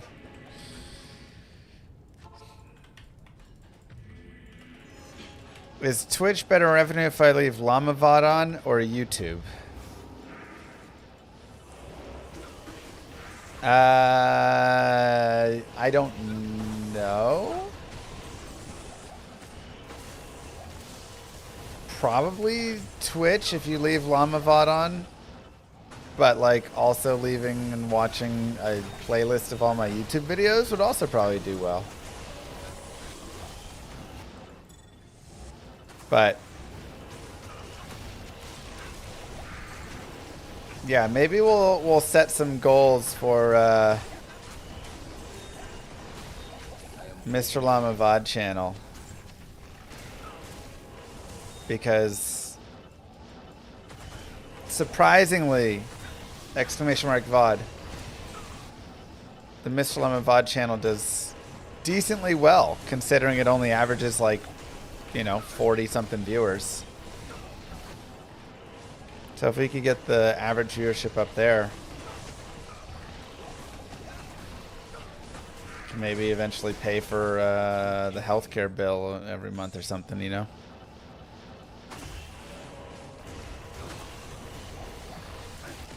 If y'all just idle in that channel, I would love you so much. Not even joking.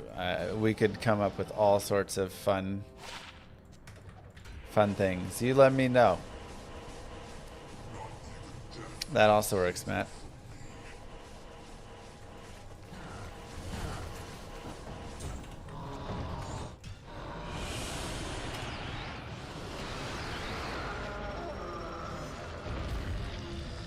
Overlay of birds or something for pets to watch.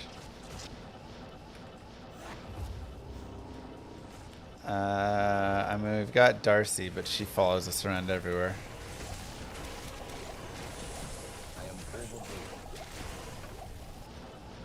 They took menu away? Oh my god.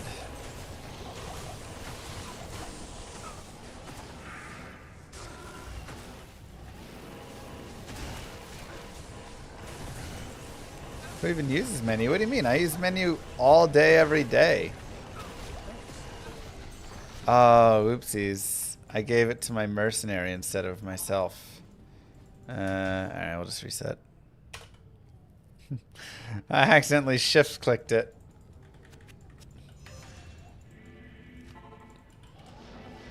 What do you mean, what does menu do? What do you mean you haven't used the menu key?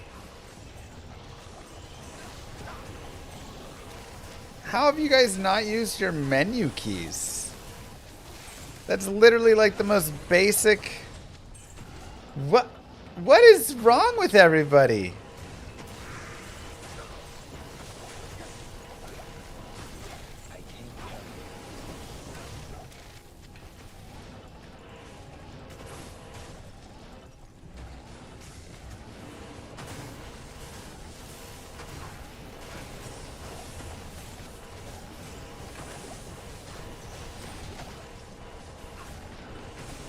What do you guys even do on your keyboards?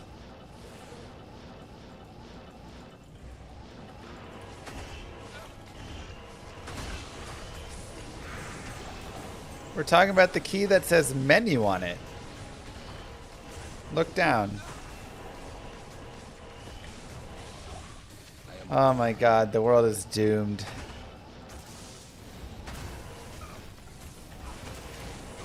That does sound right, Eva. There's no menu key between your control and alt or function sometimes? That's not the...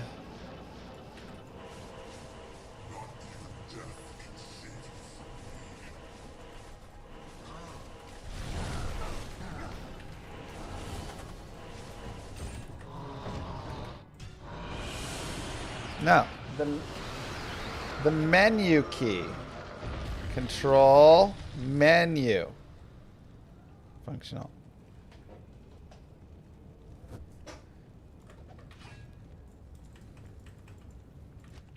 That's a US thing.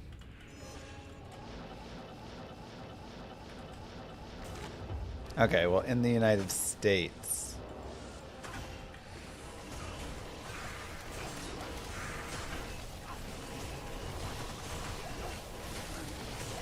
Instead of saying menu, mine has a hamburger option.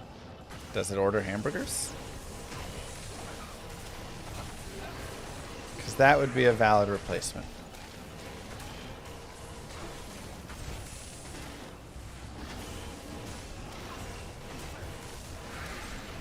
Oh. You mean, yeah. It'll be like lines up and down. Yeah, that is menu.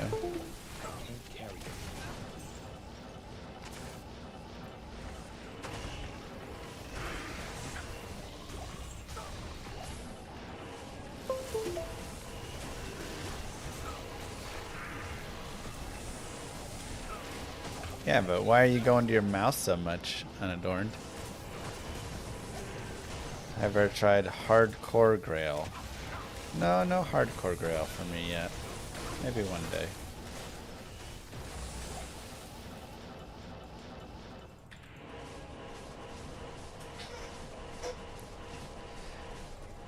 Yeah. The key only right clicks. Well, what do you think your J key does? Your J key only puts a J. Your enter key only presses enter.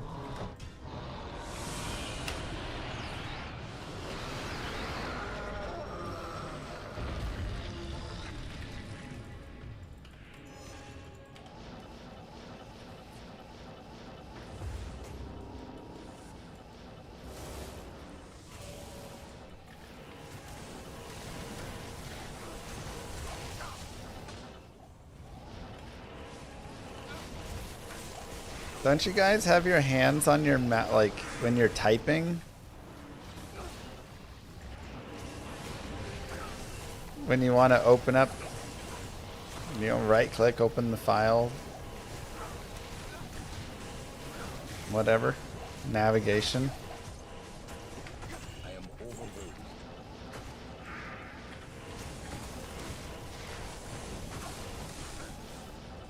Y'all crazy.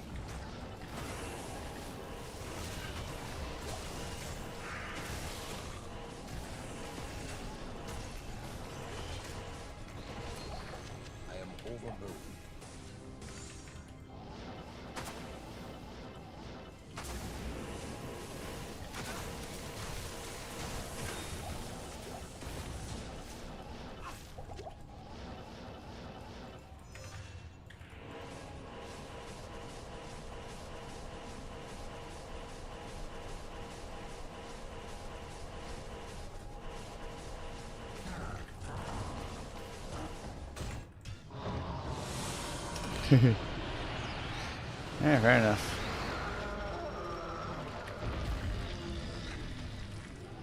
I feel like this is Mandela effect thing, that key didn't used to be there. Always has been.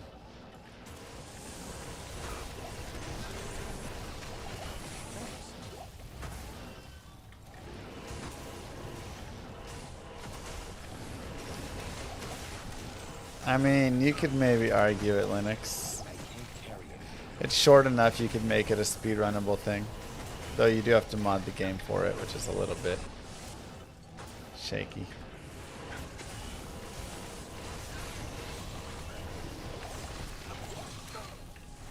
So, informal speedrun.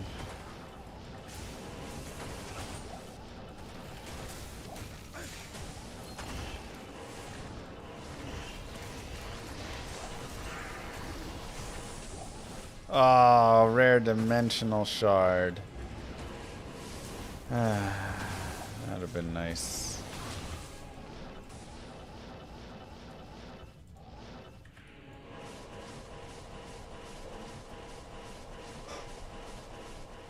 Dang, BB.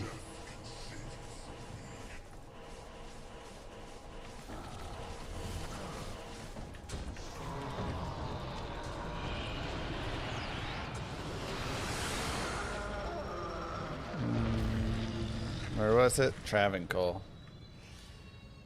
Huh.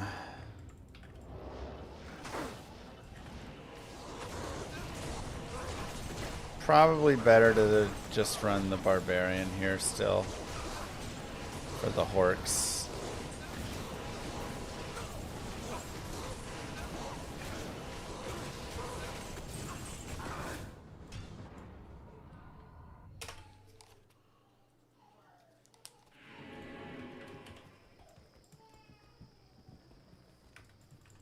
Good day.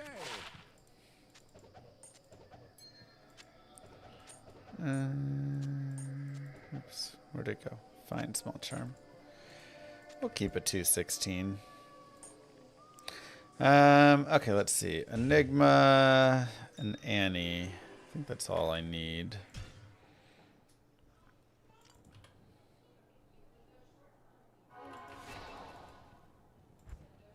Oops.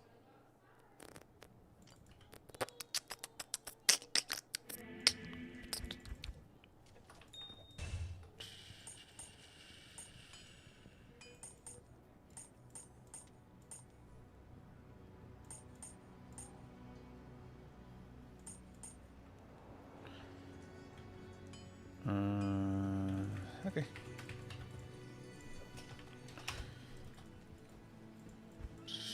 Was I doing players 3 on this before, or just players 1?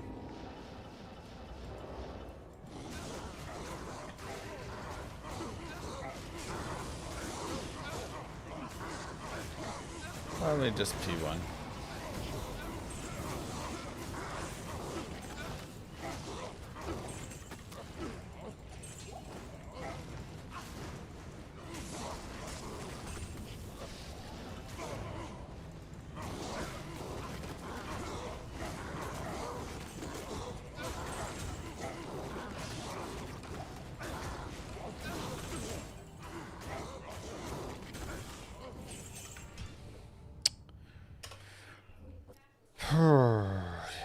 This is offline. I've got a bunch of online enigmas, but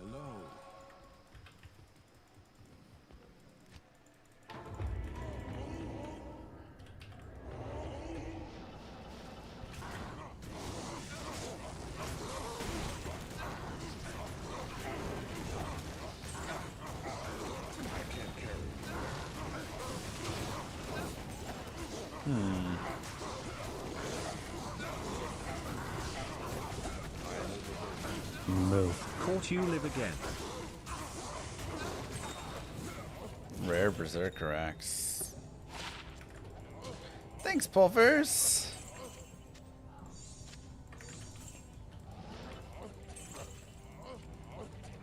I am overburdened. How do you fast buy pots? You hit enter and left click at the same time, but you can't move your mouse. So you have to keep your mouse pixel perfect. Ooh, 7% F small charm. Let's go.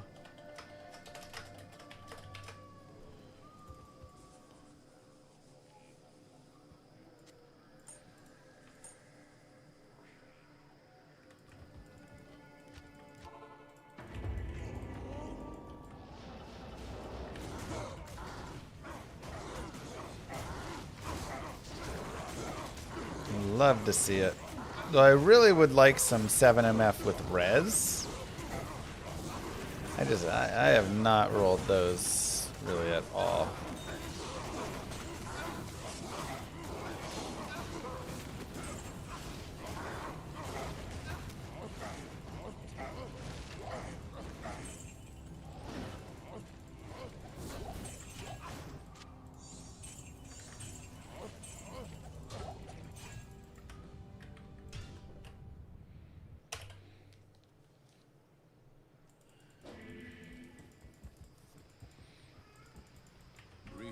Y'all still talking about the menu key over there? Huh?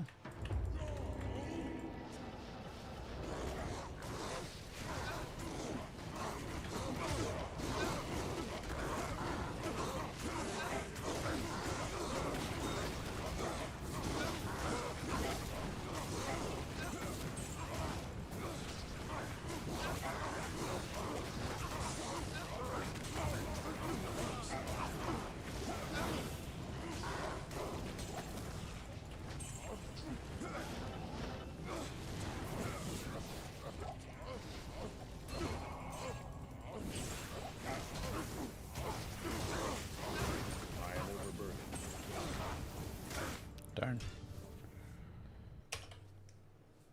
I know if I have full ITCs, which I keep them solving for MF small terms. Currently at 70. Once I'd probably. This stream brought to you by menu key. Menu key. It's got what you didn't know you had or needed. Menu key.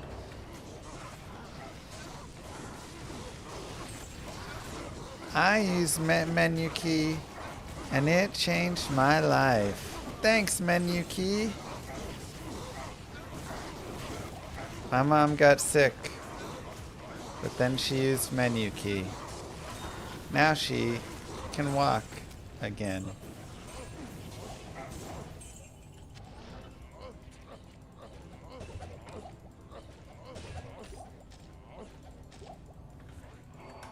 If you don't use menu key, you out of your dang mind.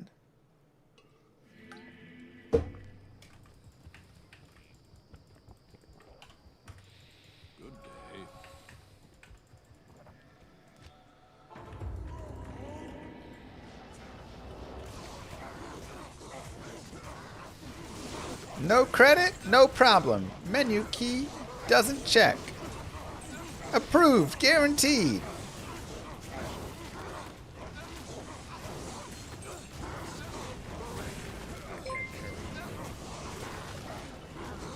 I don't leave home without my menu key. It's a true lifesaver. I have one for the boat, the car, the shower. backpack. You following me, camera guy? That's what I'm saying.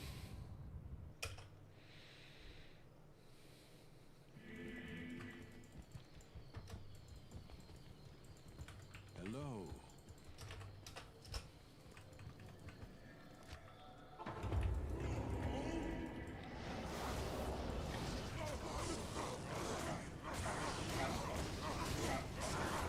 Olympic divers use the menu key.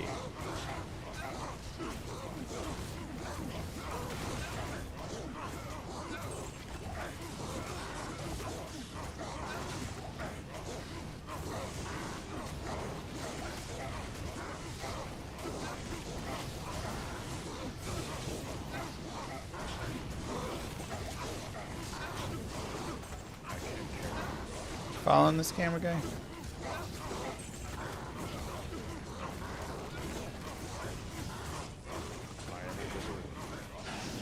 I can't carry anymore.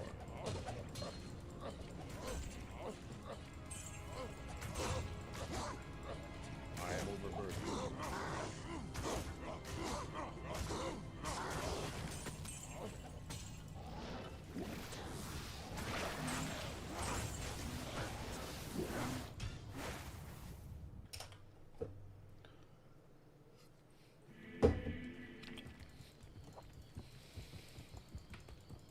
Good day.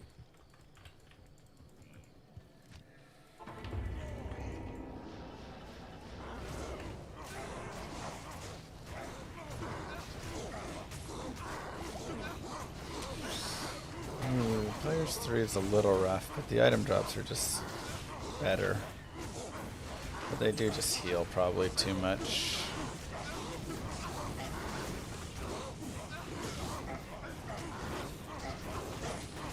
Just too many heals.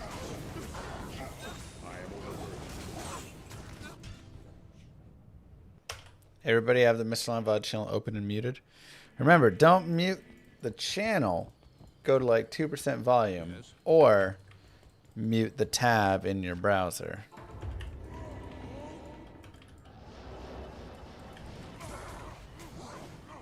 But otherwise,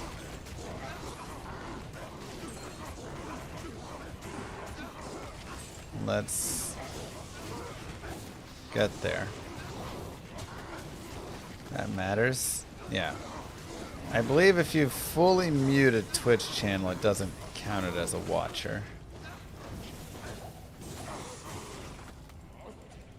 I can't carry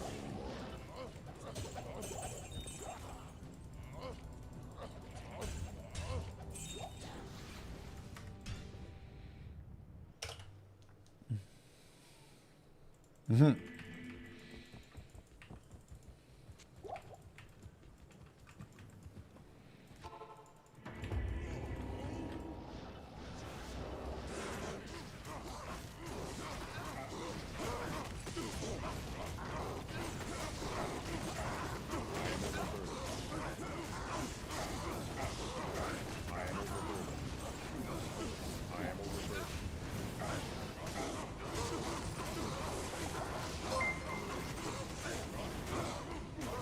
Hey, it's Vince from Menu Wow. Wow. And you'll be saying wow every time you press it. It's like a right click. It's like a context menu. It's like a what even is this key? Key. A regular right click. You gotta move your hand. The menu key? Boom, right under your thumb. Yep. It's the shortcut you didn't know you never needed. This is for the office warrior, the Excel spreadsheet survivor, the guy editing a PDF who's given up hope. You got no mouse? You got menu key. Nice. You got no idea what it does? You got menu key. Why move your hand like an animal when you can press a key that does maybe something? It Pretty doesn't close. squeak, it doesn't click too loud, it just exists. You spill coffee on your keyboard? Still works, probably. Probably. You hit it accidentally? Congratulations, you just opened a menu from 2003. Made in Germany? No. No. Made in mystery. The Germans said, we're not sure what this does, but they included it anyway, because quality. You can press it once, press it twice, nothing happens, and that's the beauty of it. Olympic typists use it to test their thumbs. Look at that, completely unresponsive. Here's some files, folders, Word docs, gone. Not deleted, just contextually menued. Oh my god, you need to write more things, Evo. Any updates coming to this game? No.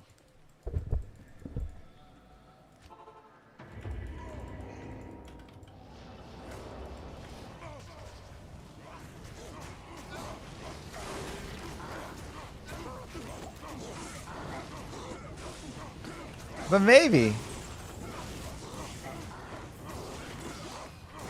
But probably not. But follow along. Just in case.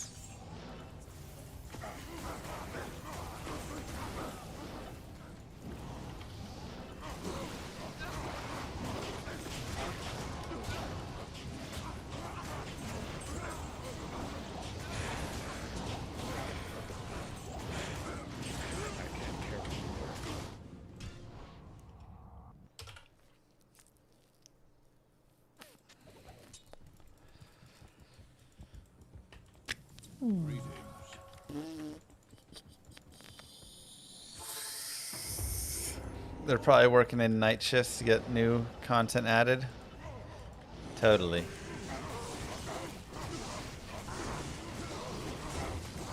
Thinking the same thing.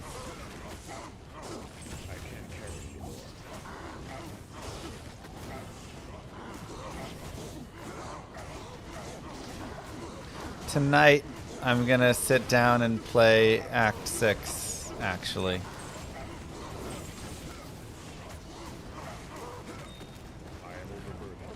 With my stackable runes.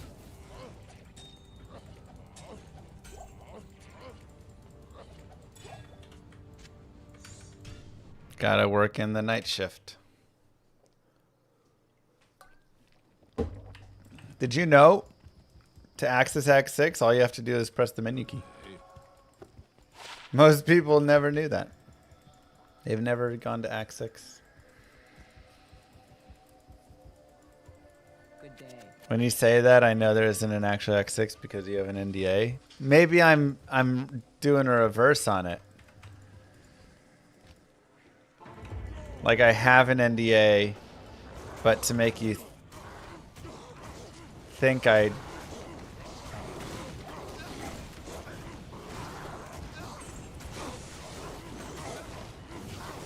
Hold on, there's a way that this works.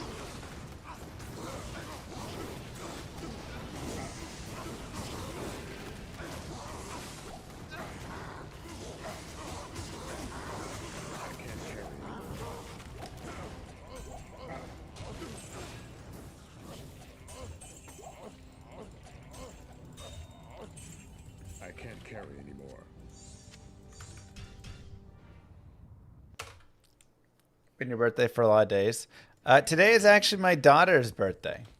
She has turned 1 year old. Good day. Happy birthday, baby Indariel. Daddy loves you.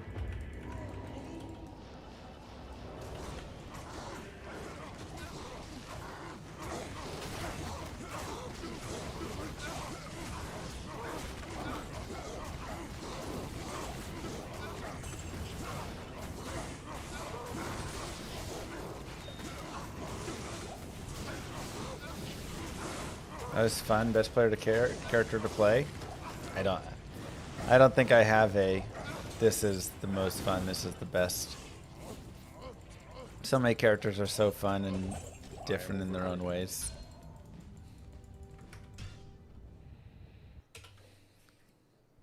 Is that Boop or Dude? Not Dupe, Dude. That is Dude. It is Dude's birthday today.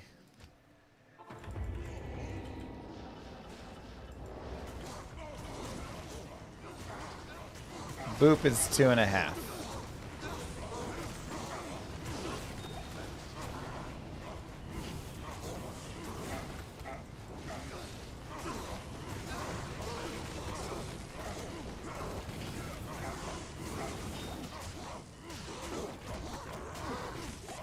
I can't carry anymore.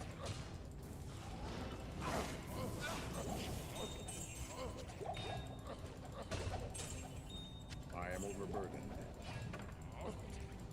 I am overburdened.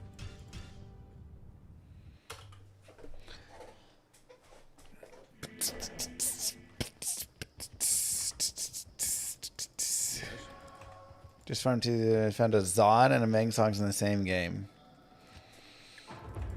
Now that is hacked files.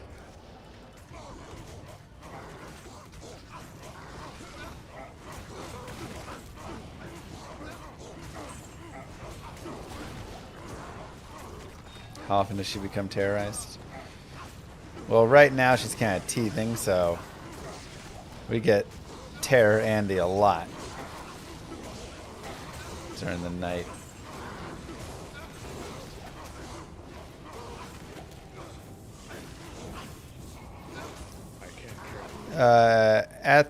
The Eth is the bottom part. Runes and rune words is the part that goes to 620. And then the bottom 320 or whatever is ethereal.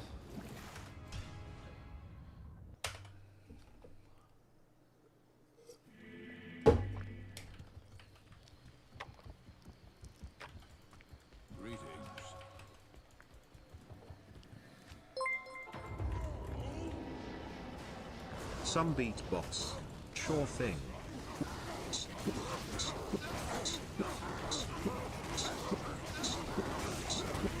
My name's Immortal King, and I sling the bling bling. Arrows, I don't care about these other demon rap because the rat king is here. He's gonna kill you with his rap.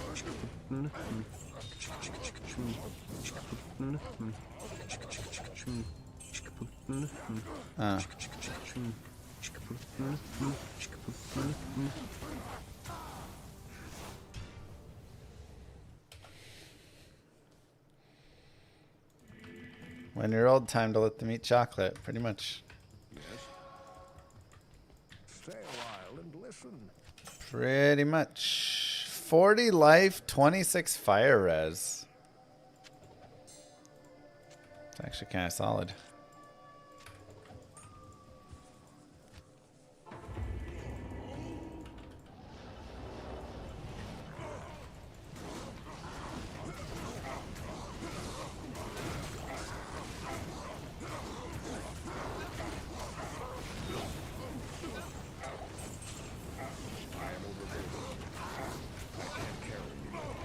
How many set items are there? I'd have to go look again at the thingy. Let me see.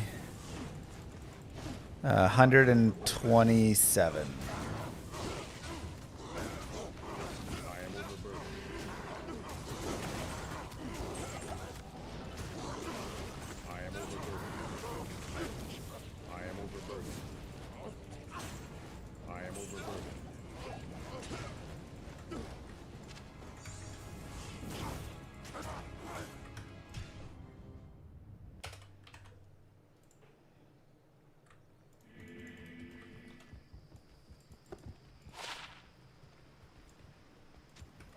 Yeah, 127 individual set pieces.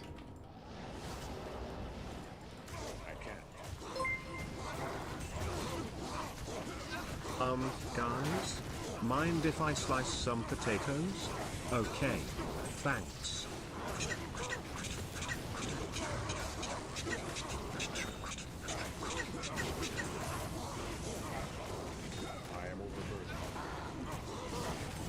How many cups of coffee did you have today?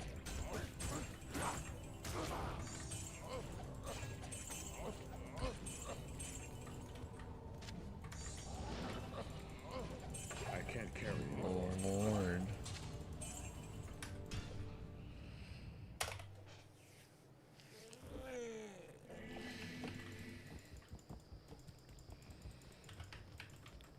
Hello.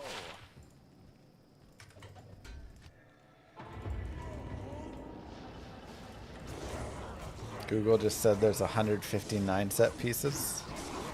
Maybe it's talking about Diablo 3, or it counted from a Diablo 3 site and a D2 site, and it doesn't understand the difference.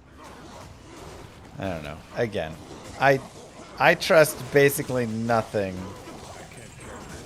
that Google AI or ChatGPT or any of these things tell me. Because every time I look up the actual answer, it's always so off.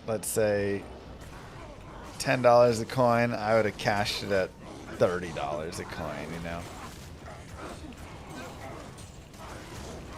Yep.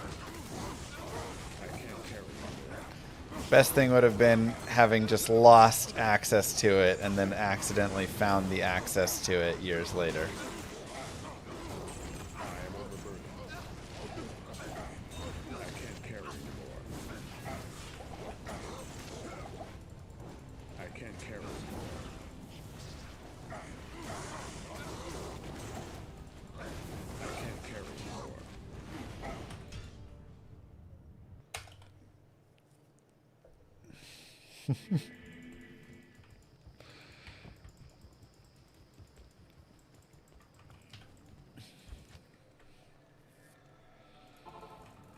You bought it Bitcoin at $100 and sold when it went to 160. Yeah, exactly. I mean, again, what is it even for?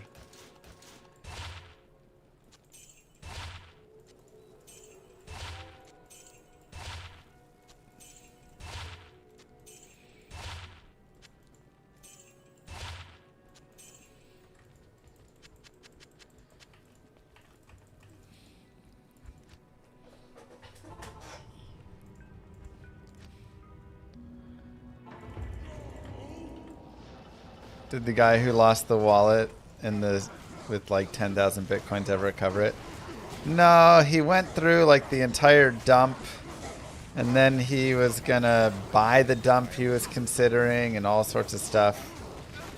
And eventually he just decided to give up on it and let it go like 12 years later.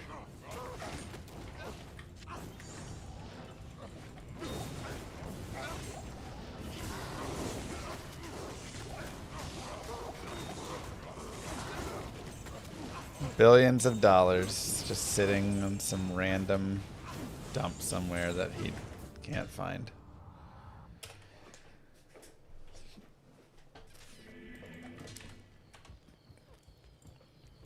It's hype because US might buy some. But like, what is it like, nobody uses it. A couple rando people use it for money laundering and black market stuff. But nobody uses it. Its use case versus its valuation, even if it gets used for $1 billion in transactions a year, what is actually like...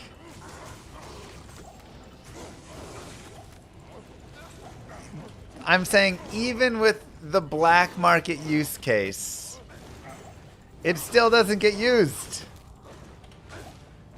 That's such a small percent.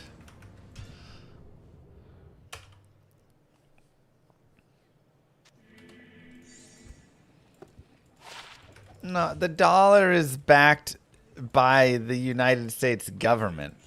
That is...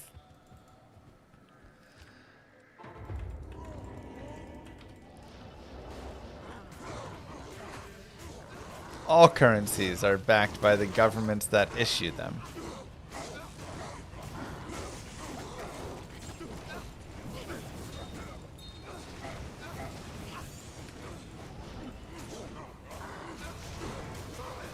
Right, but it's trusting institution. Right. What institute are we trusting of... Hello.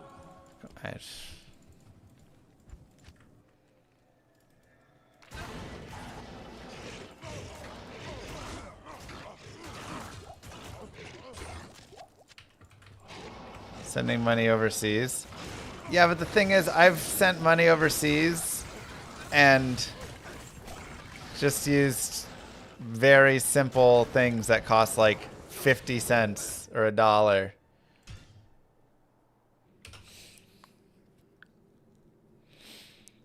What do you mean gold doesn't get used for stuff? Gold gets used for all sorts of things. Gold is used in technology. It's a fantastic conductor. It's beautiful. It's used for jewelry, I mean, It's a physical precious metal.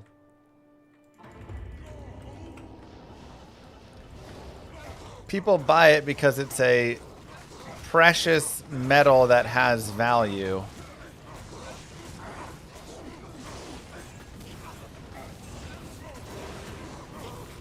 And gets used in a large variety of things. And it's fantastic in those. And is also, again, gorgeous. And so everybody loves the luxury of the beauty of it. Values in its reputation more than anything. I mean, somewhat. I am overburdened. And again, it is.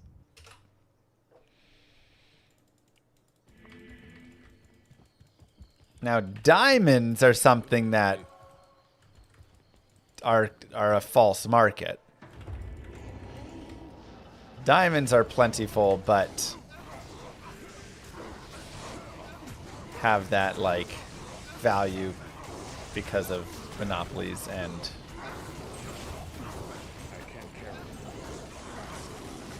marketing and stuff.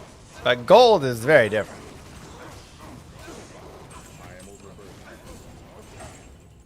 There's industrial use in diamonds. There are.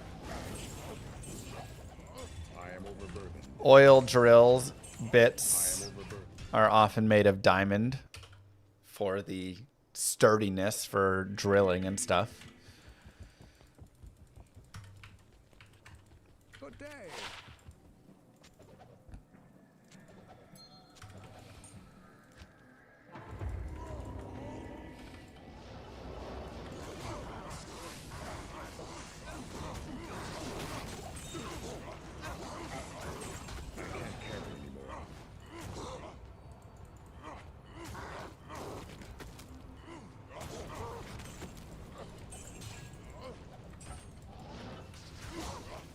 Right, but there's not really a supply issue with diamonds. Plus, now with lab-made diamonds and stuff, you really can just get your diamonds.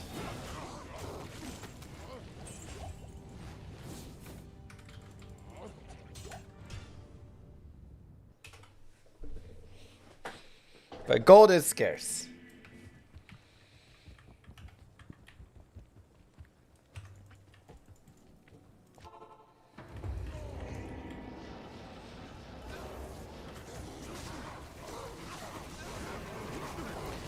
For people that own gold, because I don't own any gold, I think it'd be a fine thing to own, but I've never owned it, and honestly, outside of maybe buying a couple small coins, I don't know how much I would do. Where are you keeping your gold? This sounds like I'm trying to figure out your information, so maybe don't give me the exact specifics. I'm not trying to steal your gold.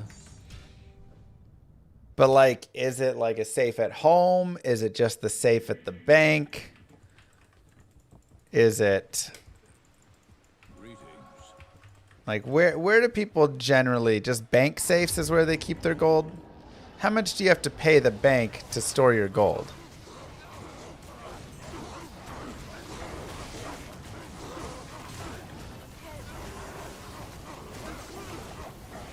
Ooh. Conviction aura.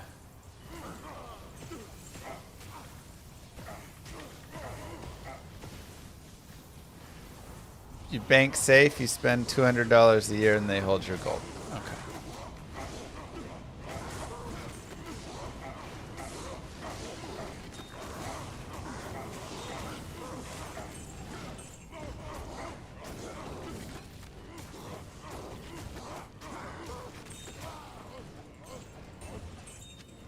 Spiderweb sash, so close.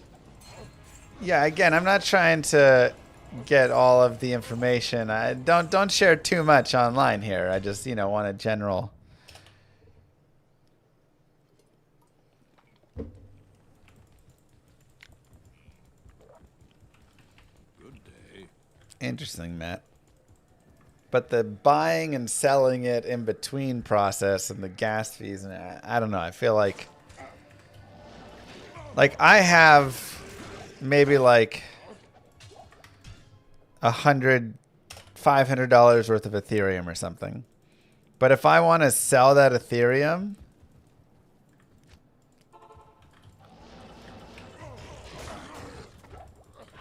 it's like $40 or something in gas fees.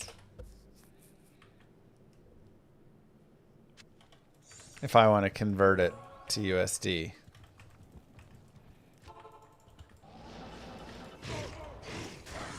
And that just seems a little redonkulous.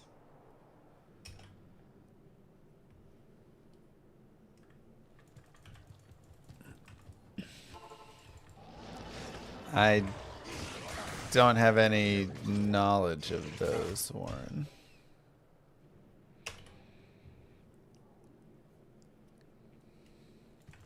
Good afternoon.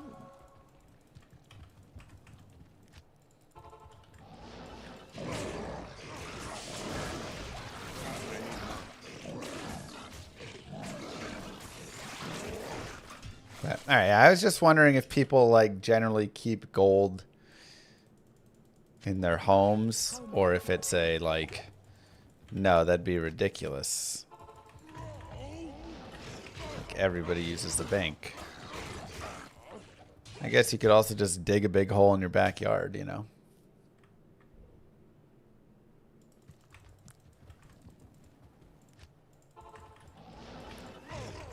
If you hold your Ethereum on Binance, you don't have to move it. The thing is, I don't want to hold it. I just want to sell it and turn it into currency that I could actually use.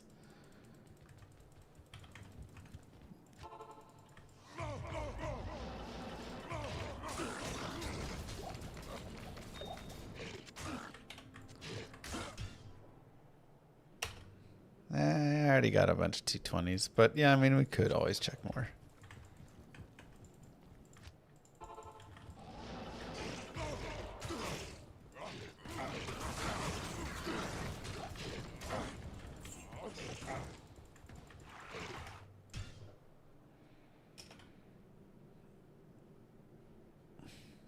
Startler.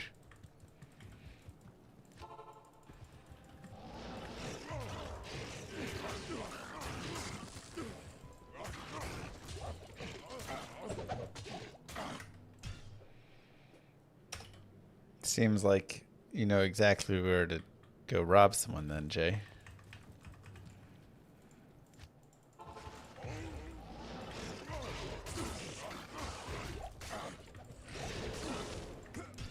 I've thought it through and it seems you're right. Gold is scarce as opposed to diamonds. Gold is created in the heart of an exploding star, and diamonds are just carbon plus pressure plus time. Yeah.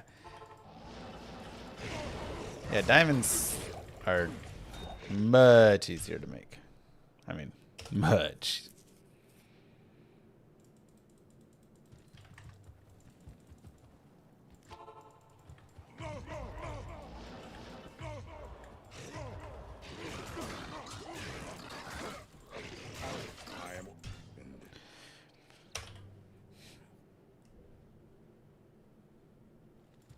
Good afternoon.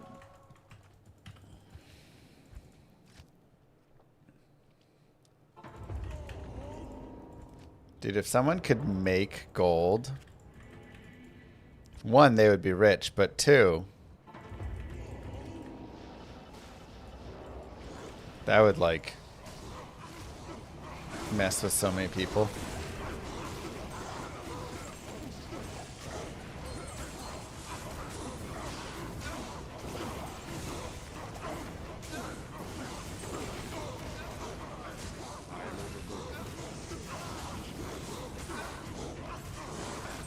Right, if it could be made, then, I mean, obviously the process of making it would be, what's the cost there and stuff, but. I am overburdened. I can't carry anymore.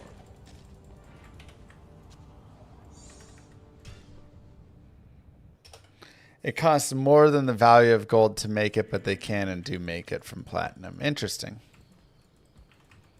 We've rediscovered the idea of alchemy.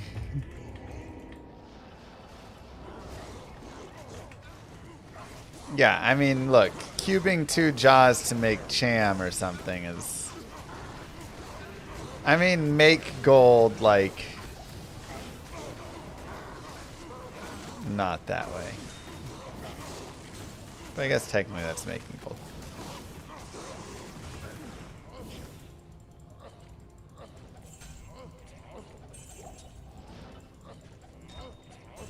I am overburdened. I can't. Ah, TZ dud zone. It's alright. Maybe we can get something at the end here. But either way, 4 new ETH items today. Pretty solid. Greetings. And we'll see what we get.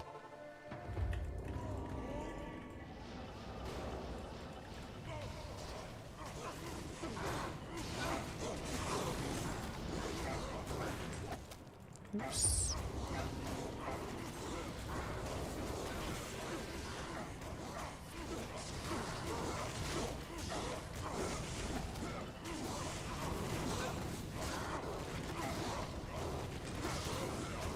I am overburdened.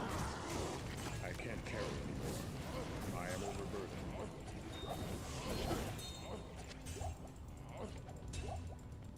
Every proton is more goldish. I can't carry anymore. I don't know. Now you're beyond any knowledge I have.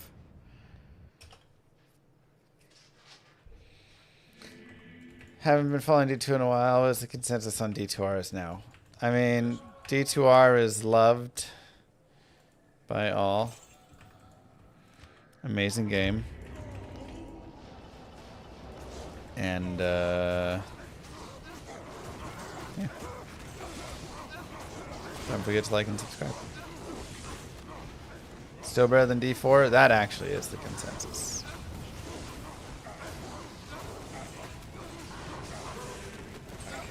Well, platinum is not gold colored, Warren, so I guess that proton is used for the coloring too.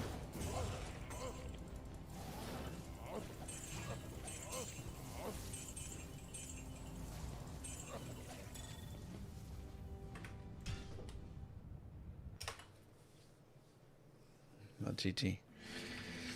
All right. What is a fun reward chat would like if we can meet the goal?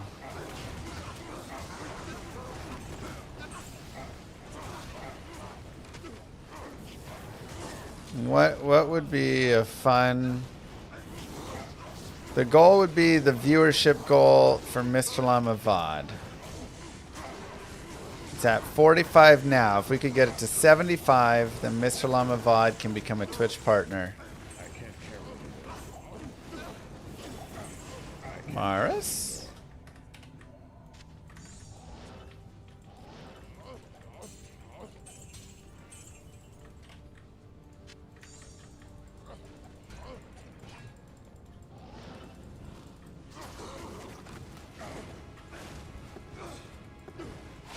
Hey, we did it! Let's go! Oh my god, finally!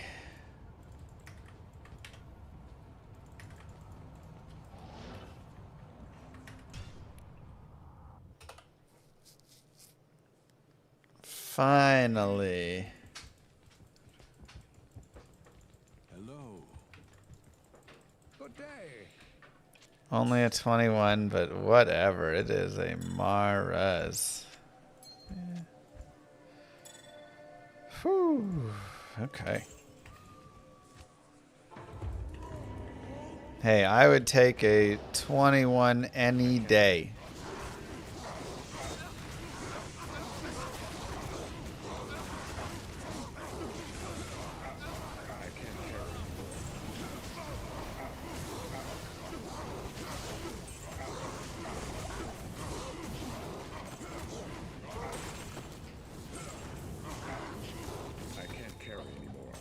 I know it's 9 items per percentage, so.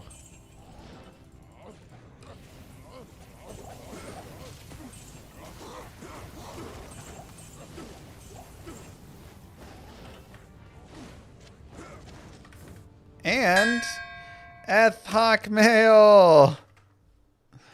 67%.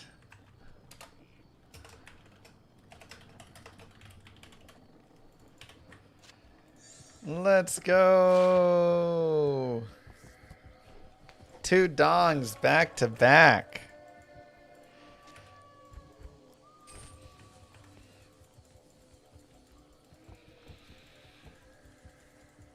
What can I do for you?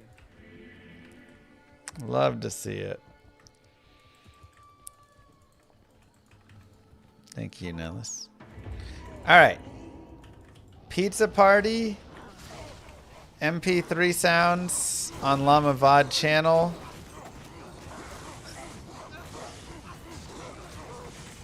Mr. Llama has to use his TZ Grail source to get a proper source torch.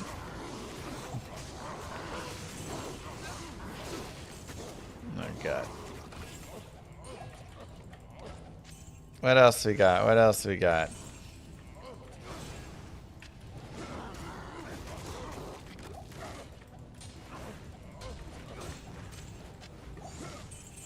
I can't carry anymore.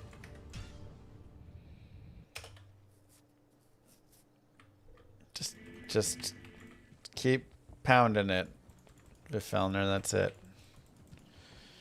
Make a valid wind force Boazon. We got to think of goals that are exciting that many people will want, so many people will tune into Mr. Llama VOD and support the channel, and we can get to partner. I can't carry anymore.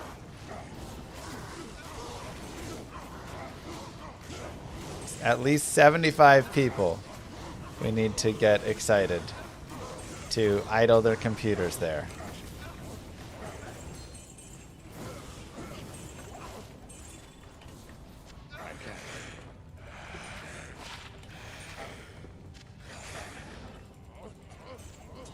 Win a fantasy football championship. Wow.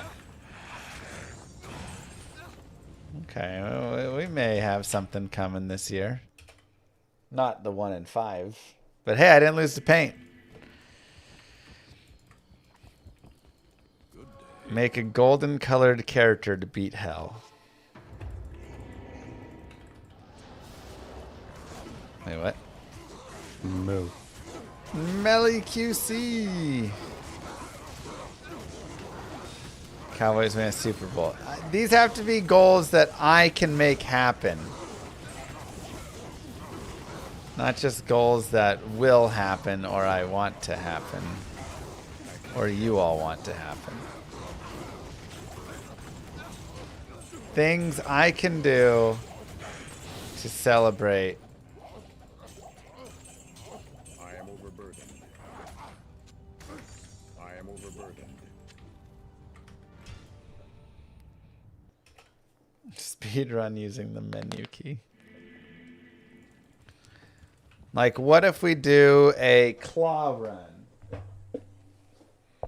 All inputs through the claw.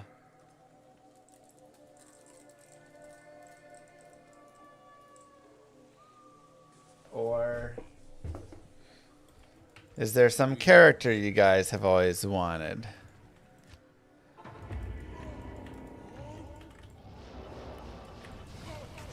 Poison Dagger Necro. What is that? It's a keyboard mouse. Honestly, 2 claws would be sick. I am overburdened. Kind of wish I had a second one.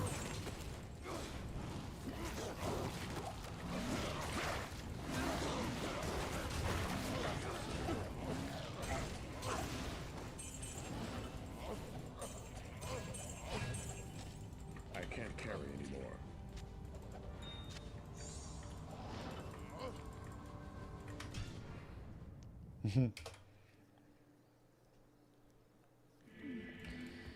DDR mat. Would be interesting as well.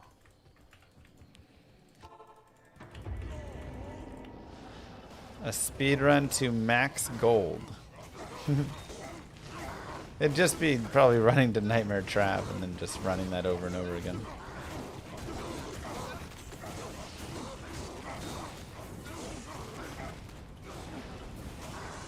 Trav or LK stuff.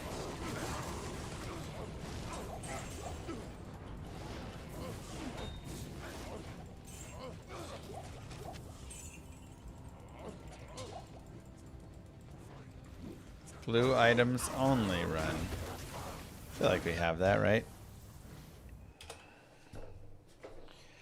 No runeward speedrun, unique sets, rares, etc. through hell. Chat participates. MVS was fun. That was a fun idea. Yeah. Ooh, it's almost good.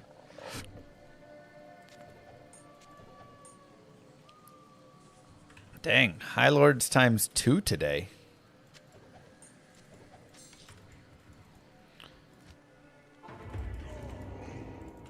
Pacifist Paladin through hell. Oh god, I have to remember how you're supposed to do that.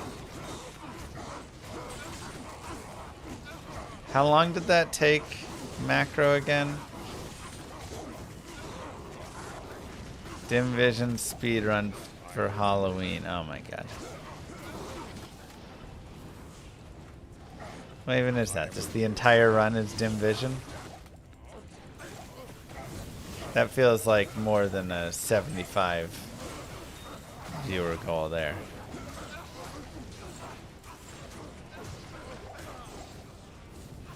I would get the views. No, it wouldn't. Nobody likes that.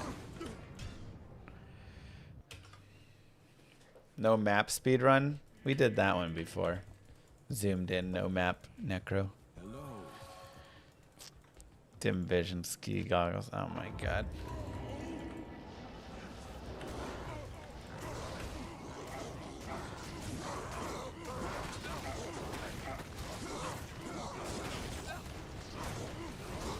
Another foul rune.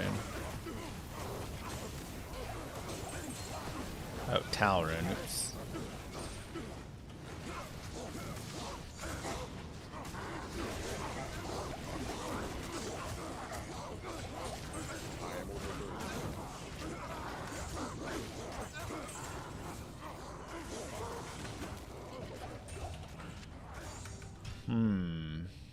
Melee-based character. Chat votes on if you get to use any of the items you find. They're always just gonna vote no. Good day.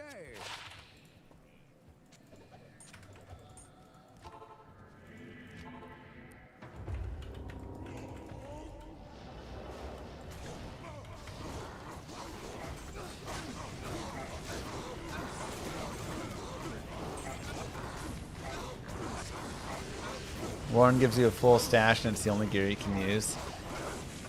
Yeah, but the problem is Warren will just give me a stash full of like low quality scythes and stuff. Thunder Mauls.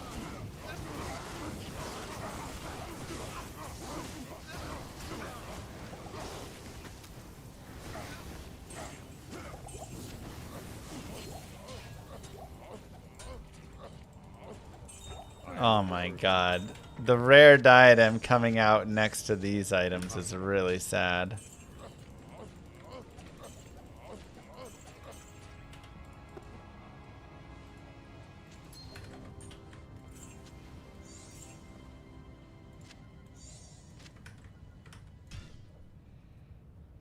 Slash and stash speedrun. The suggestions are like, punch yourself in the face for 10 seconds every speedrun. Yeah, I mean, this is basically chat suggestions. Hell, slash and stash. That could be a good one.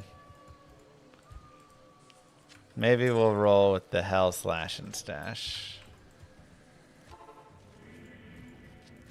I would hope Warren could come up with some fun stuff.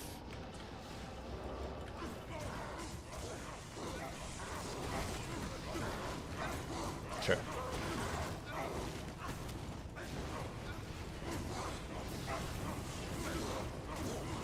Alright, we can...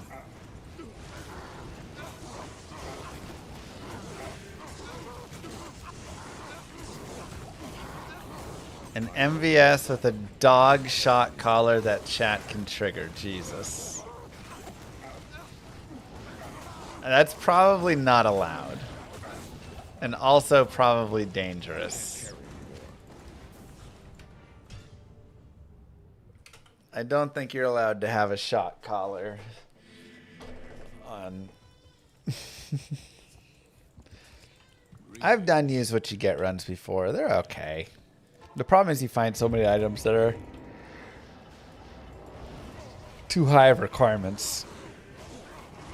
My dim vision suggestion doesn't seem so bad now. Okay, yeah, compared to punch yourself in the face and wear a shot collar, sure, dim vision is better than those.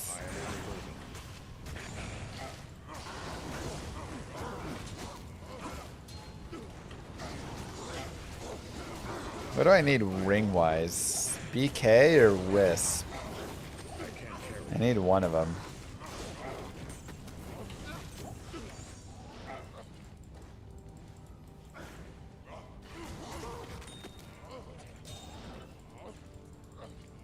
I can't carry anymore. Oh, it ain't a 15 Nagel, I'll tell you that much. Moose speedrun? He's done push-up donations in the past. It's true. We could potentially bring push-ups back in the future. With limits. It just got too far.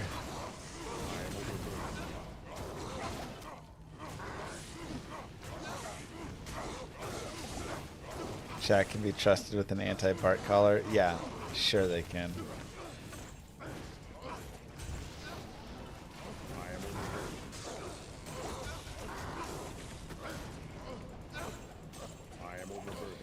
Alright, well you guys have some decent ideas there to think of.